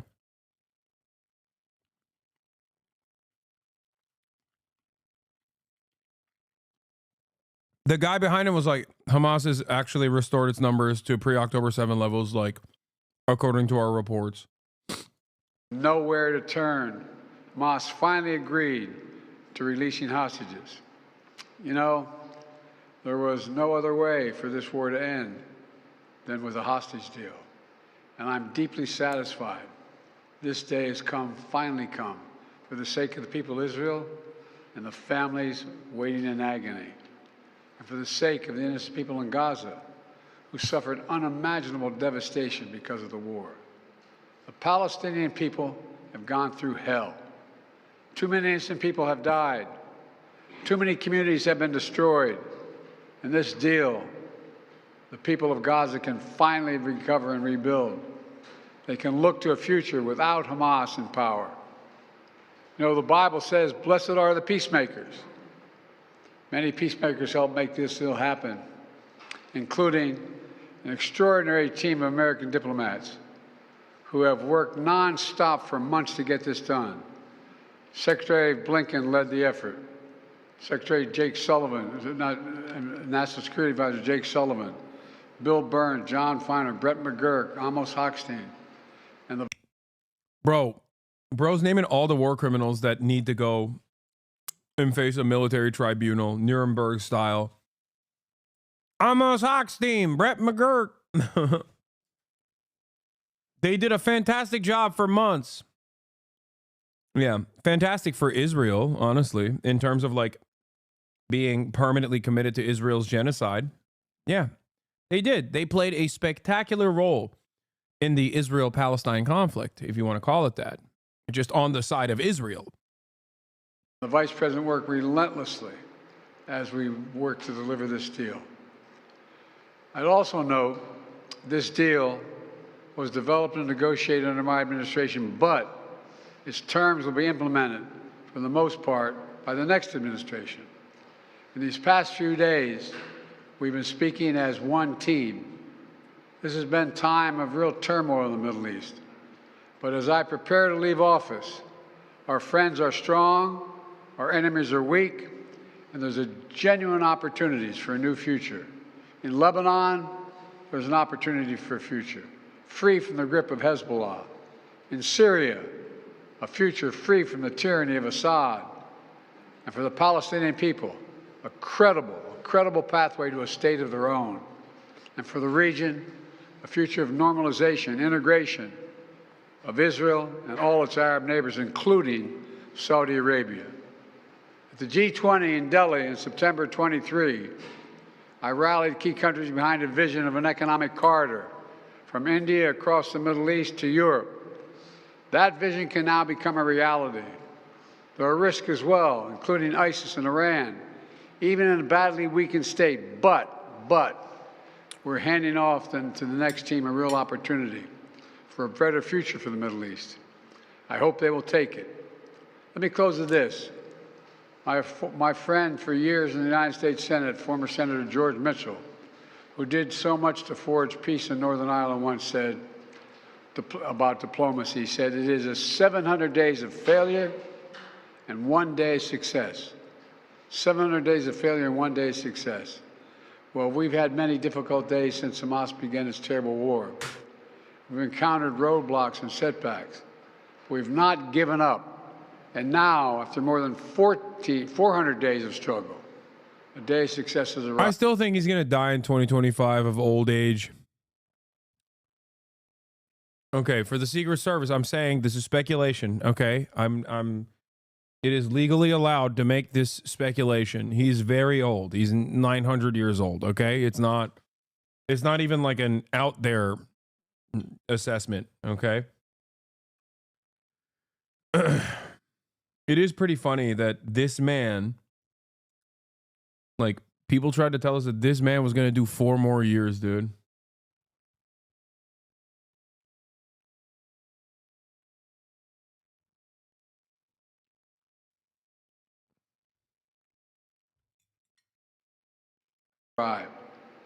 God bless all the hostages and their families. May God protect the troops of all those who work for peace. Mr. President, how do you see the future of Gaza now? As you were saying, the implementation of this deal will be in the hands of the next administration, and basically they will shape the future of Gaza. So how do you see this future? And also, how much credit do you give to the Trump team for this deal? Trump is already taking credit for it. Well, you know, this is the exact framework of the deal I proposed back in May. Exact.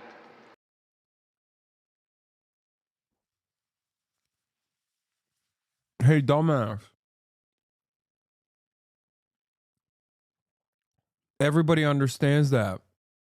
But there was one party that refused to negotiate with you, and it surely wasn't Hamas, even though you kept saying it was Hamas over and over and over again. Ironically enough, the proposal was Hamas's proposal, which you said was Israel's proposal, and then for some weird reason, Israel never agreed to the proposal. And virtually everyone that's on the State Department beat,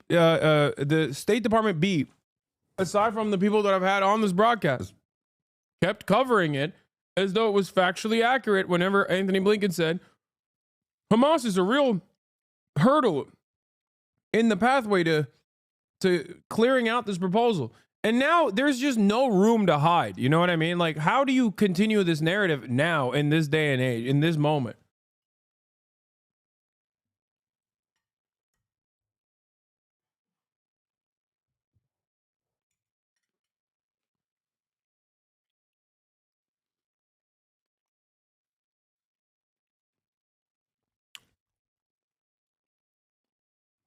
When is this not going to pile on like this into Trump? You know why the left loses every time? We don't line up behind our side like the right does. Our infighting is our undoing. Joe Biden has never been on my side. No one who does genocide is on my side. You are not a part of the left. You are not even a liberal if you're pro-genocide. Okay? What side? I don't want to be on your side. You are not on my side. You are barely a human being if you look at this conversation through partisan lines. I can't make this clear enough for you. Joe Biden is a genocidaire, a weak little old man who took great pleasure in the death and destruction of Palestinian children, in the scholasticide that took place, in the genocide that took place under his watchful eye, as he gleefully sent billions of dollars of weapons over and over again, sidestepping Congress, sidestepping pre-existing law like the Leahy Law that made it illegal to send Israel weapons at a time when they were very clearly violating international humanitarian law. So clearly violating it that, as a matter of fact, the State Department, U.S. Aid, for example, openly tried to send this assessment to the other vampire that's standing right behind him, Anthony Blinken. And Anthony Blinken openly stated that he did not care about the real assessments of Israel's clear-cut violations of international humanitarian law.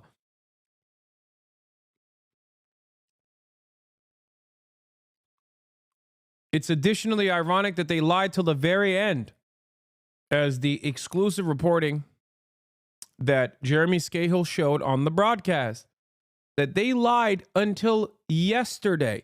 Anthony Blinken lied until yesterday, protecting Israel, claiming that it was still Hamas that was a bottleneck to the ceasefire when they already had the Palestinian envoy's signatures in their hands since Monday.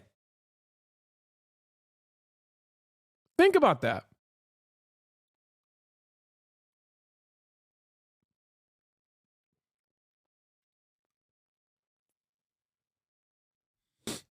But of course, part of the reason why they can lie so actively, so openly, so brazenly is because the media, it comes hand in hand.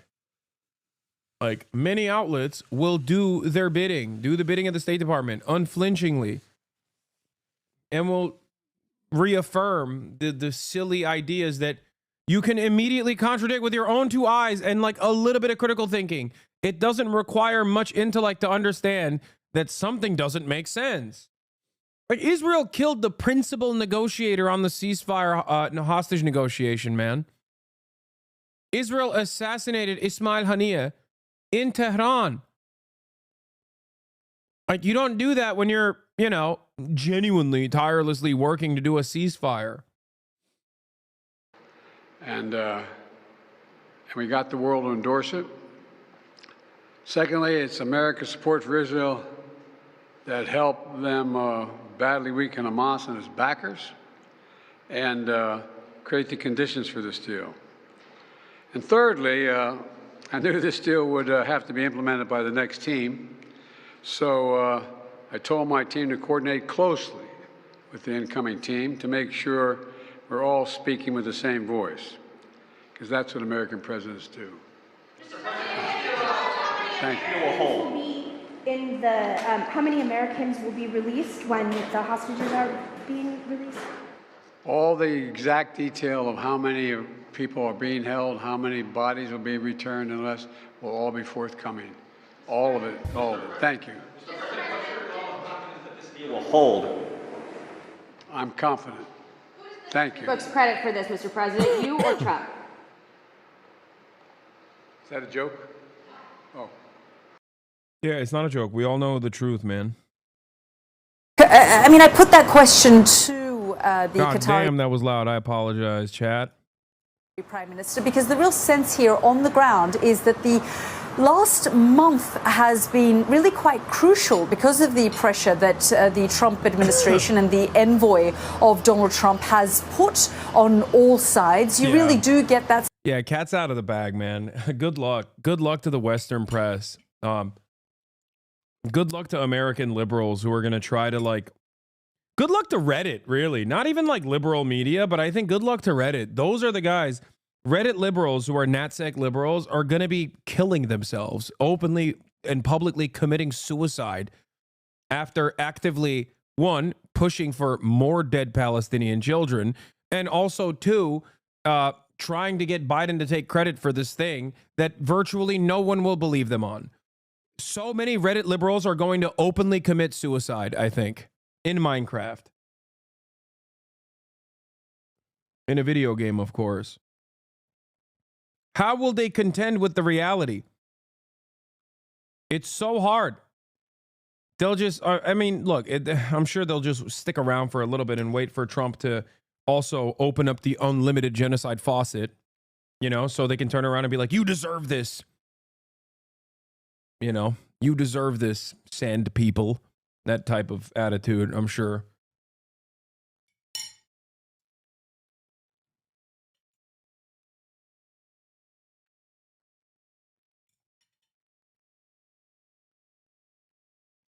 Sense, because when you look at the deal, it's not very different from the deal that the Biden administration has been pushing from about May of last year. It's almost identical to the May deal that Biden announced here at the White House all those months ago. So it's one of the key questions. I guess there are three key questions right now. The first is, can the deal, the ceasefire, hold? The second is, will it bring a lasting peace? And the third question is, as you put to the Qatari Prime Minister, why now? I think there are a number of reasons. First of all, the situation on the ground in the region has changed quite. Are you aware that people on the right don't want the ceasefire? They want all Palestinians gone? Yeah, are you aware that people on the left also, well, not left, but liberals also want that very same thing? Are you also doubly aware that my GOAT, my Lord and Savior, Donald Trump, regardless of what his audience wants, regardless of what the right wants, still ended up applying the necessary pressure to facilitate this ceasefire, according to virtually every single person that was involved in the negotiations process, and has now been reported accurately by numerous media outlets, including but not limited to Sky News. Yo voy a votar por Donald Trump, okay? Ay, ay, ay, por Dios. Yo voy a votar por Donald Trump. Suck it, okay? Nothing you can say about it. Even if it's a respite of a collective total of 42 days, probably even shorter than that. Joe Biden never did that, and he had all the power to do so. You will never be able to get me to undermine the truth here, okay? This does not mean that Donald Trump is going to be a good president, nor is he a friend to the Palestinian population. Of course he is not, but neither is Joe Biden. So stop trying to act as though Joe Biden was in any way, shape, or form remotely interested in facilitating a ceasefire when he had all the power to do so, when it would have been electorally beneficial for him to do so, when it actually would have, at least in some way, shape, or form, beefed up his legacy. He ruined everything. He ruined himself. He ruined this country. He deliberately threw the election in favor of a right-wing rabid fascist whose entire cabinet is comprised of rapist drunkards, okay? And they're going to destroy the United States of America and perhaps the rest of the goddamn world. And Joe Biden did that because he wanted to die on the penis, okay? He wanted to ride it so hard that his back walls were destroyed, and that he wanted to ride it till his last breath. He wanted to die like Elvis on the toilet, okay? Sucking down a peanut butter and jelly sandwich. But instead of the peanut butter and jelly sandwich, it was Benjamin Netanyahu's penis that he was sucking on, okay? Give me a goddamn break. Fuck him. And fuck anyone who defends him too.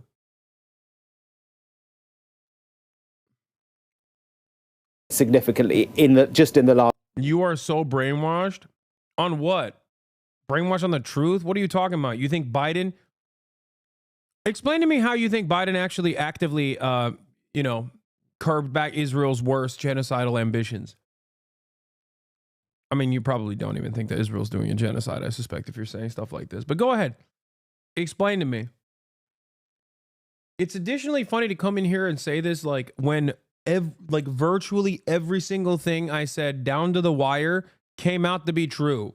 And it's the worst part about it is that it hasn't happened yet. Like, the worst aspect of my predictions have not even come to fruition yet.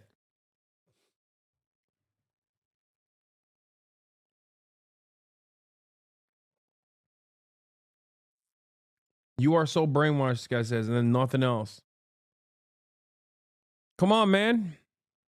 What are you talking about? Biden or Bush, who was worse? I still think it's Bush, but Biden came incredibly close, which is shocking. Like, think about that. I still think Bush is the worst, right? Like, globally.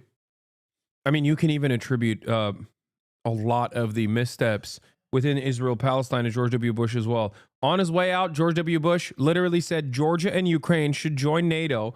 And also on his, well, not on his way out, but kind of on his way out, actually. No, literally on his way out, he tried to facilitate an election in Gaza, an election in Palestine, when his own people, the Palestinian Authority, the Fatah party, was like, dude, don't do it. We're not ready for this election. We will lose. Palestinians despise us. They understandably see us as like a corrupted force that is in the pocket of the CIA. And Bush was like, nah, dog, it's fine. We'll do it. And guess what happened? They lost. And then Bush was like, okay, let's do a coup d'etat and forcibly remove Hamas from power. They lost again, militarily this time, further solidifying Hamas's reign over the Gaza Strip. That was George W. Bush on his way out, by the way. That's what he did on his way out, while also simultaneously saying, yeah, you know what, Ukraine and Georgia, you're a part of NATO now. Let's get it started. So yes, George W. Bush is still the worst. But I always said Donald Trump was the second worst, at least as far as like presidents in my lifetime. And it turns out, no, Joe Biden is worse than Donald Trump, at least in his first term. Joe Biden's foreign policy literally was the continuation of Donald Trump's foreign policy. All of the worst aspects of Trump, casting aside the Iran denuclearization agreement, Joe Biden continued that. Abraham Accords, isolating Palestinians, making them recognize that there was no hope, no way out, which led to October 7. Joe Biden continued that. Every single thing that Donald Trump did to accelerate the conditions in which October 7 happened, Joe Biden continued. And then Joe Biden continued Israel's offensive genocidal campaign in Gaza. And then Donald Trump stopped it, at least for a couple days so far. Now, it hasn't stopped yet, and it's going to continue, and the bombing is going to intensify because that's how Israel operates, okay? They're going to intensify the bombing all the way until the 19th, the day of the actual ceasefire. I'm unfollowing. I voted for Biden this election, and your hatred for him is a turnout for me. No, don't leave, chatter. We can recover this. I know I said I was riding with Biden this whole time, and maybe you took it seriously, but that was a lie.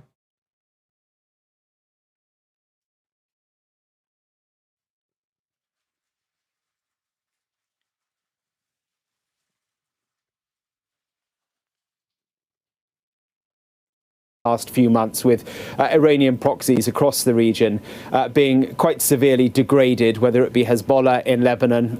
The Syrian regime has gone completely. That, of course, was aligned to Iran. And the continued... Oh, my God, what will Ryan Ruth think? Oh, my God, Ryan Ruth was also pro-Palestine. Dude, imagine Donald Trump tells Ukraine that they have to reduce their conscription age, mandatory conscription age to 18, and offers additional weapons contracts to Ukraine, and simultaneously facilitated a ceasefire in Gaza. That's literally Ryan Ruth's entire world, okay? He would have to come out and be like, I'm so sorry I tried to shoot at you. Donald Trump hires the 1,000 NATO-trained Afghan soldiers to go fight in Ukraine against Russia. Ryan Ruth in shambles. My goat, the singular median NATO voter, Ryan Ruth, in shambles.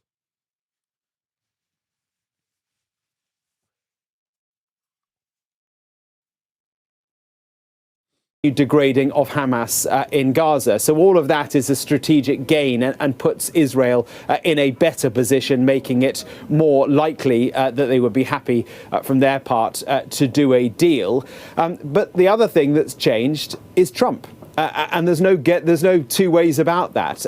His unpredictability has focused minds. There's no question about that. It has focused minds in Qatar, in Egypt, in Iran, and also in Israel. Netanyahu realized over the course of the past 18 months that he didn't need to dance to Joe Biden's tune. That much was proved time and again by the fact that Netanyahu was able to walk over Joe Biden's red lines and nothing happened. It's different with Trump. Trump is unpredictable. That claim that all hell would break loose if the hostages were not released very, very quickly after Trump took office. What did that mean? Was it an empty threat? Was it not an empty threat? Who knows? That's Trump. And I think that focused Netanyahu's mind. It focused other minds as well. So both sides are obviously trying to claim all the credit. It's far more nuanced than that. Have a listen to Biden at the end of his statement a little earlier on, where he was asked what the history books would make, who they would. Dude, if something didn't happen and the same cycle of failure repeated for 15 months, and then there was a new factor presented, I'm sorry, it's very difficult for me to avoid looking at the new factor that is now involved in the equation after the 15 months of failure changed into a success. Like, it's no amount of complexities understanding is going to change that dynamic. Okay? Oh, it's just too complex for you to understand. Just like Israel's genocide. Too complex for you to understand.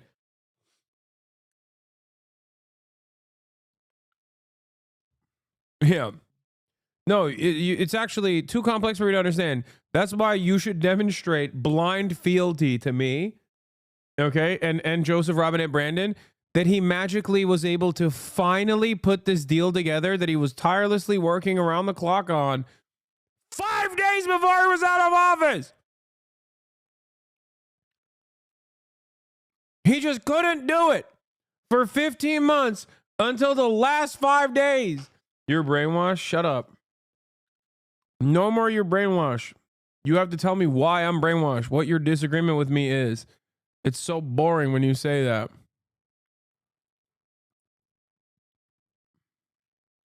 Would give the credit to. I knew this deal would have to be implemented by the next team. So I told my team to coordinate closely with the incoming team to make sure we're all speaking with the same voice, because that's what American presidents do. Folks, credit for this, Mr. President. So you don't think the ceasefire negotiations would have progressed if Kamala won? I don't know, but I don't have to. Do you understand? I don't know, but I don't have to. Because Trump is president now, and it is their doing. Those two figures, those three figures really, are primarily responsible for all of the hell that you are going to experience in the next 4 years. And that's really important for everyone to understand, okay? That's really important for everyone to understand. You can engage in hypotheticals all day, every day, speculate on what Kamala Harris could have done that's like so different than Joe Biden, okay? And have fun with that.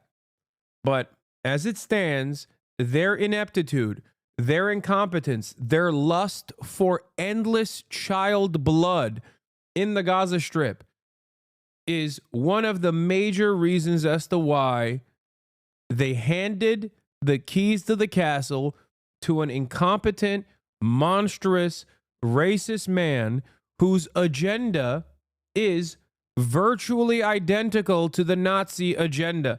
20 million people being forcibly removed from their homes and being put into concentration camps at the border, slated for slated for deportation.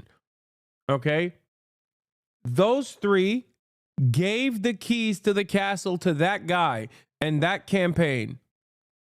So all matter of horrifying things that happen, okay? All matter of horrifying things that happen come in the next couple of months. They are also responsible because they were so horny to maintain this weird posture with Israel, so excited at the continued baby murder that they forgot that there was an election going on, I think. You or Trump? Is that a joke? Oh, thank you.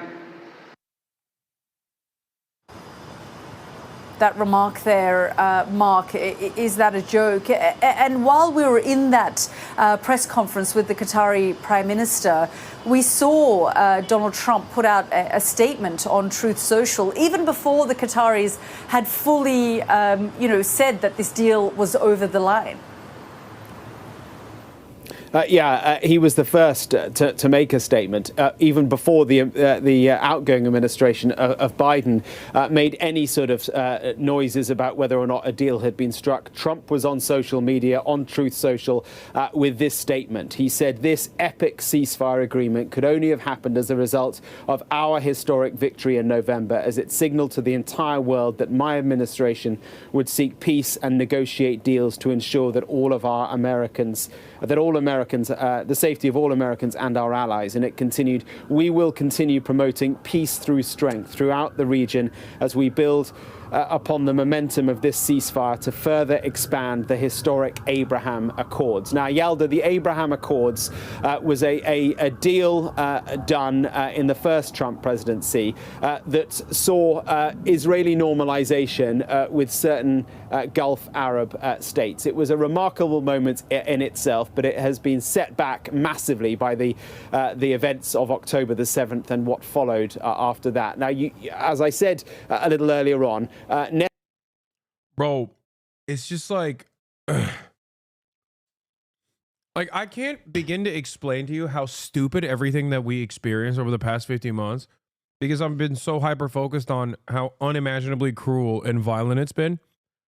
But I want to remind you that 80% of the Democratic Party's base of support wanted a ceasefire. 54% of Republicans wanted a ceasefire. 54% of Republicans wanted a ceasefire. 70% of independents wanted a ceasefire. So the Democratic Party did not do this because there were so many like Israel dick riders in its ranks. Maybe in its institutions, but certainly not in its base of support. 75% of American Jews wanted a ceasefire. The only group where something close to the majority actually didn't want a ceasefire was evangelical Christian Zionists. And they've never voted for the they've never voted for the Democratic Party. Never.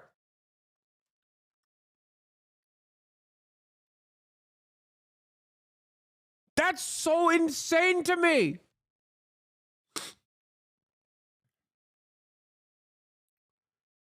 "25% of the most conservative American Jews and like 35% of the broader electorate that is the most conservative American Christians that have never voted for the Democrats and never will vote for the Democrats because they think Democrats are pedophilic vampires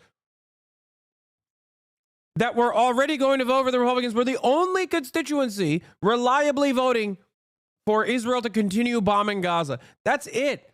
And Democrats still did nothing.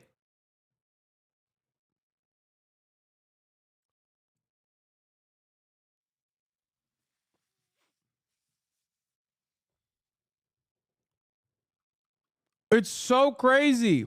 Netanyahu needs to dance to Trump's tune because he needs Trump. He needs Trump to be able to further the Abraham Accords. What Netanyahu really wants is normalization with Saudi Arabia. Harder now than it was 4 years ago because of what has unfolded in Gaza. And to get normalization, he needs a deal, and he needs a deal that Trump can help with. And I think that goes to the heart of answering that question. Why now? Why this deal came now? I would also add briefly, Yalda, that you were discussing with Ali whether or not this will hold over the next 4 days, this ceasefire.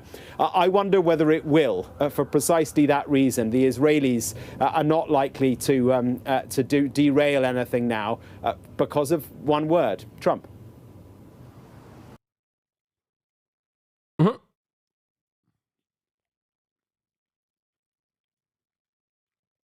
How is it not your fault for not delivering the voters to prevent this? Wait, are you trying to say that like I had a significant role in making Trump win by not delivering votes for Kamala Harris? Not only is that kind of stupid, I mean, really stupid for you to say, and it's something that I've addressed a lot of times, but don't you think that would be good? Right now, I would be celebrating if I was like pro-Trump. I'd be like, oh yeah, see, I did it. Like I told people to go vote for Trump and then he actually delivered on a ceasefire. I'd be doing victory laps, not warning you that things, might seem good for now, but it's probably going to get a lot worse down the line.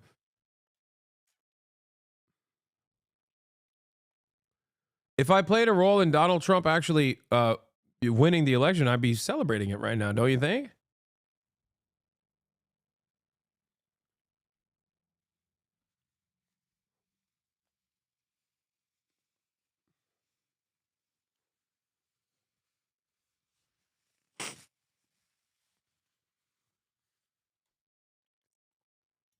I've repeated this before, but if I had this level of power and prominence in swaying the vote in any particular direction,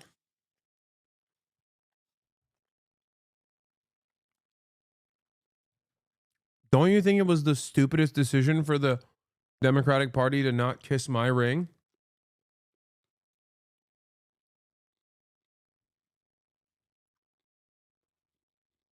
And listen to what I'm saying? It's interesting because, like, I don't have this power, but in your fantasy, in your hypothetical, I do. Then, the Democratic Party would be a fool not to listen to what I have to say and make concessions to me. Don't you think?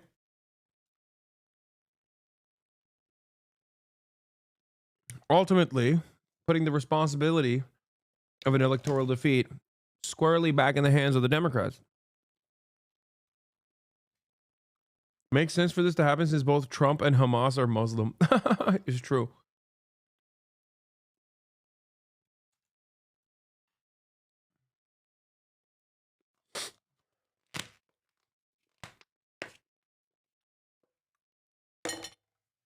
Yeah. I somehow am a real mover and shaker in terms of like people winning elections. I'm a make it or break it kind of guy for elections. But I also simultaneously do not use that power for Bernie Sanders, you know? Weirdly enough, despite all of the influence that I have, I just simply don't use it for my main man, Bernie. If I had that level of motion, Bernie Sanders would have been president. This would be his second term. The Israeli apartheid would have been abolished. Okay, just kidding. He probably wouldn't do that. Let's be real. But since we're, you know, fantasizing, I'm just gonna, you can't stop me from fantasizing further. You know what I mean? Yeah. Bernard Sanders says, we must dismantle the Zionist entity. An enterprise of settler colonialism must not stand. Not on my watch. We will not repeat the mistakes of the past.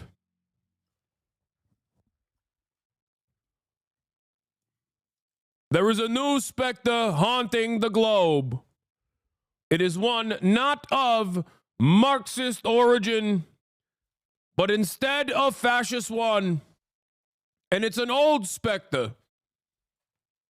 One that has dominated the politics of Europe.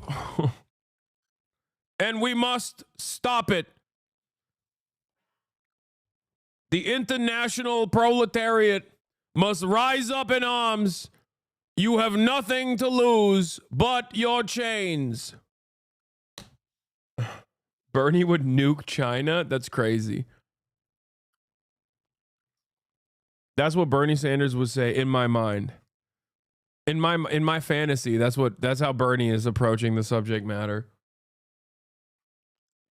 Yeah.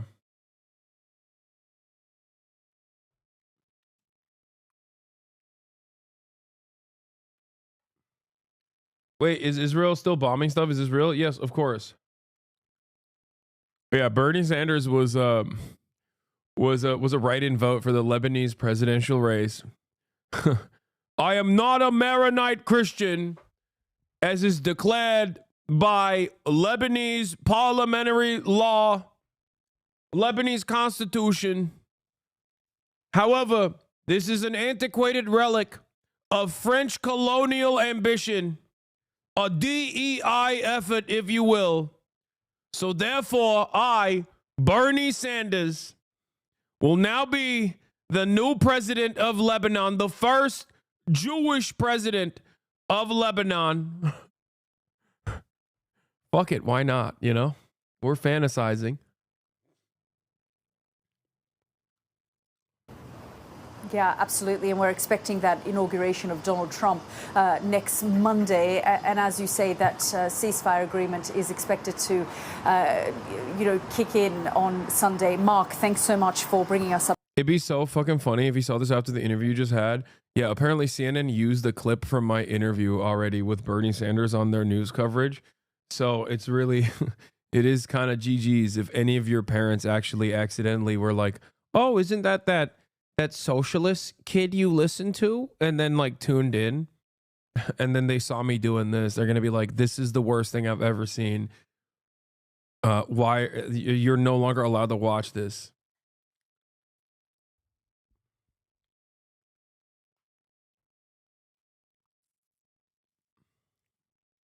Up to date, and Mark was talking there about normalization that Israel wants with Saudi Arabia. Well, Saudi officials have maintained, and they've certainly told me that they are focused on normalization only if there is a Palestinian state. Thank you, Mr. Chairman. Oh, now we're back to the Senate. Thank me later for finding this. We'll see. If Trump stops the Israeli government from doing an apartheid, I will do the fucking tasteful photo shoot. No dick, tasteful nude. Yeah, that was ending the apartheid, not ceasefire. For those of you who misunderstood what I was saying to Bradley Martin, because time and time again, I repeated the position that I likely believe that Donald Trump will get an optics victory here for a at least momentary ceasefire, and Netanyahu will give it to him. Semantics, show us your hog. You literally are, never mind. I'm not going to say what you do for a living, but you are a professional journalist, a professional photojournalist. That's crazy.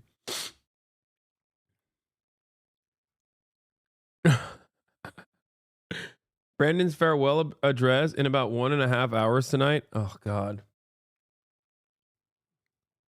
Fuck him. Anyway, my goat, my king, my lord, my savior, okay? The man, the myth, the legend. He done did it again. Trump considers executive order hoping to save TikTok ban from U.S. law. 2 W's in one day. Say no more. I mean, how can he get so good? How can he do so much? Hold on.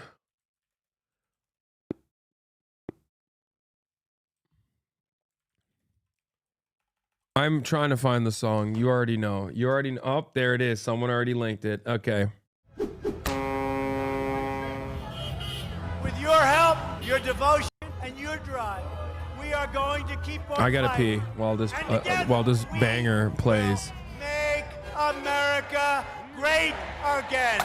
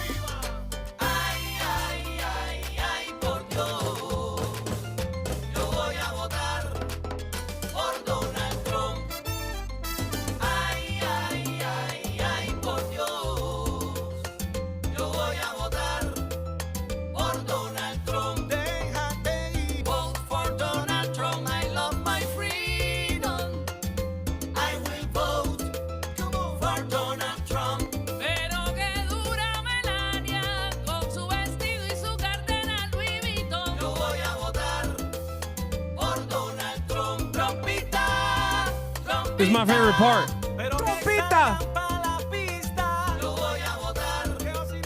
Por Donald Trump.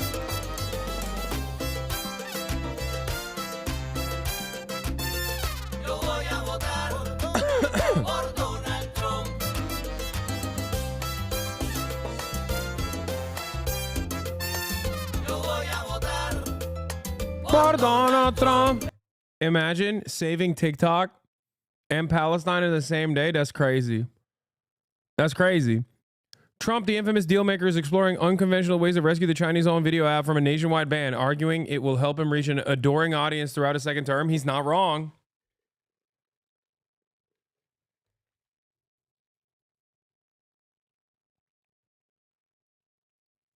And the third W of the day.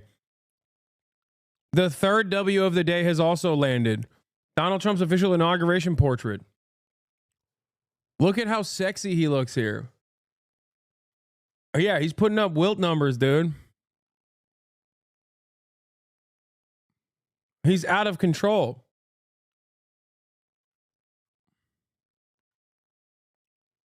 He's out of control.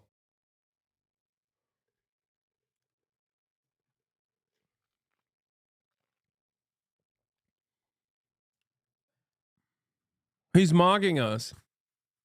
Can Brandon post a photo this sexy? I think not.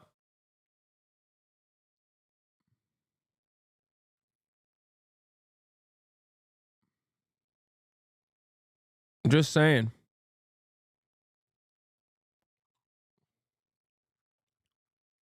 Why is he mocking us? It's because he knows. The MAGA communists were right, dude. The MAGA communists were correct. Donald Trump is undermining the labor aristocracy every day. He is destroying Western Empire. I am more convinced. I am more convinced than ever before that this man is JD Pon Don, baby, as I've said before. JD Pon Don. Okay? Permanent first world genocide Don. It's clear. He's punishing the labor arista KKK rats by for the crimes that the crimes that these Treatlerites have subjected the global South to. Korean unification. Yeah. He already said he doesn't like borders. He said borders are a scar on this planet. That wasn't Giannis Varoufakis. That was Donald Trump who originally said borders are a scar on this planet. We must take over Canada. What is a border? What is our northern border but a line? A mere scar on the face of this earth. Yeah, he is the globalist king. He said, long live the global intifada.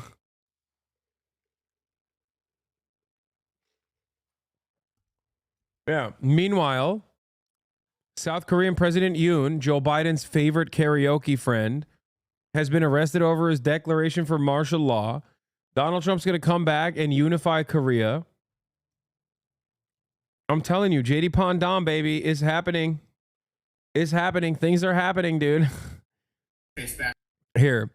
Ken Leakenstein is back at it again. This White House's absurd lack of transparency was on full display in his off-the-record NSC press call regarding the Gaza ceasefire, which I recorded.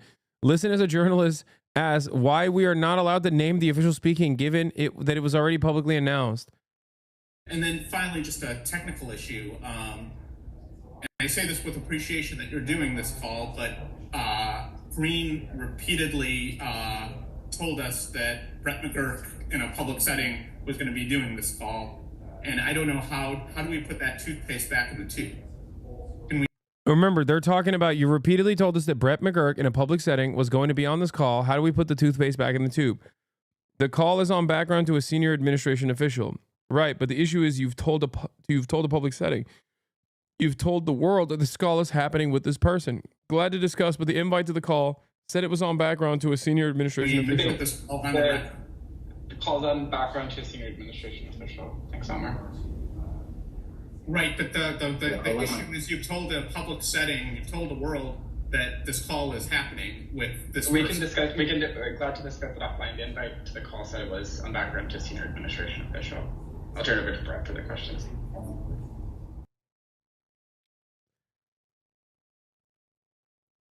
What is this? This fucking leaked NYPD memo that Merrill mentioned briefly. Yes, according to journalist Ken Klippenstein, he obtained a report Hold on! Ken Klippenstein, that's an ill rap name. Hold on! Yo, Big K Clip. Yo. Ba-pow! Okay, clip, nigga, what's up? Yo, that's a fire name. Ran up on him in the street, couldn't reach his clip in time.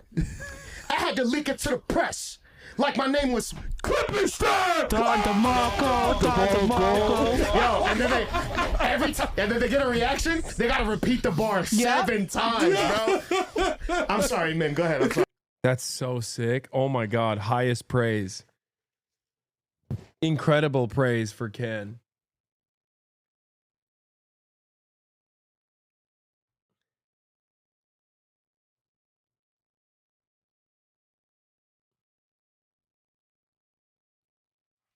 Sorry, I'm sorry. This fucking leaked NYPD memo that Merrill mentioned.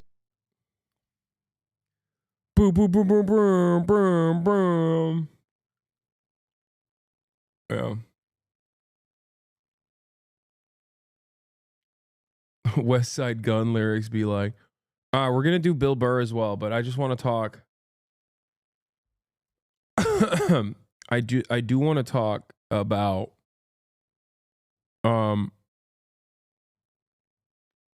Donald Trump saving TikTok potentially. I don't know exactly how he's gonna do it, but the Mad Lad says he wants to do it. President-elect Donald Trump is considering issuing an executive order once in office that will suspend the enforcement of TikTok's sailor ban law for 60 to 90 days, hoping for a brief reprieve for the Chinese-owned app that will net him an early victory. Trump has been mulling ways to save the day for the wildly popular video app. 170 million people, dude. That's an automatic lock. Okay? That is an automatic lock, dude. Trump has been mulling ways to save the day for the wildly popular video app, talking through unconventional deal-making and legal maneuvers.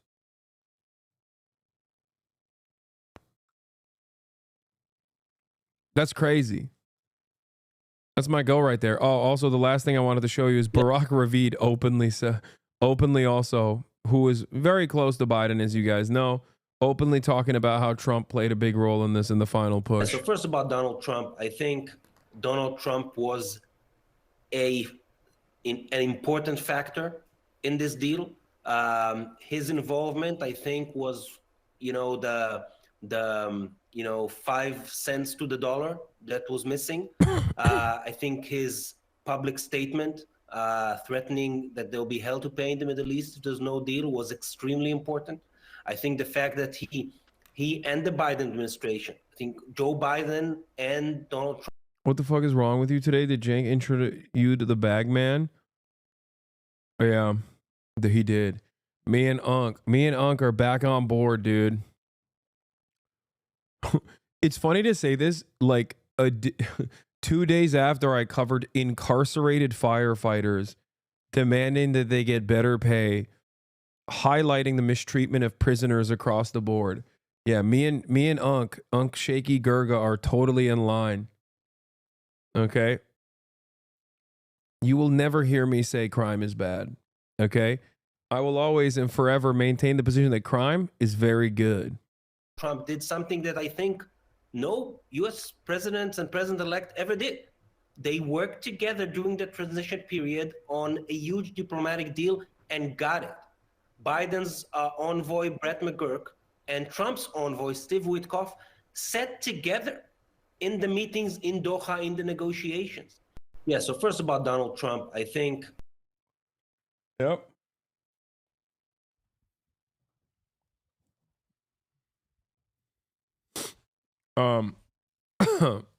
Anyway.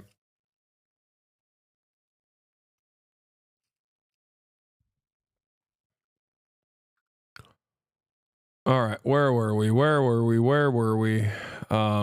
What else? We covered all this. Here's a brief moment of solace from Xiaohongshu.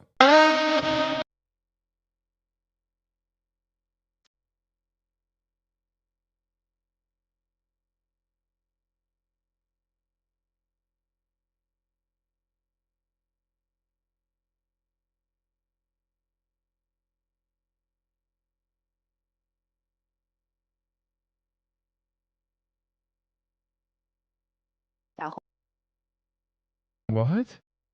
Drake is saying that Not Like Us is anti-Semitic. What? No, you just sent me the other. Oh, ProPublica reporting on the Gaza thing. What is this? Drake is also alleging that Not Like Us is anti-Semitic, furthering the recording's refrain that Drake is not like us. The recording alludes to Drake's Jewish heritage, saying Drake is not a colleague but a fucking colonizer. Oh my god. Oh my god, is he saying? Because Drake was like, look, credit where credit is due. Drake did literally sign off. He was, I think he was the first major musician, major celebrity that signed off on the ceasefire. Artist for a ceasefire. Something that I have maintained, okay? Maybe a little reluctantly because not the biggest Drake fan, but I have said that. Okay? I have openly mentioned this numerous times on numerous occasions. Okay? Is he trying to say that, like, oh, you're calling me a colonizer, like likening what I'm doing to Israel because of my Jewish background? Interesting take. He's saying you can call me whatever, but not compare me to what Israel is doing. I'm just saying. Interesting take from him. And there's at least enough evidence that Drake is not pro-Israel. Drake alleges in the lawsuit that UMG permitted content creators such as HasnAbi, Ziaz, No Life Shack, RDC Gaming, and Cartier Family to monetize reactions that Not Like Us without enforcing copyright claims. He claims that this lack of enforcement enabled the spread of defamatory content while generating profits for both UMG and the creators, prioritizing revenue over Drake's secure safety. Oh my God, he called out RDC and HasnAbi?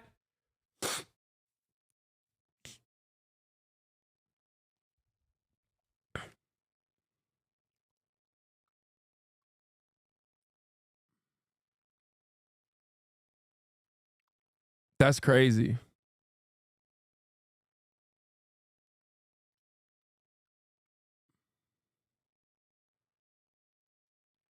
I like that he's just being like, no, you don't understand. I am not like behaving in a Caucasian manner, which is why I've decided to sue people over the funniest, like, most Karen-like takes possible. That's cool.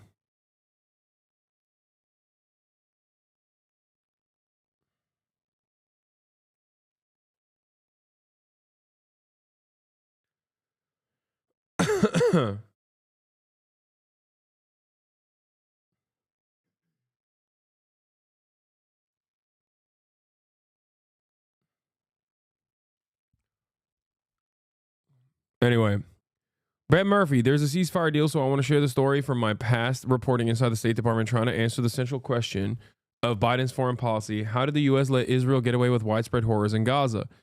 Since October 7th, Biden and Secretary of State Blinken repeatedly drew lines on humanitarian grounds that the Israelis ostensibly couldn't cross. The IDF crossed them anyway, and each time there were no real consequences.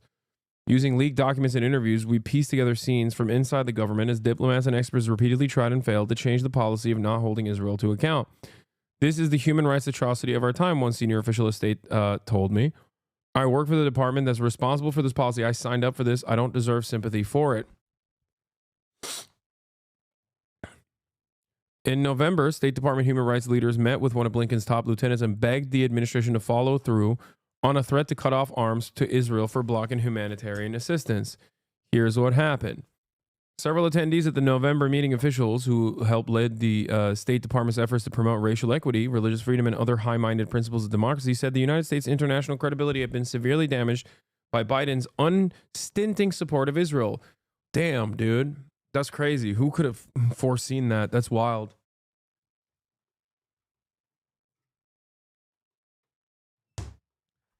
I guess if Biden has a PhD in foreign policy, or even devoid of a PhD in foreign policy, he's that smart. What does that make me in this process? Because I've been repeating this over and over again, actively telling you that members within the State Department are of two different minds on Israel, not because of their care and consideration for the Palestinian statehood or Palestinian lives, but because they were genuinely worried about America's soft power capabilities diminishing. If he has a PhD or he's that good, but he couldn't see that, but I could, sitting from my home in West Hollywood, what does that put my brain processing powers at?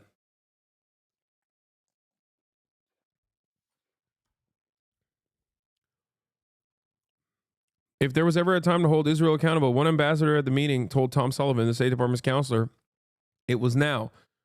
But the decision had already been made. Sullivan said the deadline would likely pass without action and Biden would continue to send shipments of bombs uninterrupted, according to two people who were in the meeting. Those in the room deflated. Don't our law, policy, and morals demand it? Morals. An attendee told me later, reflecting on the decision to once again capitulate. The best argument you can make in this process is America's, is realpolitik, okay?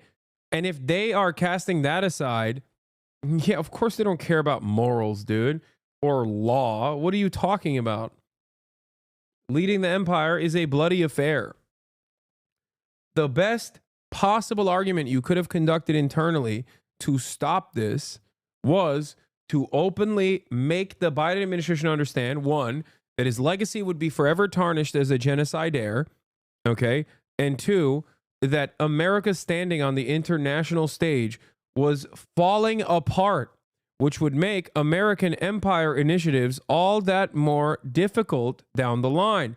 As I've said time and time again, when you maintain 800 known military bases all around the planet on foreign soil, okay, if you don't have soft power, those security cooperation contracts all of a sudden turn into 800 different military invasions.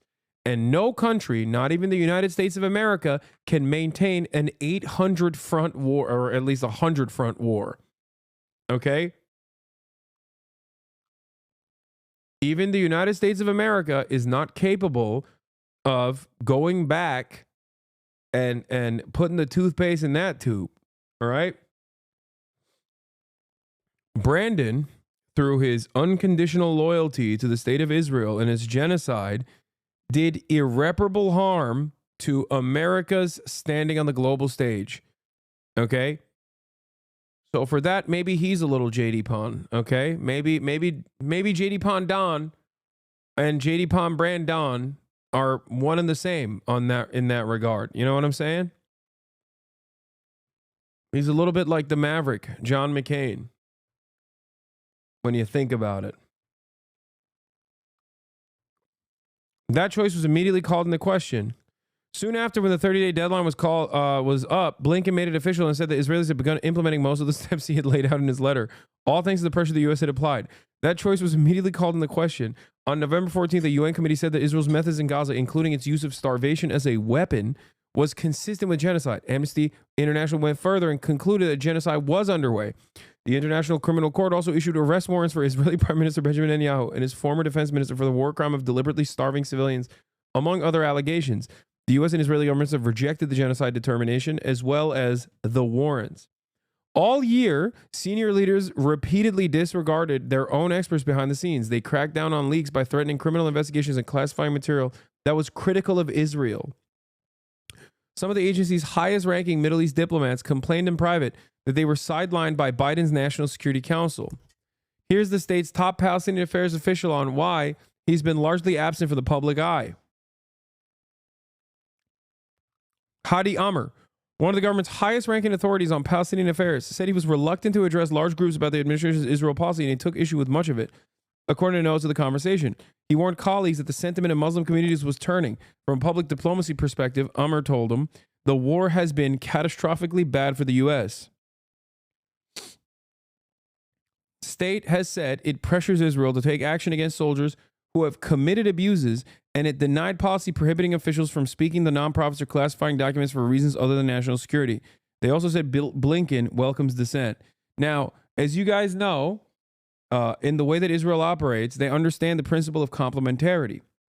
Complementarity, is in the eyes of Israel, is a shield to avoid legal scrutiny from international organs of justice. Because as long as complementarity works and Israel is seen as a, normal democracy, that actually prosecutes its own war criminals, right?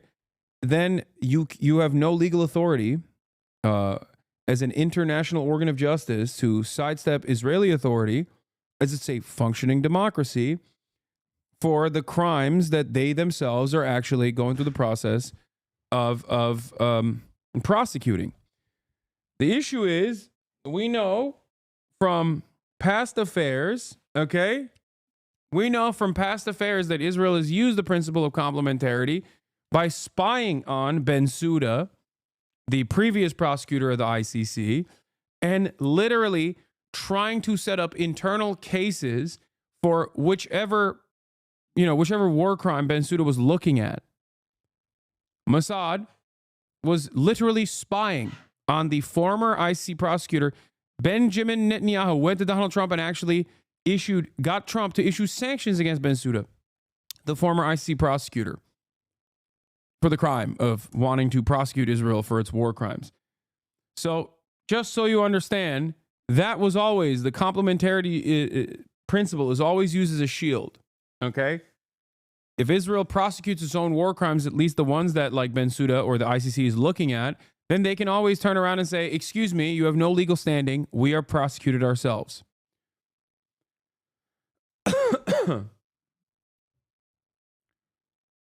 Anyway, I sent the Israeli government questions for our story, and they told me the relationship between the U.S. and Israel depicted in our story is not true to reality. NSC leadership wouldn't talk to us and didn't respond to questions, but in a round of recent exit interviews with other outlets, they've defended Biden's policy and said Israel needs U.S. arms to protect itself. Something that struck with me was this other explanation from Jack Lew, the U.S. ambassador to Israel, the other day. I hadn't seen a senior official make a case like this before. The children who were killed turned out to have been the children of Hamas fighters. Not in every case, but we try to keep that information flowing. But the press moves on. The world moves on. And in policy circles, you can keep people focused saying it's bad. But it wasn't quite what it sounded like. In the world's eye, the first story out there is the one that creates an impression. That is such a monstrous, psychopathic, bloodthirsty attitude to have. You are so far removed from any kind of normalcy. You are so far removed from like any kind of humanity at that point where you're like, nah, you don't understand. The children that were assassinated by the state of Israel are children of Hamas soldiers. They have a program for it.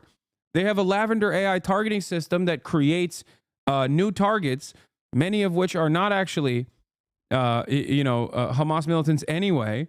But also, it's their children. Why? Because Where's Daddy is a secondary a secondary targeting system that Israel applies, where drones that are constantly surveilling the Gaza Strip will inform the bombing operators when the Hamas militant is actually home, so that you can kill him and his whole family. That's crazy. People tend to focus the day something happens. The media that is presenting a pro-Hamas perspective is out instantaneously telling a story. It tells a story that is, over time, shown not to be completely accurate. 35 children were killed. Well, it wasn't 35 children. It was many fewer. The children who were killed turned out to be the children of Hamas fighters. That is your argument? That's your argument, dude? No, you don't understand. The children that we killed are children of Hamas fighters. Like, that's the best argument you could come up with?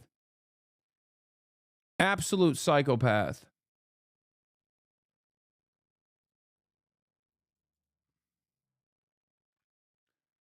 Anyway.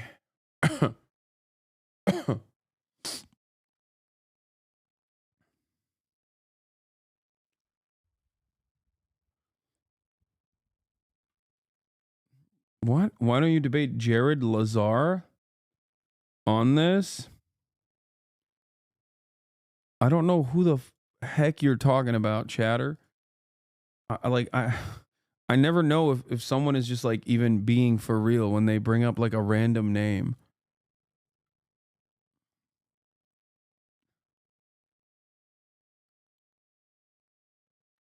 Isn't that Summit? Wait, Summit 1G? That's his government name? How? I didn't even know what his government name is.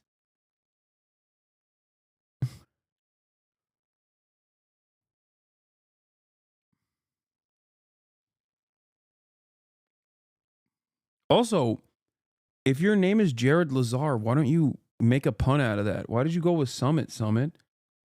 It's kind of crazy when you think about it. Like, you have a cool ass name, dude.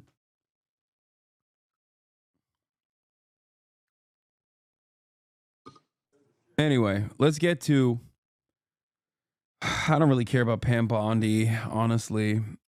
We'll do some updates on the California wildfires and move on. The fire emergency in Los Angeles. The most severe wind warning is in effect again this morning, threatening to start new fires, spread existing ones. This new danger comes as we also learn new information about what may have sparked the Palisades fire. Why not cover Pam Bondi? Because I don't care. Chief National Correspondent Matt Gutman is on the scene. Good morning, Matt. Hey, good morning, George. The next 11 hours here are going to be absolutely critical. Very low humidity. The winds are going to come howling down canyons like this, which is why fire officials have pre-positioned so many trucks in almost every driveway here. This goes on. In all, about 15,000 firefighters in Southern California right now. They are concerned that these winds could whip up embers and ignite new fires here. This morning, for the second straight day, millions facing an extreme fire risk in Southern California. The next 12 hours, critical. Everybody here urges you to remain alert, as danger has not yet passed.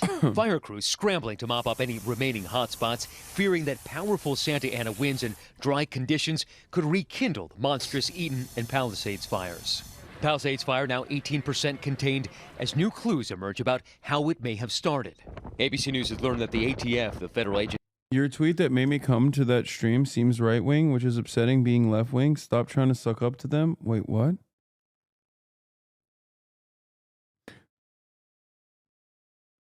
Like to give money to a leftist from other side of the sea. Thanks for your commentary.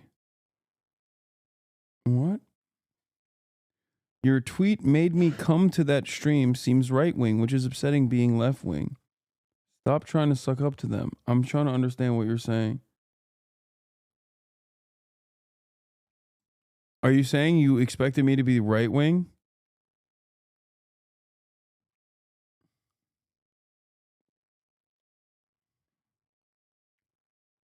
Or are you saying that you saw my tweet and it seemed right-wing focused? Oh, let's continue. Is just a man we need at a time. Oh, wrong one. Hold on. Agency charged with investigating arson and explosions is zeroing in on the Palisades Highland area. The foot of the fire started real close to where the last fire was on New Year's Eve. Some residents pointing to this fire, first reported on the hillside just after midnight on New Year's Day. LAFD had sent helicopters and had sent trucks to put that fire out. They were there for hours, circling overhead. We assumed then the fire was out. For the next several nights, there were fireworks again going off at night in various areas in the hills. By 3:38 a.m., the fire is stopped, and an hour later, by 4:46, fully contained. Fire officials say that ash pits or tree roots can smolder for days unseen. Wait, we were right behind it. Then at 10:30 a.m. Tuesday, January. The crazy thing is these guys got blamed for the wildfire. And now the most likely the most likely scenario is that it's a reignition from a previous fire that was put out because someone else had lit fireworks during New Year's Eve. Yeah, they hit him with the fart principle. Whoever smelt it dealt it. That's what they did. They were like, "Oh, you were there?"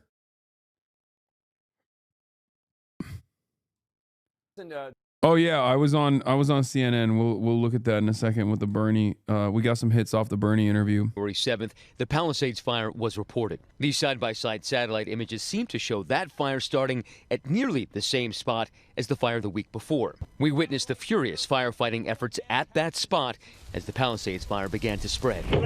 Just in the past couple of seconds since we've been here, this fire has crested this little hill we're on. The entire basin here is engulfed in flames. FEMA on the ground in LA already receiving 40,000 aid applications. 84-year-old Susan Solser says she watched the Palisades fire approach her home from her kitchen window before fighting the fire with her 86-year-old husband, Winston, saving their home. I wasn't sure where Winston was. Couldn't contact him, but it turned out he was at the south end of the house doing the same thing. The Palisades and Eaton fires have claimed the lives of 25 people, and the survivors are still reeling. It was literally shooting like fireballs. It looked like a volcano. Zaire Calvin remembers the Eaton fire surging towards the place he's called home for 47 years. I got the You're getting your mother. Getting my mother. We're going. I go to the left, and my sister's car is still there. He says he thought his sister, Evelyn McClendon, had managed to leave already. The next day, they located her. When you're mourning your sister's death, there's no real understanding. There's no understanding. There's no way to even take it in. The family hit hard, but not giving up on their community. Everyone is fighting. Everyone is literally just asking, leaning on each other to say, what's next? What's the best thing to do? Folks like Zaire Calvin say that they can rebuild. They just need the financial resources and support in order to do it. Now, something that authorities here are very concerned about. Over the past 8 days, there have been 3 particularly dangerous situations, alerts put out by the National Weather Service. There have also been some mistaken text alerts on that emergency alert system put out by the county, and officials are concerned there will be complacency, but they are pleading with folks to heed those warnings. They say lives are at stake. Michael. And you can definitely feel the heartbreak there, and you definitely need to take those warnings seriously. Thank you so much, Matt. Go rolling. Wall Street Journal did a firefighters are fighting fires for less than $2 an hour apiece. This is a group of wildland firefighters. Going all the way up? This is the main Palisades fire. So they're tasked with going up these steep hills and protecting these expensive houses from burning down. 7 years wildland, 61 fires. I've called about 30 of those out. I've had one restart about 90 days later. It can reignite 90 days after the fact? That sounds insane. Thousands of firefighters have come from all around the country to battle the still raging Los Angeles fires. That felt good. We needed that. This crew came from a prison camp. So these are inmates in the California penal system. These guys all volunteered to come out here. And this is a major labor force for California. Around 1,600 incarcerated people work as firefighters in California, making up as much as 15% of the state firefighting force, CAL FIRE. 16% of the total fighting force. Sometimes it's up to upwards of 30% of all firefighters out on the line are incarcerated. We work 24 on, 24 off. We won't be out of here till 6, 7 tomorrow morning. I know, it's kind of surreal, you know what I mean? This is California history down here. I mean, we're in Hollywood. It's better than being locked in a cell. We're basically free out here.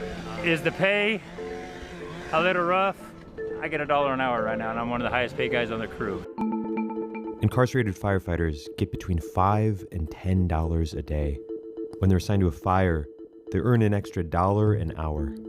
By contrast, a firefighter hired by CAL FIRE to do similar work ends up earning about $350 for a 24-hour shift, not including overtime. But the bigger draw is early release.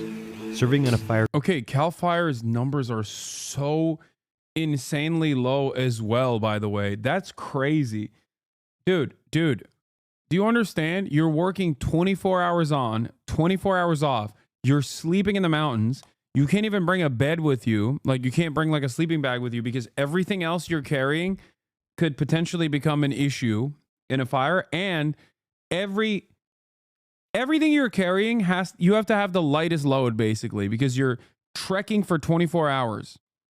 Okay? And even the people that are fighting the wildfires that aren't incarcerated are making $350 for a full 24-hour shift. Like, that's the maxed out hazard pay. Also, being on the Sawyer team, those guys have to take tests and train for more than a year to be able to do that. These dudes are legit. Yeah. Like, when I think about that, not even the incarcerated, the people who are not incarcerated, and then I compare that to the police salaries for sitting around playing Candy Crush, waiting for like some black or brown teenager to roll over with an electric scooter so I can shoot them and then be like, I killed a looter. And how much hazard pay and overtime pay they actually rack up in that same time frame. I'm like, what are we doing? Our spending priorities are so out of whack. Bro, $350 a day is still great. Are you crazy? We're talking about 24 hours. You're working for 24 hours under conditions that are deadly. Like, you can die. What? Dog, you're talking about $14.50 an hour. That's lower than the California minimum wage. Why? Because Cal Fire, like people that work in the forestry service, are federal employees, as in they make less money. They make the least amount of money in the federal government. They're making $15 an hour, dude.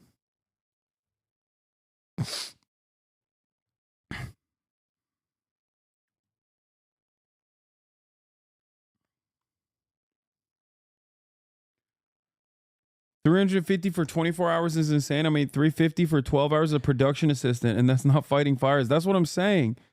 Yeah. Cal Fire is state. Yeah, before overtime, and Cal Fire is state. Oh, Cal Fire is not federal pay. I thought Cal Fire also had the pay that was like similar to federal pay. Am I wrong on this? I'm sure there's some wildfire firefighters in here. I mean, it doesn't matter. It's extra messed up if they're getting only $350 a day for a 24-hour time frame that they're working. Fire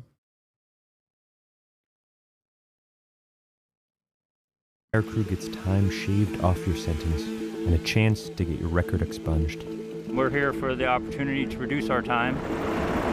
Anything I can do to go home a day or two earlier, I'm going to be there to do it. After a 24-hour... No, U.S. Forest Service guys envy the Cal Fire. They make about 3x federal salary. Really? Or shift and then a 24-hour rest. The crew is back at work. Now, the job changes from fighting fires to helping prevent them. This is the arduous work of just clearing this area and making sure it's safe and stopping the fires before they start. This is work that these guys do all year round. It doesn't just happen when there's wildfires. We do this Monday through Friday. This is what we do every day, fire or not. When we talk to other groups and they're doing the same stuff we're doing, and we talk to them about how much you guys getting paid. Oh, well, we getting paid $20 an hour, or we getting paid this much a day. You'd be like, dang. At the end of the month, we probably make like $100. Something that somebody probably making like half a day. Kip Ford says his time on the fire crew has been an attempt at redemption. It's wild because the cops that are overseeing them, like the COs, are getting paid probably double overtime and hazard pay in the process. They also don't go out on the line, I suspect. Prison after being convicted of construction fraud in the aftermath of the 2018 Camp Fire in Paradise, California. A verdict he's appealed. I have a part of my past that I'm not 100% proud of. Well, I just hope that I have did all I can to right that wrong as best I could. We were up there fighting them fires this year as a crew, as a team. The Park Fire, the Thompson Fire, the Apache Fire. But just to go to say, you know, that's, what do they say, is karma. All I can do is move forward, and that's how I justify the day.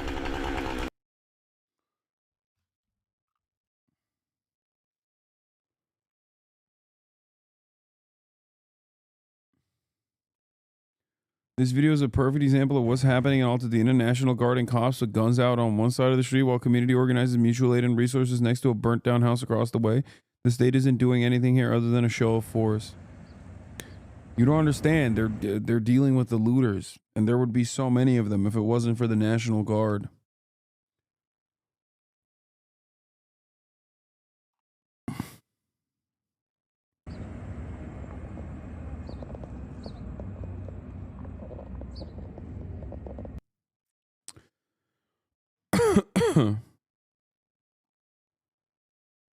All right. That was crazy. Let's do Bill Our Burr. first guest is just a man of comedy special called. I saw pieces of this interview and it's like, I'm over it, dude. Bill Burr, you have to come on the show. All right. I'm sick and tired of it. I'm tired of it. I'm done. I saw this. I texted my manager. I was like, how do we get Bill Burr? And he said, we just email his agent and pray. I'm sick and tired of it. It's been far too long. We have to get Bill Burr on the show before this year ends. He's promoting his new Hulu special. He has to come on.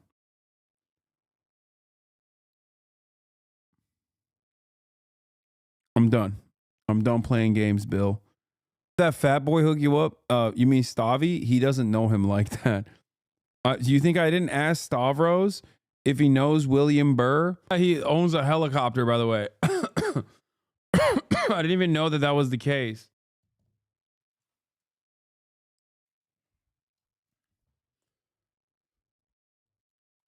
The lovely Nia. I would get into his helicopter. You guys know I'm anti-helicopter and I'm deathly afraid of it. And I think helicopters are an affront to God. I think it's disrespectful. Like airplanes, fine, okay? But that's a bridge too far. Helicopters, a bridge too far. You've taken it too far. Okay? But the love I have for this man, I would get into the helicopter he's comments on you. But it's far more strenuous than being a firefighter. Our base salary was always pretty low, so we needed to work overtime jobs and off-duty jobs. Without those off-duty jobs, a lot of us wouldn't have enough money to pay the bills. But the issue I see with every police is that every department is different and not regulated the same.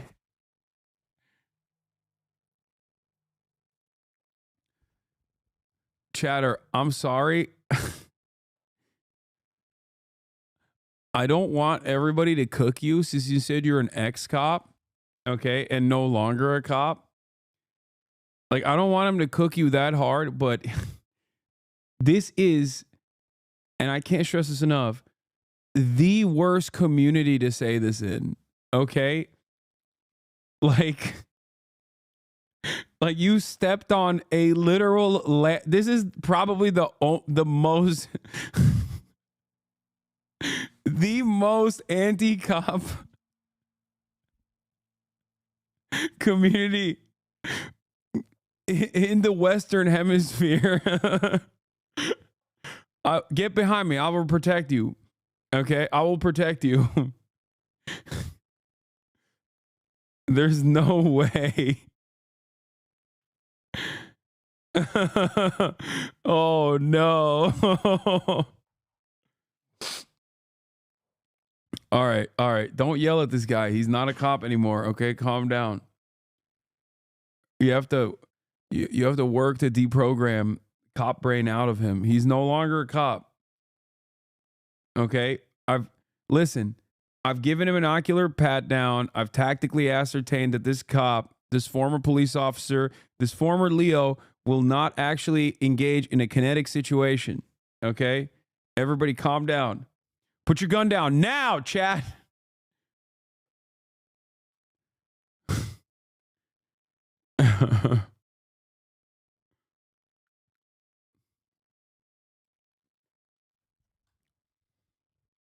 All right, let's continue.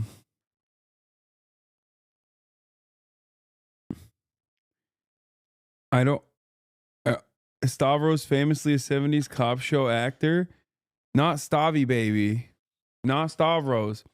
Stavros told me he met him one time. I think he opened, like Bill Burr was doing, like randomly got up on the mic and Stavros was after him.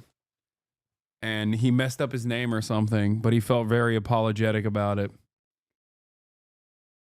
Why does it sound like that? I'm having a hard time, dude. Some TikTok. I'm not the healthiest I've been. Bill Burr would cook you so bad, I would be honored every step of the way. If Bill Burr graced me with his presence and chose to cook me, I would sit there and say, yes, sir, I deserve this. Please, sir, can I have some more? That's what I would say. I'd be honored to get cooked by Bill Burr. I love Bill Burr. You guys know this. Anyway, oh my God, chatters, every single person turns into a goddamn nanny the moment I say I'm not feeling too good. Everyone's like, oh, take some NyQuil, go to sleep, don't even stream tomorrow, shut up, go rest before Japan, big man. I'm a 33-year-old man. What the hell are you guys talking about? I can make these decisions on my own, please. Holy moly. Jesus Christ. All right, let's continue. Red Note surges in popularity as TikTok users seek alternatives amid potential ban. Users are downloading another Chinese app in protest in case the wildly popular social media app TikTok is banned in the U.S. This app is called Red Note, and in case you didn't hear, it is the top downloaded app in the U.S. right now, which is unbelievable. It features short-form videos similar to what you see on TikTok. Some Americans, angry over the potential TikTok ban this weekend, are using the app to post videos with the hashtag TikTok refugee, which has surged in popularity. Folks in the U.S. who joined Red Note are being welcomed by other users. One wrote, "I am your Chinese spy." Jokingly, I suppose. TikTok's China-based parent company, ByteDance, has until this Sunday to sell off the app or face a ban here in the U.S. due to national security concerns. Ban is a bit of a stretch. Really, what's going to happen is TikTok won't be available in your app store, so you won't be able to upload it. So theoretically, it would die a slow and glitchy death. So no new users, and then you wouldn't be able to refresh with the software fixes. Right. So it would just get glitchy. But like, is Instagram Reels so bad to people that they're using another Chinese app rather? Bro, my sinuses are so full. When I push air out of my nose, I start tearing up. It's crazy.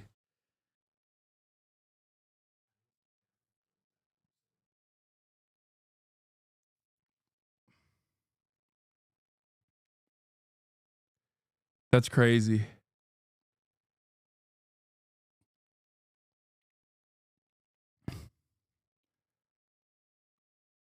Consume some food that is more hot sauce than food. I would rather not use social media for the rest of my life than you rely primarily on Instagram Reels. It's a fate worse than death.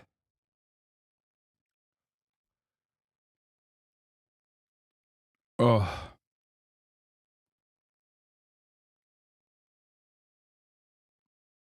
Do you have a Xiaohongshu account yet? No, I do not.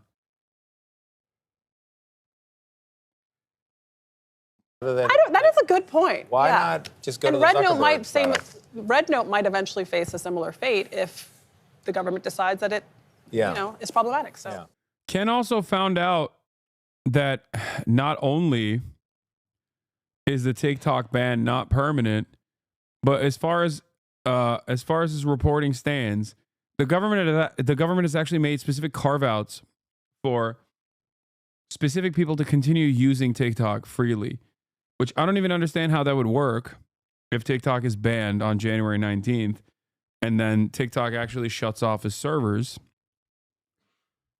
Okay.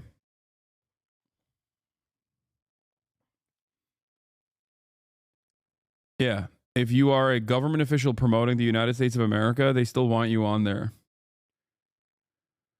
So if you catch me on TikTok after January 19th, you already know your suspicions are correct. I am working for the CIA and doing pro-American propaganda. That's how desperately I want my TikTok to remain, okay? Please don't take it away from me. I would like it. I would like to continue using it. I will do pro-American propaganda.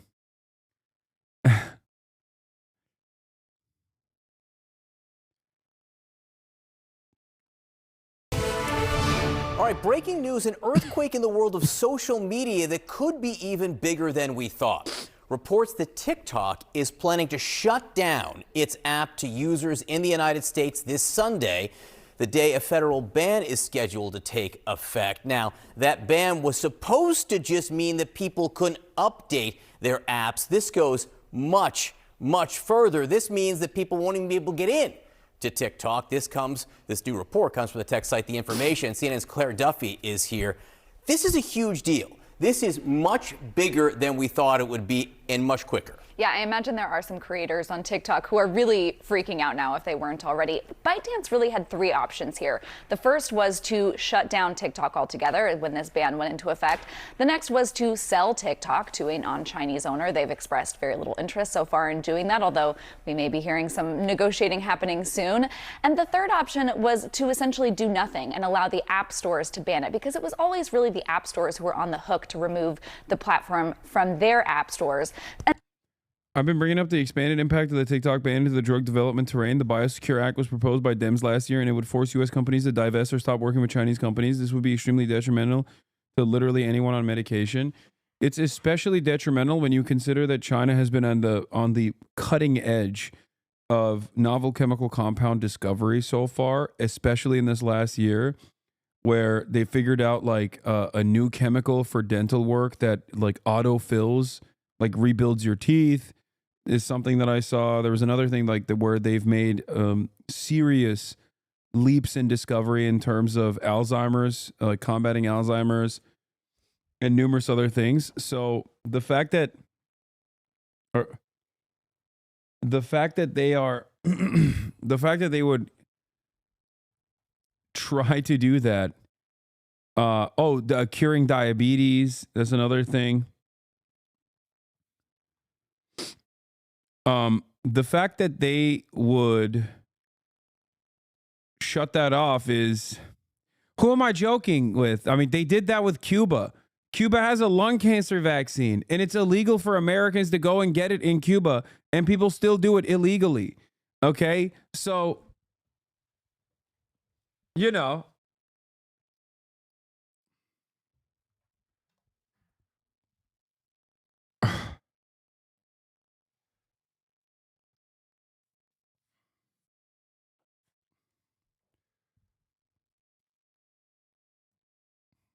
that hasn't stopped America before. And that's really what we expected, was that people just wouldn't be able to download the app if they got a new phone. They wouldn't be able to update it. But if you had the app on your phone, you would still be able to use it. Now, according to this new report, it sounds like people won't be able to access the app at all. If they go on there, they'll be redirected to a site explaining the ban. Creators may be able to download their data, their old videos, but they won't actually be able to access TikTok. And this may be sort of a negotiating tactic on the part of ByteDance. They obviously are going to have a lot of upset creators, and as they're trying to potentially work out a plan with the new Trump administration, that having lots of angry folks in the United States, 170 million American users, could be a leverage point for ByteDance here. We're already seeing creators move to a number of different alternative apps as people try to. Isn't it cool that I have not seen not one. Normally, at least there's one. But in this circumstance, not one dissenting voice in mainstream media about this TikTok ban. Not a singular voice, dude. Maybe it's out there and I haven't seen it. But every report that I've read on the TikTok ban, from every single outlet, from Fox News down to independent media, down to not independent media, but down to, local broadcasters, not a single one of them have talked about how insane this process is. Virtually every single critique of this revolves around like the legality of it. But even then, while they're talking about like, oh, is this legal, or will this have like a chilling effect on free speech across the board? Once that question is asked, the answer is immediately no, not at all. They're going to write a very specific carve out for TikTok alone. It is crazy.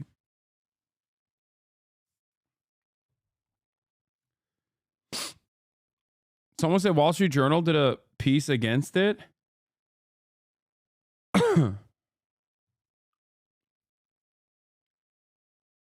They keep explaining it like ByteDance is groveling to the US. It's disgusting. Yeah, that's the other thing. Like, they're also making it seem as though like America holds massive power in this equation. Like, of course the Chinese are going to succumb to our whim.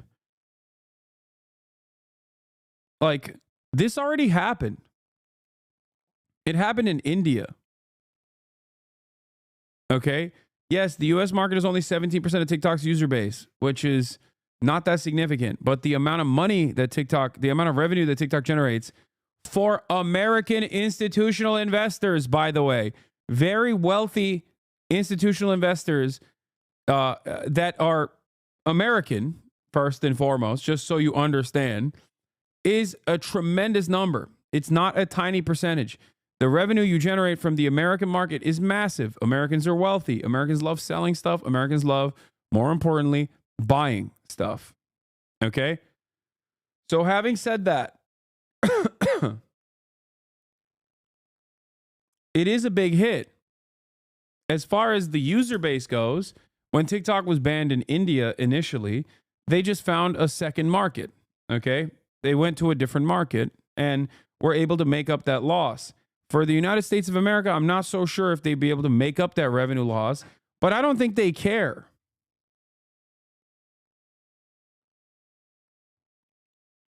$20% of your users isn't small. Well, they banned India banned TikTok too, chat, and that's, I suspect, was a much larger market than the American one, but it wasn't large by revenues. I suspect. I don't know actually. What was the Indian revenue for TikTok India? I wonder if we could find it, but it was definitely a larger user base overall.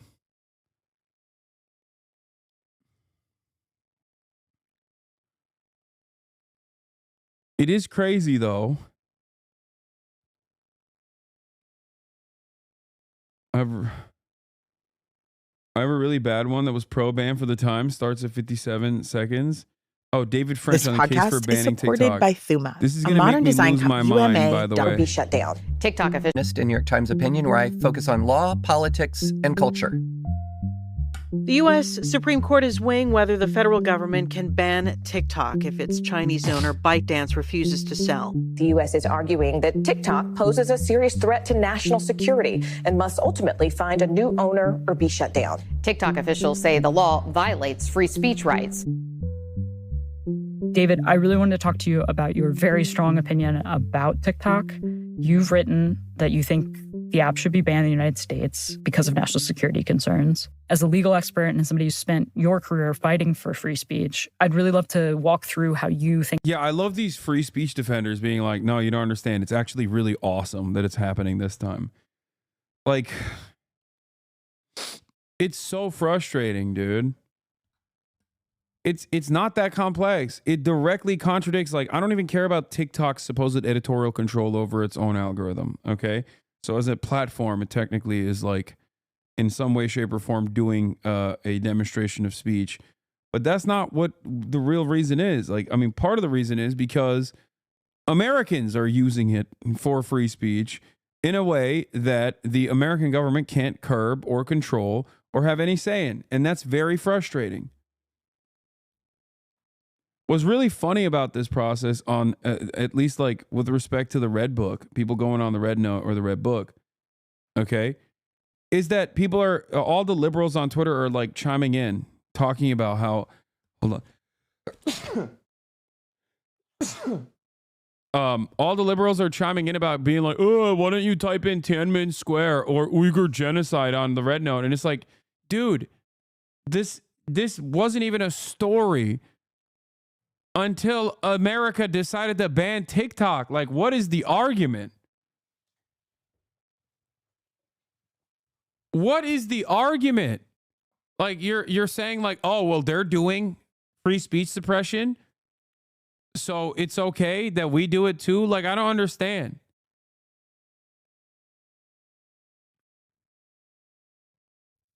And they're writing it in English and not in Chinese. And apparently if you write it in Mandarin, it shows up, but it doesn't matter.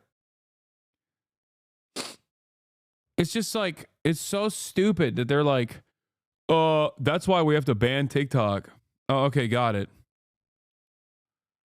Like, even the argument that you could make is, well, guess what? You know, Facebook doesn't operate in China, or Twitter doesn't operate in China, or TikTok itself doesn't exist in China. They have a different product, and that product is far more restrictive. Okay, is that a good thing? Why is it that if it's a bad thing, you're only focusing on you're only interested in copying the bad things that China does? Never the good things. No punishment for corrupt party officials. No punishment for corrupt corporate oligarchs. No punishments whatsoever no high-speed rail. No even development. It's very frustrating. They're going to take all of the worst aspects of Chinese governance and be like, oh, we're only implementing those. Well, at least they have the high-speed rails and the lack of free speech. I'd rather take the high-speed rails and then have like Chinese safeguards over my internet, okay? We're doing the censorship and we don't even have the high-speed rails. It's such a stupid argument. Give me the high-speed rail and then we'll discuss whether it's all right if I can call Donald Trump Winnie the Pooh or something, okay?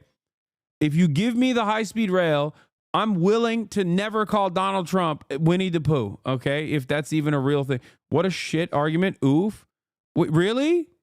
Really? You want to... What you fail to comprehend here is that if you write pro-Palestinian sentiment enough times on almost every single one of the American-owned and operated social media platforms, you still get boomed. And guess what? On top of that, you don't have high-speed rail. So who wins in that situation? Yeah, go type cisgender on Twitter. Talking about free speech. Which is not even about private institutions anyway. Oof, move to China. Dude, this is such a funny own. Like, you do realize that I would probably be fine moving and living in China. You know what I mean? Like, what do you think they're going to do to me if I did move to China? Like, you're not talking about an area that has been absolutely destroyed by American empire at this point. Like, when you say, oh, if you love it so much, why don't you move to Iraq? It's like, well, America fucked it. So it's kind of hard for me to like have a normal, comfortable existence there. But if you're talking about like move to China, it's like, yeah, no, that sounds awesome. You're threatening me with a good time. Like, I would love to do that. It's no different than asking me to move to Japan. Okay, you understand that, right? It's so stupid. But the reason why you have this stupid opinion is because in your mind, it's like, ooh, a scary place. I have more rights in a place like China than like a person growing up in a rural area does, by the way. Like, I have more freedoms in regards to how I can operate in China. Like, the real argument, if you want to be critical of China, is to talk about the two-tier structure that some places that haven't been developed yet have in terms of moving into tier 1 cities, for example. And they're working on it, for the record. That's an initiative that like they're working on. But like, there are legitimate criticisms that you could have. It's just weird to have those criticisms in the United States of America. Okay? It's just weird. It's weird and hypocritical and stupid. Are you seriously comparing Japan to China? Yes, you're right. China is actually currently in its Japan in the 90s stage, so it's probably infinitely better to live in China than to live in Japan. Yeah. No imprisoning political opinions. Yeah, the right stuff. Oh my God. What is this? Privileges that we had in America that we don't quite All right, have. here we are. We've landed once again in this TikTok conversation because so many people are constantly like critical of China, but not in the right ways. Okay. Critical of China in like really silly ways where I just have to sit here and, glaze China. dude, you have to understand, this isn't the 80s anymore, man. You can't just like behave as though, you cannot behave as though China is like, you know, post-famine North Korea, okay? Like everyone has internet, dude. You have internet. You can check it out online. You cannot be this inundated with anti-China propaganda that you are just refusing to recognize that it is a normal country just like any other country, okay? It is functionally no different than like Norway or France, you know what I mean? You would never, if you were like, go live in France, dumbass, okay? If you said something along those lines, everyone would laugh at you and be like, why? I would love to live in France. That sounds awesome. You know what I mean? But for Americans, they're so brain rotted where they're like, what? Look, go live in China then. It's so stupid.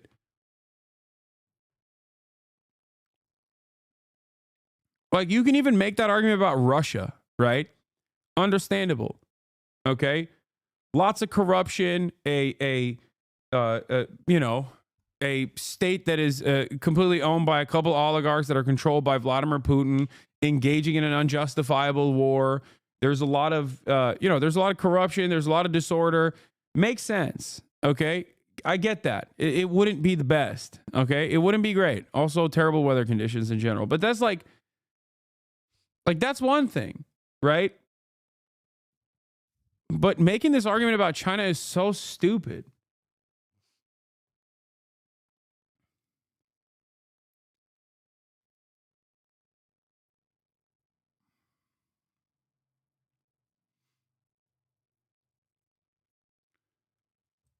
The video you have on screen is satirical. No, I know. I love these guys. I watch them all the time. I see them on my For You page all the time.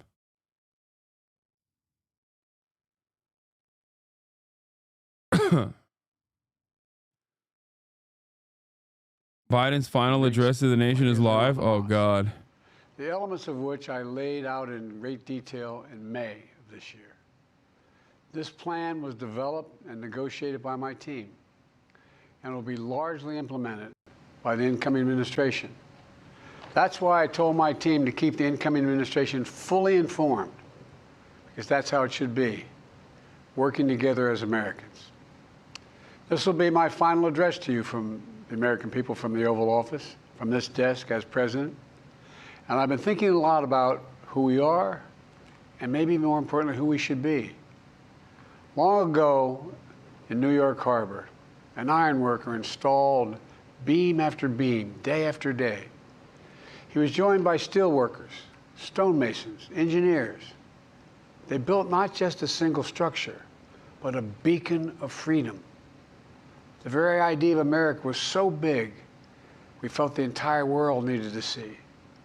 The Statue of Liberty, a gift from France after our Civil War. Like the very idea of America, it was built not by one person, but by many people, from every background and from around the world.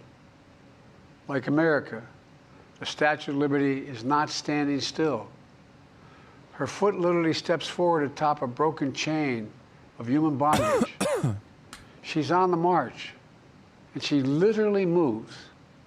She was built to sway back and forth to withstand the fury of stormy weather, to stand the test of time because storms are always coming. She sways a few inches, but she never falls into the current below. An engineering marvel. The Statue of Liberty is also an enduring symbol of the soul of our nation. A soul shaped by forces that bring us together and by forces that pull us apart. And yet, through good times and tough times, we've withstood it all. A nation of pioneers and explorers, of dreamers and doers, of ancestors native to this land, of ancestors who came by force, a nation of immigrants who came to build a better life, a nation holding the torch of the most powerful idea ever in the history of the world, that all of us are created equal, that all of us deserve to be treated with dignity, justice, and fairness, that democracy must defend and be defined and be opposed, moved in every way possible. Our rights, our freedoms, our dreams. But we know the idea of America, our institution, our people, our values that uphold it. You know, his speechwriters were just like, ah, dude, come on, it's your final farewell address. Like, they really did not put a lot of emphasis in the example this. of our power or the power of our example. Whether we show the courage to stand up to the abuse of power or we yield to it. After 50 years at the center of all of this, I know that believing in the idea of America means respecting the institutions that govern a free society. The presidency, the Congress, the courts, a free and independent press, institutions that are rooted, they just might not reflect the timeless words, but they echo the words of the Declaration of Independence. We hold these truths to be self-evident. Rooted in the timeless words of the Constitution, we the people.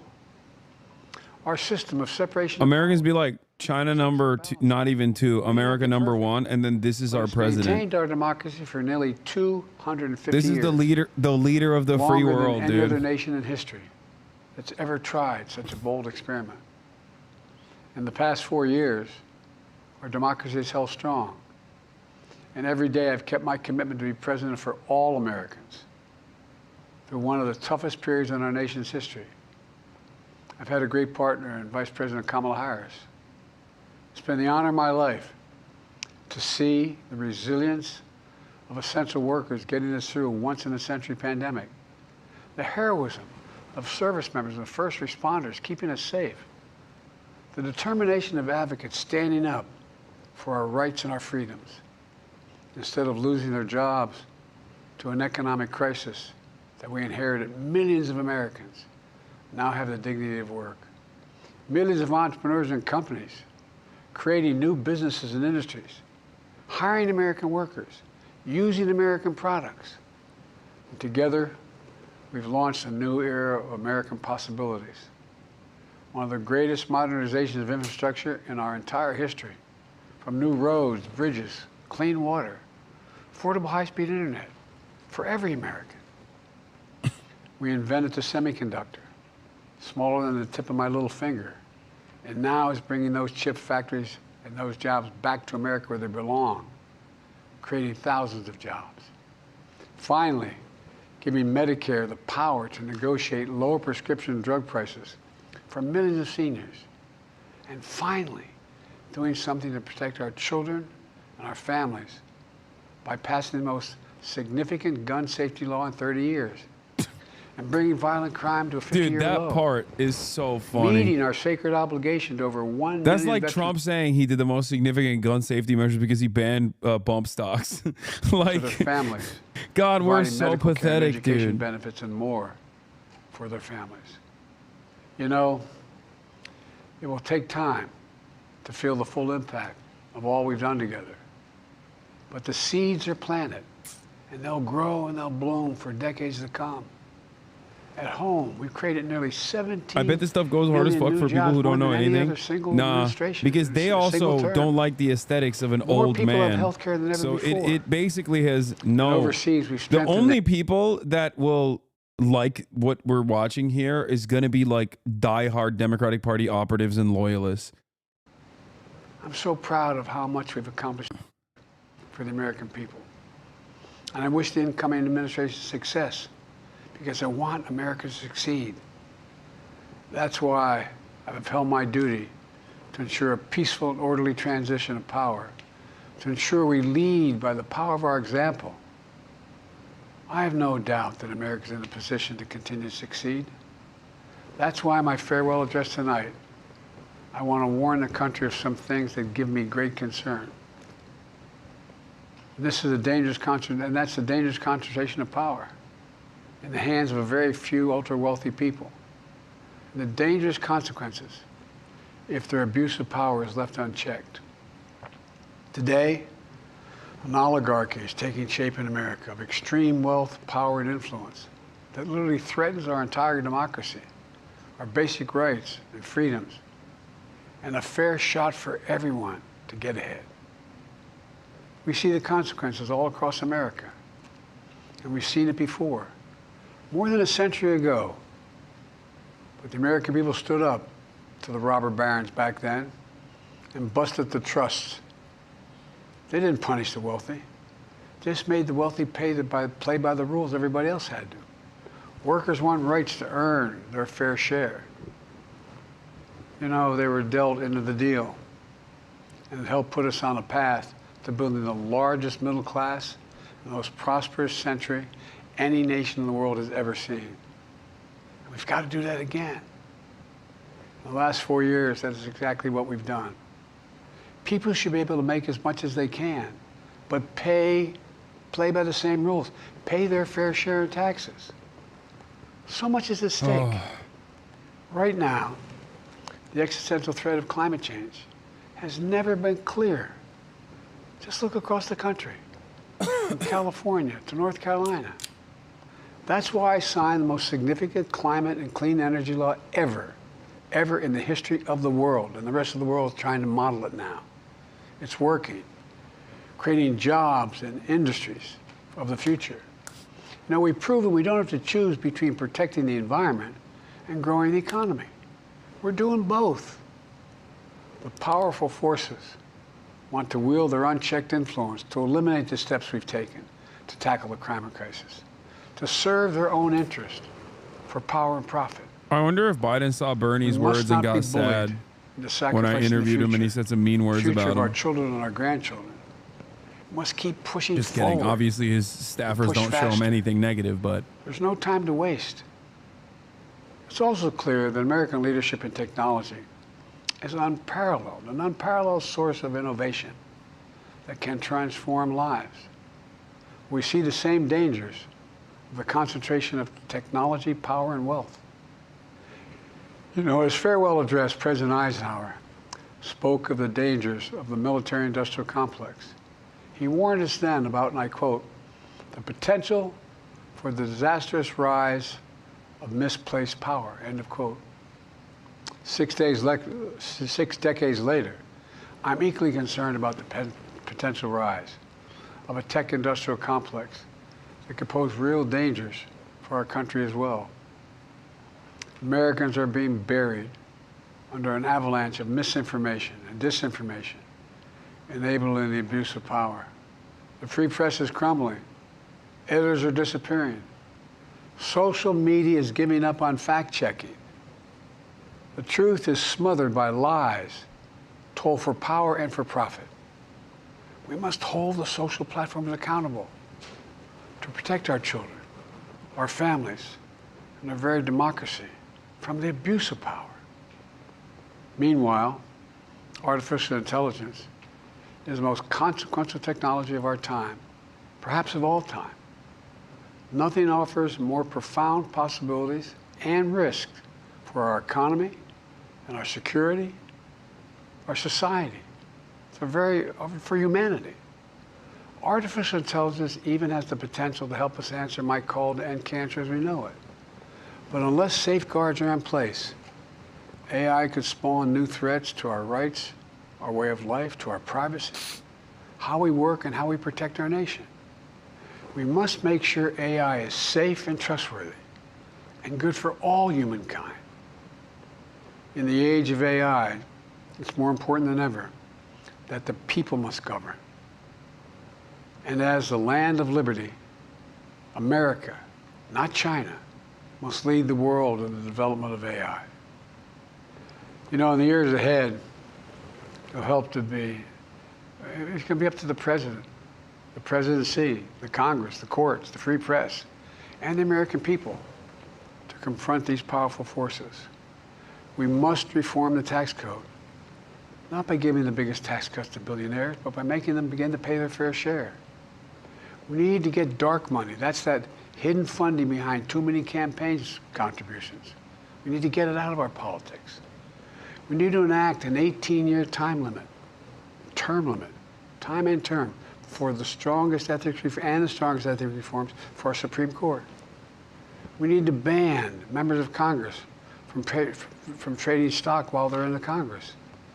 We need to amend the Constitution to make clear that no president is immune from crimes that he or she commits while in office. The president's power is not limited. It's not absolute, and it shouldn't be. And in a democracy, there's another danger to the concentration of power and wealth. It erodes a sense of unity and common purpose. It causes distrust and division. Participating in our democracy becomes It's so cool that his farewell address is like, yo, this president guy should really do a lot about these things that I'm talking about. We have to stay engaged in the process. You got 5 more days, man. Get to fair work, shot bitch. is what makes America America. Everyone's entitled to a fair shot. Not a guarantee, but just a fair shot. An even playing field. Going as far as your hard work and talent can take you. We can never lose that essential truth. Remain who we are. I've always believed, and I've told other world leaders, America can be defined by one word. His last 5 days will be remembered for 500 years. He's gonna do crazy stuff now. Just wait. Possible. He's putting Elon Musk in prison. Again, he's in Scranton, Pennsylvania. Yeah, setting the legal precedent that if you have more than $100 billion, you're going to jail. Elon Musk is about to get the Jack Ma approach. It's the magic of America.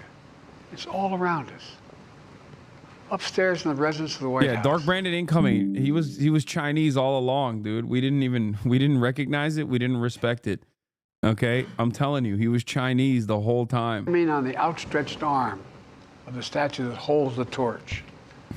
It reminds me every day. It feels like a flex where he's like, wouldn't it be cool if I did all these things that I'm warning against? That I like did anything to try to stop all of the things that I'm warning against? Wouldn't that have been Son of an sick? immigrant.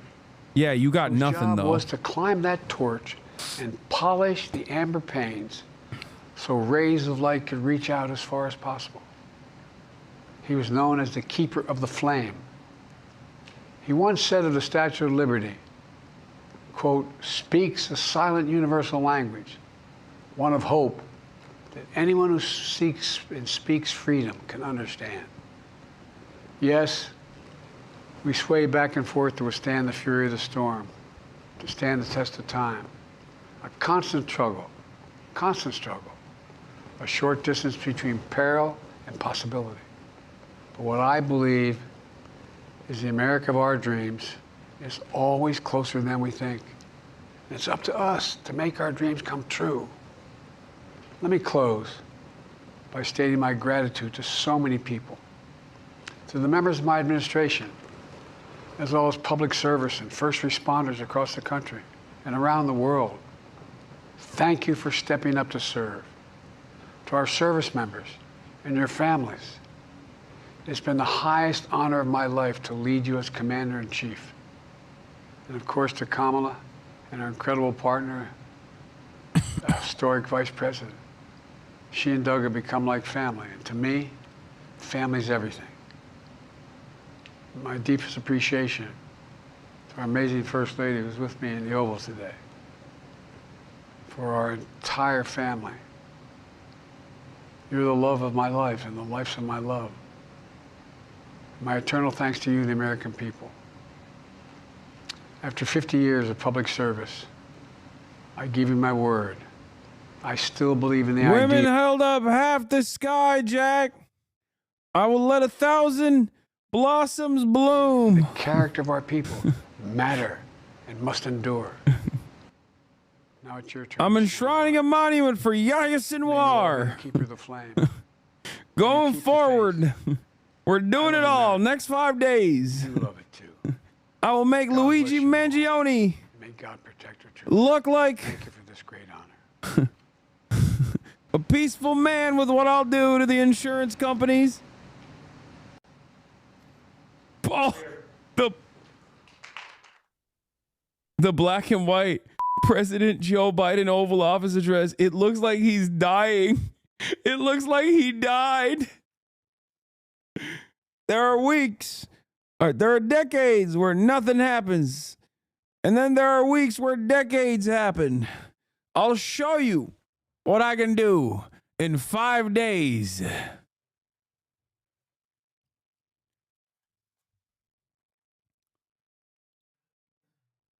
This literally looks like a photograph that you would put in memoriam, except you wouldn't even do that because, like, he looks kind of sad here, too.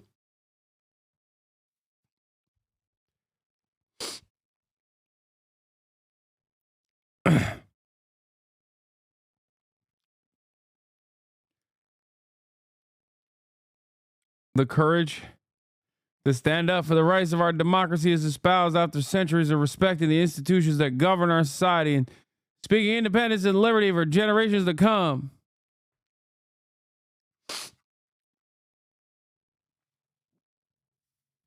If you are moved by this speech, you have to go to an old folks home. It doesn't matter how old you are. Like, you could be 28 years old, head mod of like r/neoliberal or whatever, and you still have to go to an old folks home immediately.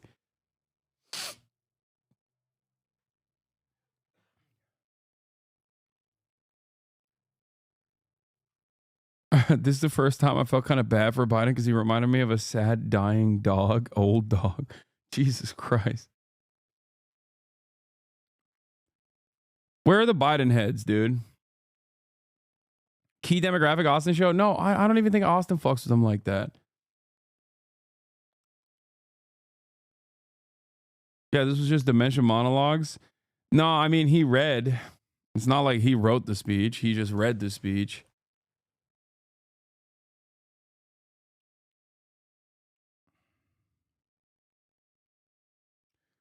Breaking, Joe Biden has died.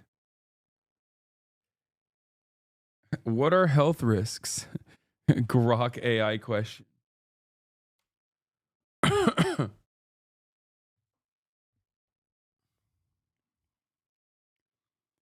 POTUS is seen through the Oval Office doors. He delivers his farewell address to the nation. And of course, that criminal is right there. And by that, I don't mean Hunter Biden. I'm talking about Doug. Okay? That's right. That criminal Douglas sitting closest to Biden. What does that mean?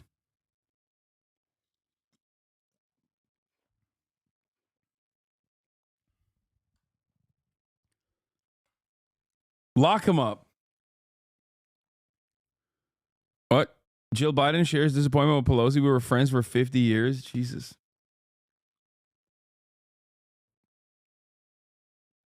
Can we lose our minds at the swing Harris and Muslim precincts?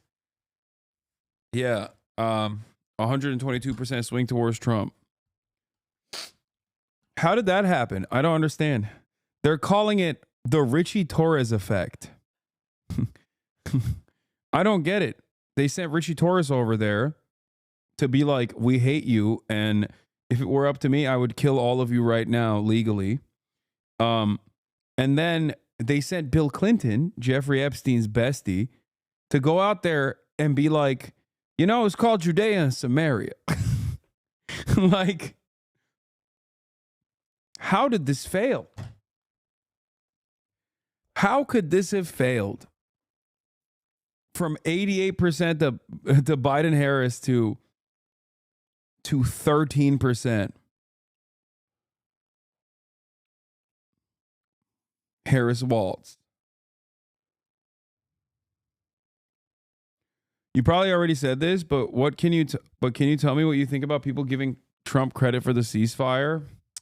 Bro's gonna make me put the hat on again, dude. Oh my God. What do I think about people giving credit to Trump for the ceasefire?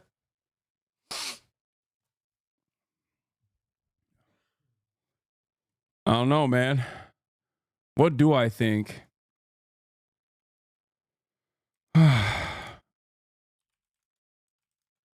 Ay, ay, ay, ay, por Dios.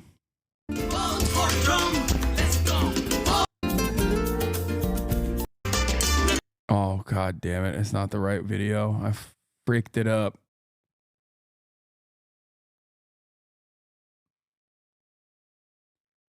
I freaked it up.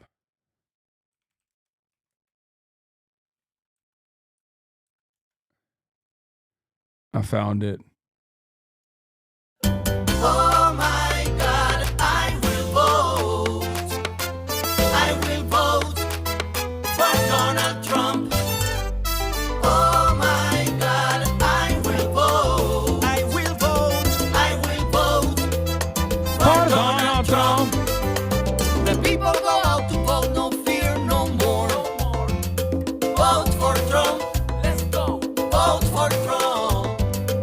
heard they're playing this on the Gaza Strip right now.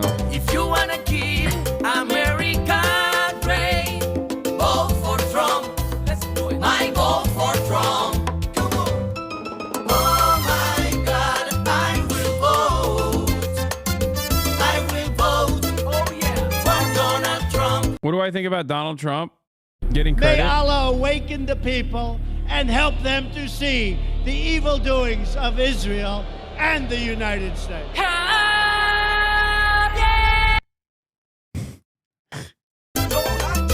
Oh my God, I will vote. Oh my God, I will vote for Donald Trump. I don't believe in fake news. I don't believe in fake All I news. need is the truth, because we love our country. We love it just like you. Economy. For Trump, life is good. For Trump, because we love our country. We love it just like you. Oh my God, I will vote. I will vote for Donald Trump. Everybody, come on. Oh my God, I will vote. I will vote for Donald Trump. Anyway. Bro, this is not funny. Get jebaited. You jebaited me. Is Trump curing your sinuses right now? I mean, what can't he do? Teflon Don. What can't he do? Maybe he will cure my sinuses. Honestly, at this point, I wouldn't be shocked if he did.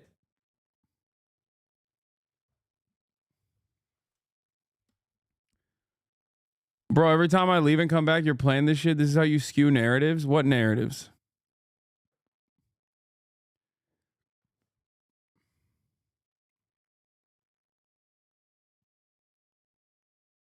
What? The Bidens are planning to head west after leaving the White House and the inauguration Monday. As private citizens, they plan to take personal time in Santa Barbara County. Yuck. Get out of my state, man.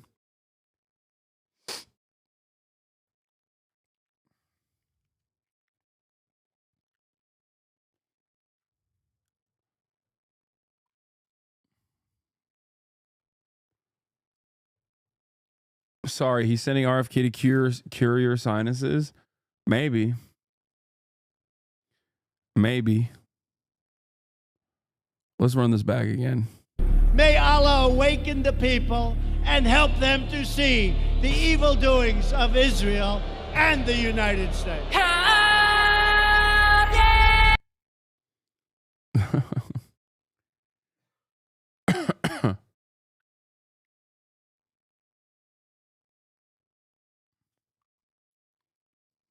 What is this? The Israeli negotiation team in Doha reported to Netanyahu of a last-minute attempt by Hamas to withdraw from a clause in the agreement that grants Israel the veto power over the release of mass murderers who are symbols of terrorism. Hamas demands to dictate the identities of these terrorists. Netanyahu instructed the negotiations team to uphold the understandings that they were agreed upon and to reject last-minute blackmail attempts by Hamas. Yeah, I don't think this is... yeah, there's no way that I think that this is something that Hamas signed off on and then all of a sudden last second are choosing not to abide by.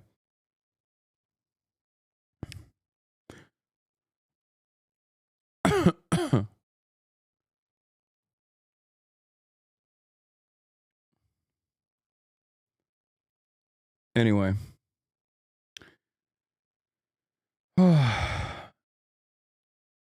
Joe Biden's nation address, man. What a funny meme. Where were we? I was glazing China. I'm doing all the I'm running through all the hits that piss off liberals today. Wearing a Donald Trump hat. I'm basically a MAGA communist. To figure out sort of what's next. And it's not necessarily the Instagrams and the YouTubes that you would expect. There are a lot of new apps that are cropping up, including Lemonade, which is a ByteDance app like TikTok is. Red Note, which is actually a Chinese-owned app as well, and then Flip, Clapper, Fanbase, a number of these other apps that are also short-form video. Creators can make money. So it'll be really interesting if we do see this ban go into effect, whether any of these ends up being sort of the winner over the mainstream apps that we know of. Yeah, again, this is just such a huge difference from what almost everyone thought this was going to be, which was, you know, you won't be able to put the new app on the phone. It would get a little bit of clunky over weeks or months, but not. I can't get in to watch my cat videos as of Sunday. I mean, I think 170 million people are in for a big surprise. Now, the inauguration is Monday, and as you said, we just don't know how this is going to change or what will play out here. Yeah, it's a really good question, a big question. And again, let's talk about that second option there, that ByteDance could sell TikTok. Yesterday, we are seeing reports from Bloomberg, from the Wall Street Journal, that Chinese officials are now considering Elon Musk as a... I don't know why they're saying this when, like, Vanity Fair went to TikTok and they were like, this is insane. This is not even remotely in question. And they're still running with this narrative. And I genuinely don't know what's true anymore. Because, like, I usually trust Bloomberg and Reuters, especially when it is, like, reporting on issues that pertain to, you know, corporate takeovers, things like that. And it's shocking to me that they're just, like, still going along with this. New American owner for at least part of the U.S. operations of TikTok, which is really interesting, right? Because Elon Musk already owns X. He could add to his massive social media portfolio that he already has. TikTok called this report pure fiction, but for a lot of logical reasons, it would make sense why the Chinese... Wait, so you're saying TikTok actually said it was pure fiction, but it still makes logical sense? And you're still running with the initial reporting that the primary party called pure fiction? So you are aware that they called it pure fiction. That makes even less sense. Why would you actively undermine the initial what is going on, man?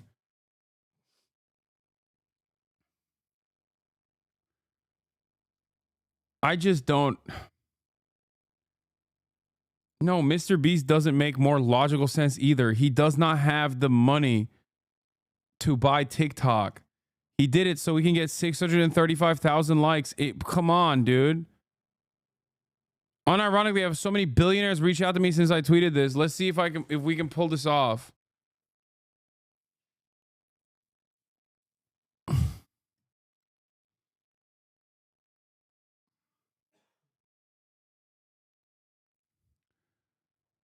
Oh.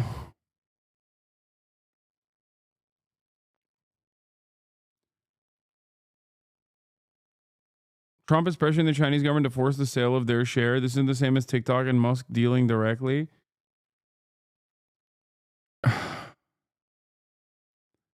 Yeah, I'll buy it, dude. Would consider Elon Musk, you know, a friendlier American owner than a lot of other folks who have put their hands up to buy this platform. Elon Musk has huge business interests in China. It's the second largest market for Tesla. He does a lot of manufacturing there. And so China may see Elon Musk as the best possible option here if they don't win their Supreme Court case. All right, a lot going on, a lot to watch, and maybe a lot of unhappy people in just a few days. Claire Duffy, thank you very much. With me now is a Democratic senator from the state of Massachusetts, or the Commonwealth, I should have said, Ed Markey. Senator, thank you so much for being with us. If TikTok shuts down in the U.S. on Sunday, what would the impact of that be? The impact would be dramatic. There are 170 million users. That's right, Ed Mackey. Let's go. He's doing the damn thing. Of TikTok in the United States. 7 million businesses use TikTok in the United States, all across California. I mentioned this part as well. Like, there are so many startup small businesses that actually took root on TikTok. Like, what a silly thing to just like undermine. California right now, families, businesses are using TikTok to create communities, to try to deal with the tragedy that continues to unfold. So if there is in fact a ban, if TikTok goes dark on Sunday, it's going to have significant impact in our country. I think older people just don't understand the role which TikTok plays in the culture of people in our country under the age of 40. It is deeply embedded into our country, and that's why I'm going to, on the floor of the Senate today, make a unanimous consent request to pass my legislation to give TikTok another 270 days to negotiate a resolution of this issue. But it would just absolutely be a very significant moment in the history of communications in our country to have a site go dark, just be banned in our country with no other resolution that was in fact made possible. I had a chance to ask Republican Congressman Dusty Johnson about your proposal for an extension. This is what he said. Listen. I think it is crazy that we would allow an adversary of the United States to control such a major. Dog, pack it up. Your name is Dusty Johnson, dude. God, another reason that South Dakota is not a real place. Like, what are we doing, man? My man's name is literally Dusty Penis, and he's out here not embarrassed every single day. He's unashamed and willing to go on national television and be like, yes, I am Dusty Penis. And I think our foreign adversary should not own a massive social media application. Please, dude. Like, yeah, that's right. My penis is so unused, it is dusty. Or dirty, whichever one you want.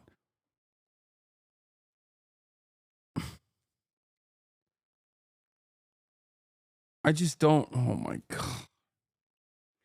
Deeply unserious nation. Merge the Dakotas immediately and give it under the crushing thumb of Burgum. Burgomaniacs rise up, okay? Give it under the protectorate of Doug Burgum and let him control both of the Dakotas. Enough of this South Dakota nonsense, North Dakota nonsense. No more Dakota divide. One Dakota, united. Donald Trump's going to do that too, my king. Yeah, I have a one-state solution for Dakota, a one-state solution for Israel-Palestine, and a one-state solution for Korea. Okay? Why you never talk about uniting the Carolinas? Sure, why not? News outlet. This is not about the content on TikTok. Listen, I get it. People are hungry for their goofy dance videos.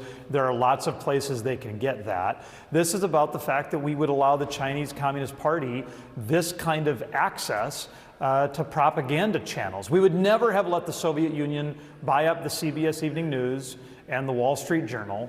The fact that oh my God, imagine that would have been. We'd be living in a dramatically different universe. Like maybe we would have had healthcare if we did that.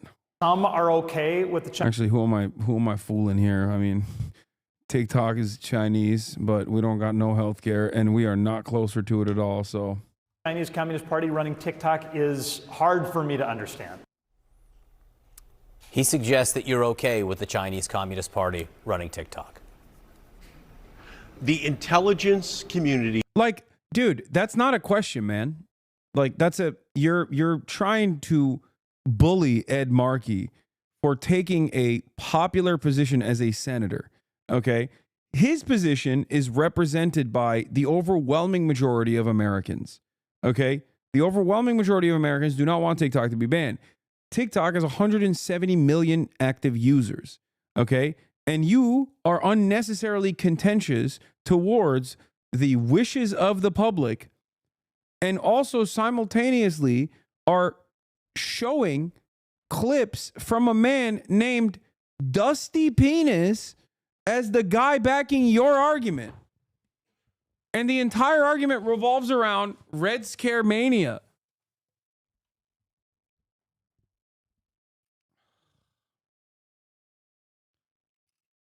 I'm willing to bet there's more people in South Dakota that like TikTok than Dusty Penis, okay?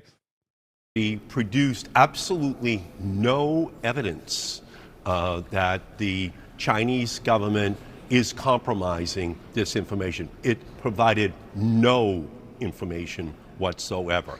Great answer from Ed Markey, who is, I feel like, so old that if he actually looked at a TikTok For You page, he might perish on the spot, but respect for him. Defending TikTok.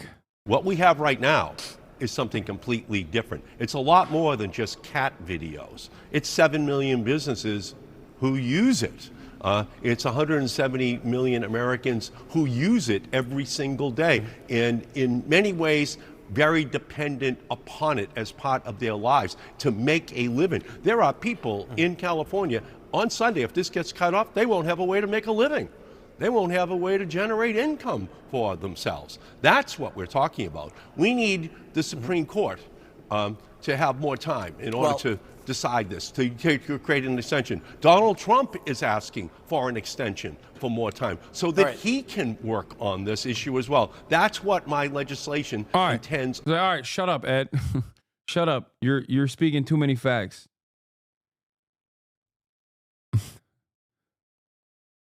On attempting to achieve, and I'm going to do that with Senator Booker and Senator Wyden today. All right, let me just jump in for a little context here. Number one, the Supreme Court in its questioning seemed to indicate they were going to let this congressionally passed law, a bipartisan law, go through, which would mean the ban would go into effect on Sunday. We think that's where the Supreme Court is going. And I just want to point out, there are Republicans who agree with you, but there are plenty of Democrats who agree with Dusty Johnson. This law was passed by a bipartisan majority and signed in both houses, and it's signed into law, I should say, by President Biden.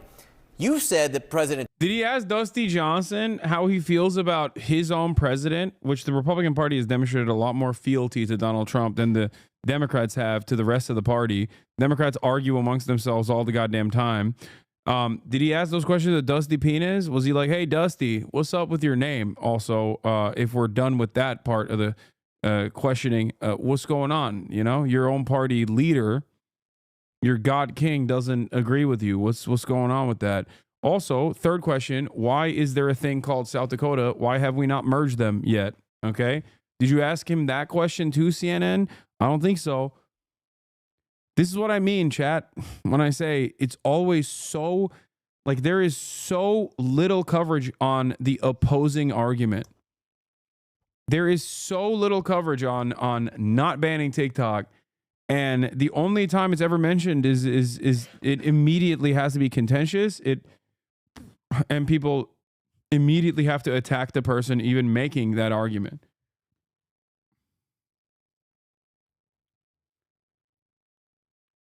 Hello, I am Chinese and I've been watching your stream with my American husband for a long time. I was wondering how come since when you realized that China is not the China in American propaganda? What? Bait? Question mark? Dude sounds like less gay Bill Maher. What? Goes on red note once. Yeah. He's like, I found a Chinese wife, Hasan. I went on red note. We're married now. I think they're asking, when did you learn that there's more to China than what we're told in American propaganda? I don't know. Maybe I have relatives who are Chinese. That could be part of the equation, even though they are literally from Taiwan. But still, some of them work in mainland China. Perhaps that might be relatively instructive on my more nuanced understanding of Chinese development and China in general.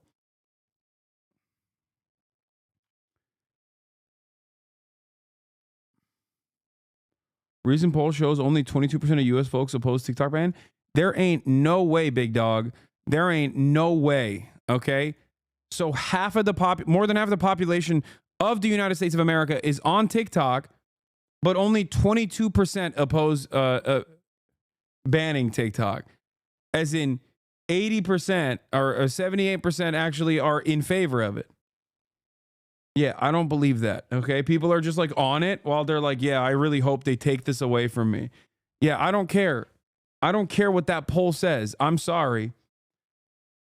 That's a ridiculous assessment. Poll was taken on Instagram Reels. Yeah, poll exclusively asked 90-year-olds. Why TikTok ban looming? How many Americans support it? Public opinion has changed a lot. Between March 2023 and August 2024, support for the ban decreased from 50% to 32%. Americans, according to Pew Research poll. During the same time period, Americans who reported opposing the ban went up from 22 to 28. A Change.org petition named TikTok, Keep TikTok, Protect National Security, got 100. That doesn't mean anything. One way to save TikTok at the 11th hour According to Pew Research Center, about 50% of Americans surveyed supported a ban on TikTok, while 22% opposed it in March 2022. 3. Yeah, I don't believe that. A declining share of adults and few teens support a U.S. TikTok ban. Wait, I'm assuming there's a new poll from Pew that we haven't seen.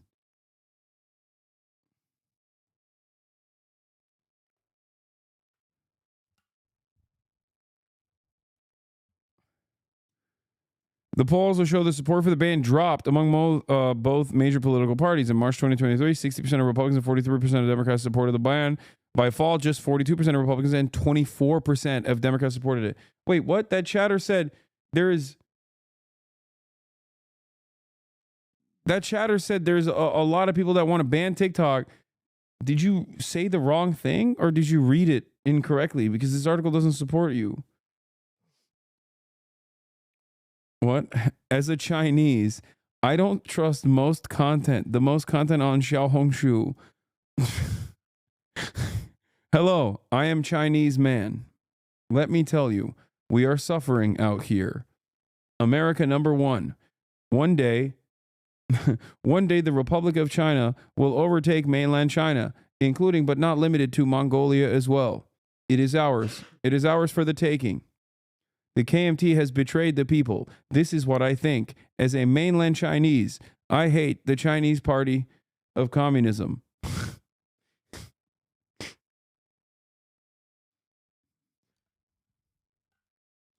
Restore one singular China and give the ownership to the Taiwanese population.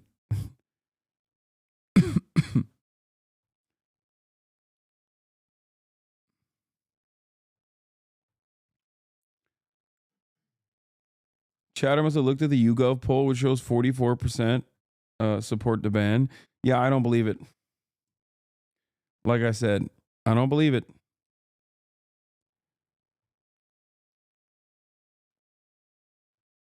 Ed Markey literally voted for the TikTok ban, by the way. Yeah, he was wrong. And now he's... I mean, Ed Markey's 90. I don't know if he knows what he's doing there.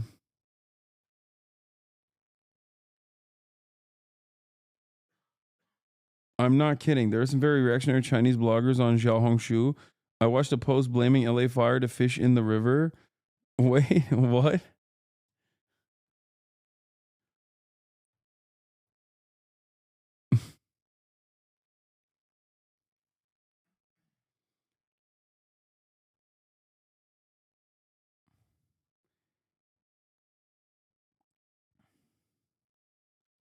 Public support for a government ban on TikTok has declined. In summer 2024 survey, 32% of adults said they would support it, down from 50% in March. Another 28% said they opposed the ban, while 39% were not sure.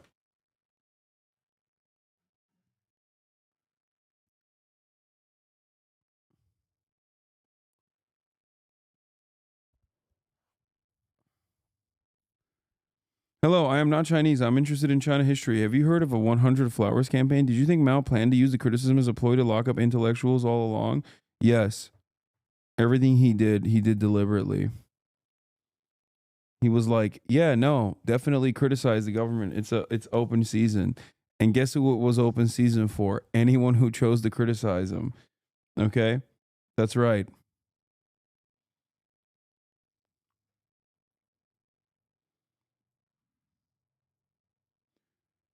They would show you this law.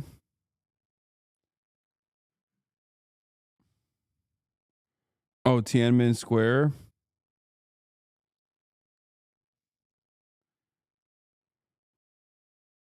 Oh my God.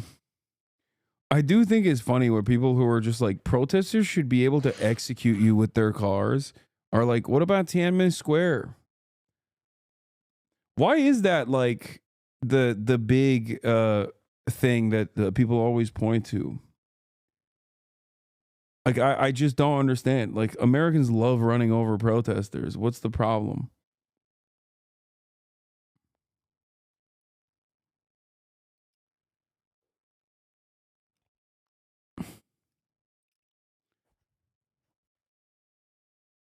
It was a meme for a long time. Yeah. Check this user's last message. They got timed out. One day I'll have my Nike shoes. What? Ban Twitch too then? Okay, so ban all social media then? NSA mass surveillance, Kent State Uni, Church of Scientology, David Miscavige, May 4th, 1970 massacre, May 13th move bombing.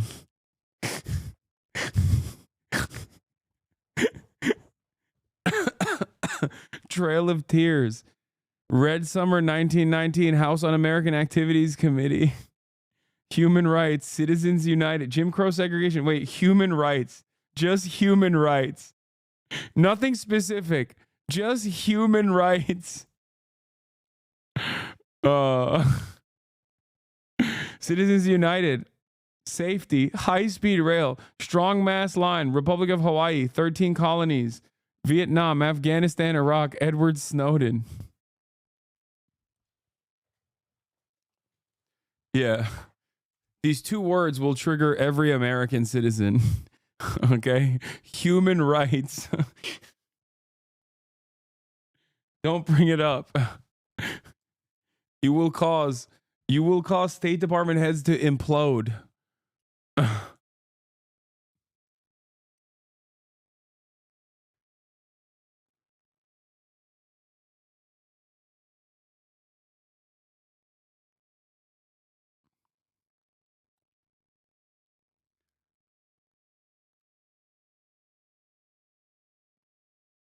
Anyway.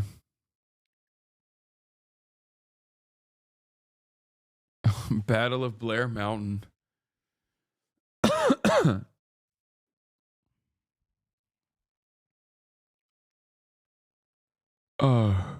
Bro, your mods are banning so many free speeches? No, it's Fossabot.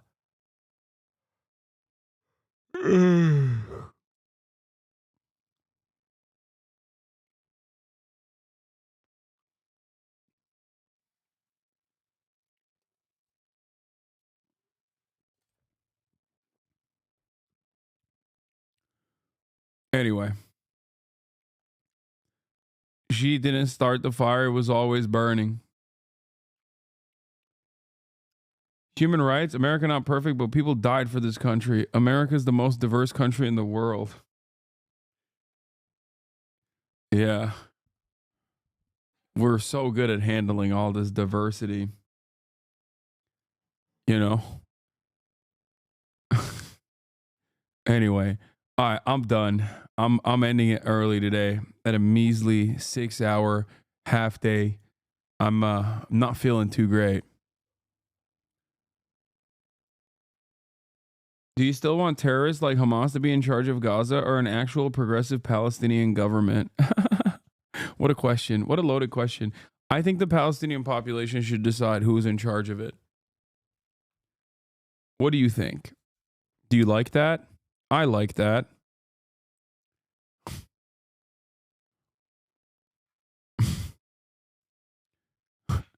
Do you think terrorists like the Likud party or Itamar Ben-Gvir or Benjamin Netanyahu or Bezalel Smotrich should be in charge of the genocidal apartheid regime of Israel? Or do you think we should dismantle it piece by piece and create a secular, singular, solitary, progressive state? Since you use the term progressive, I will, ask it back to you.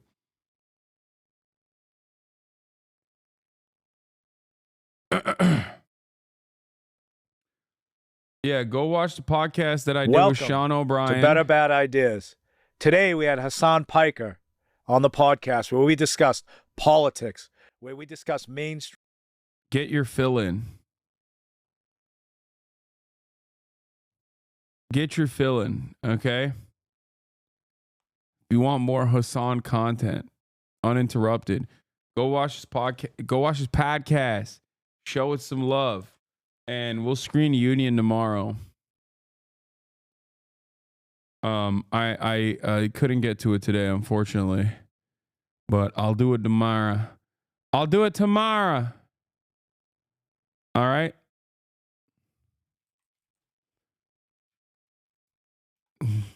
Anyway. Stunning lo-fi introduction, starting off the day. All right, everybody. Love you all. All the Peace. chatters trickling in has helped people hate.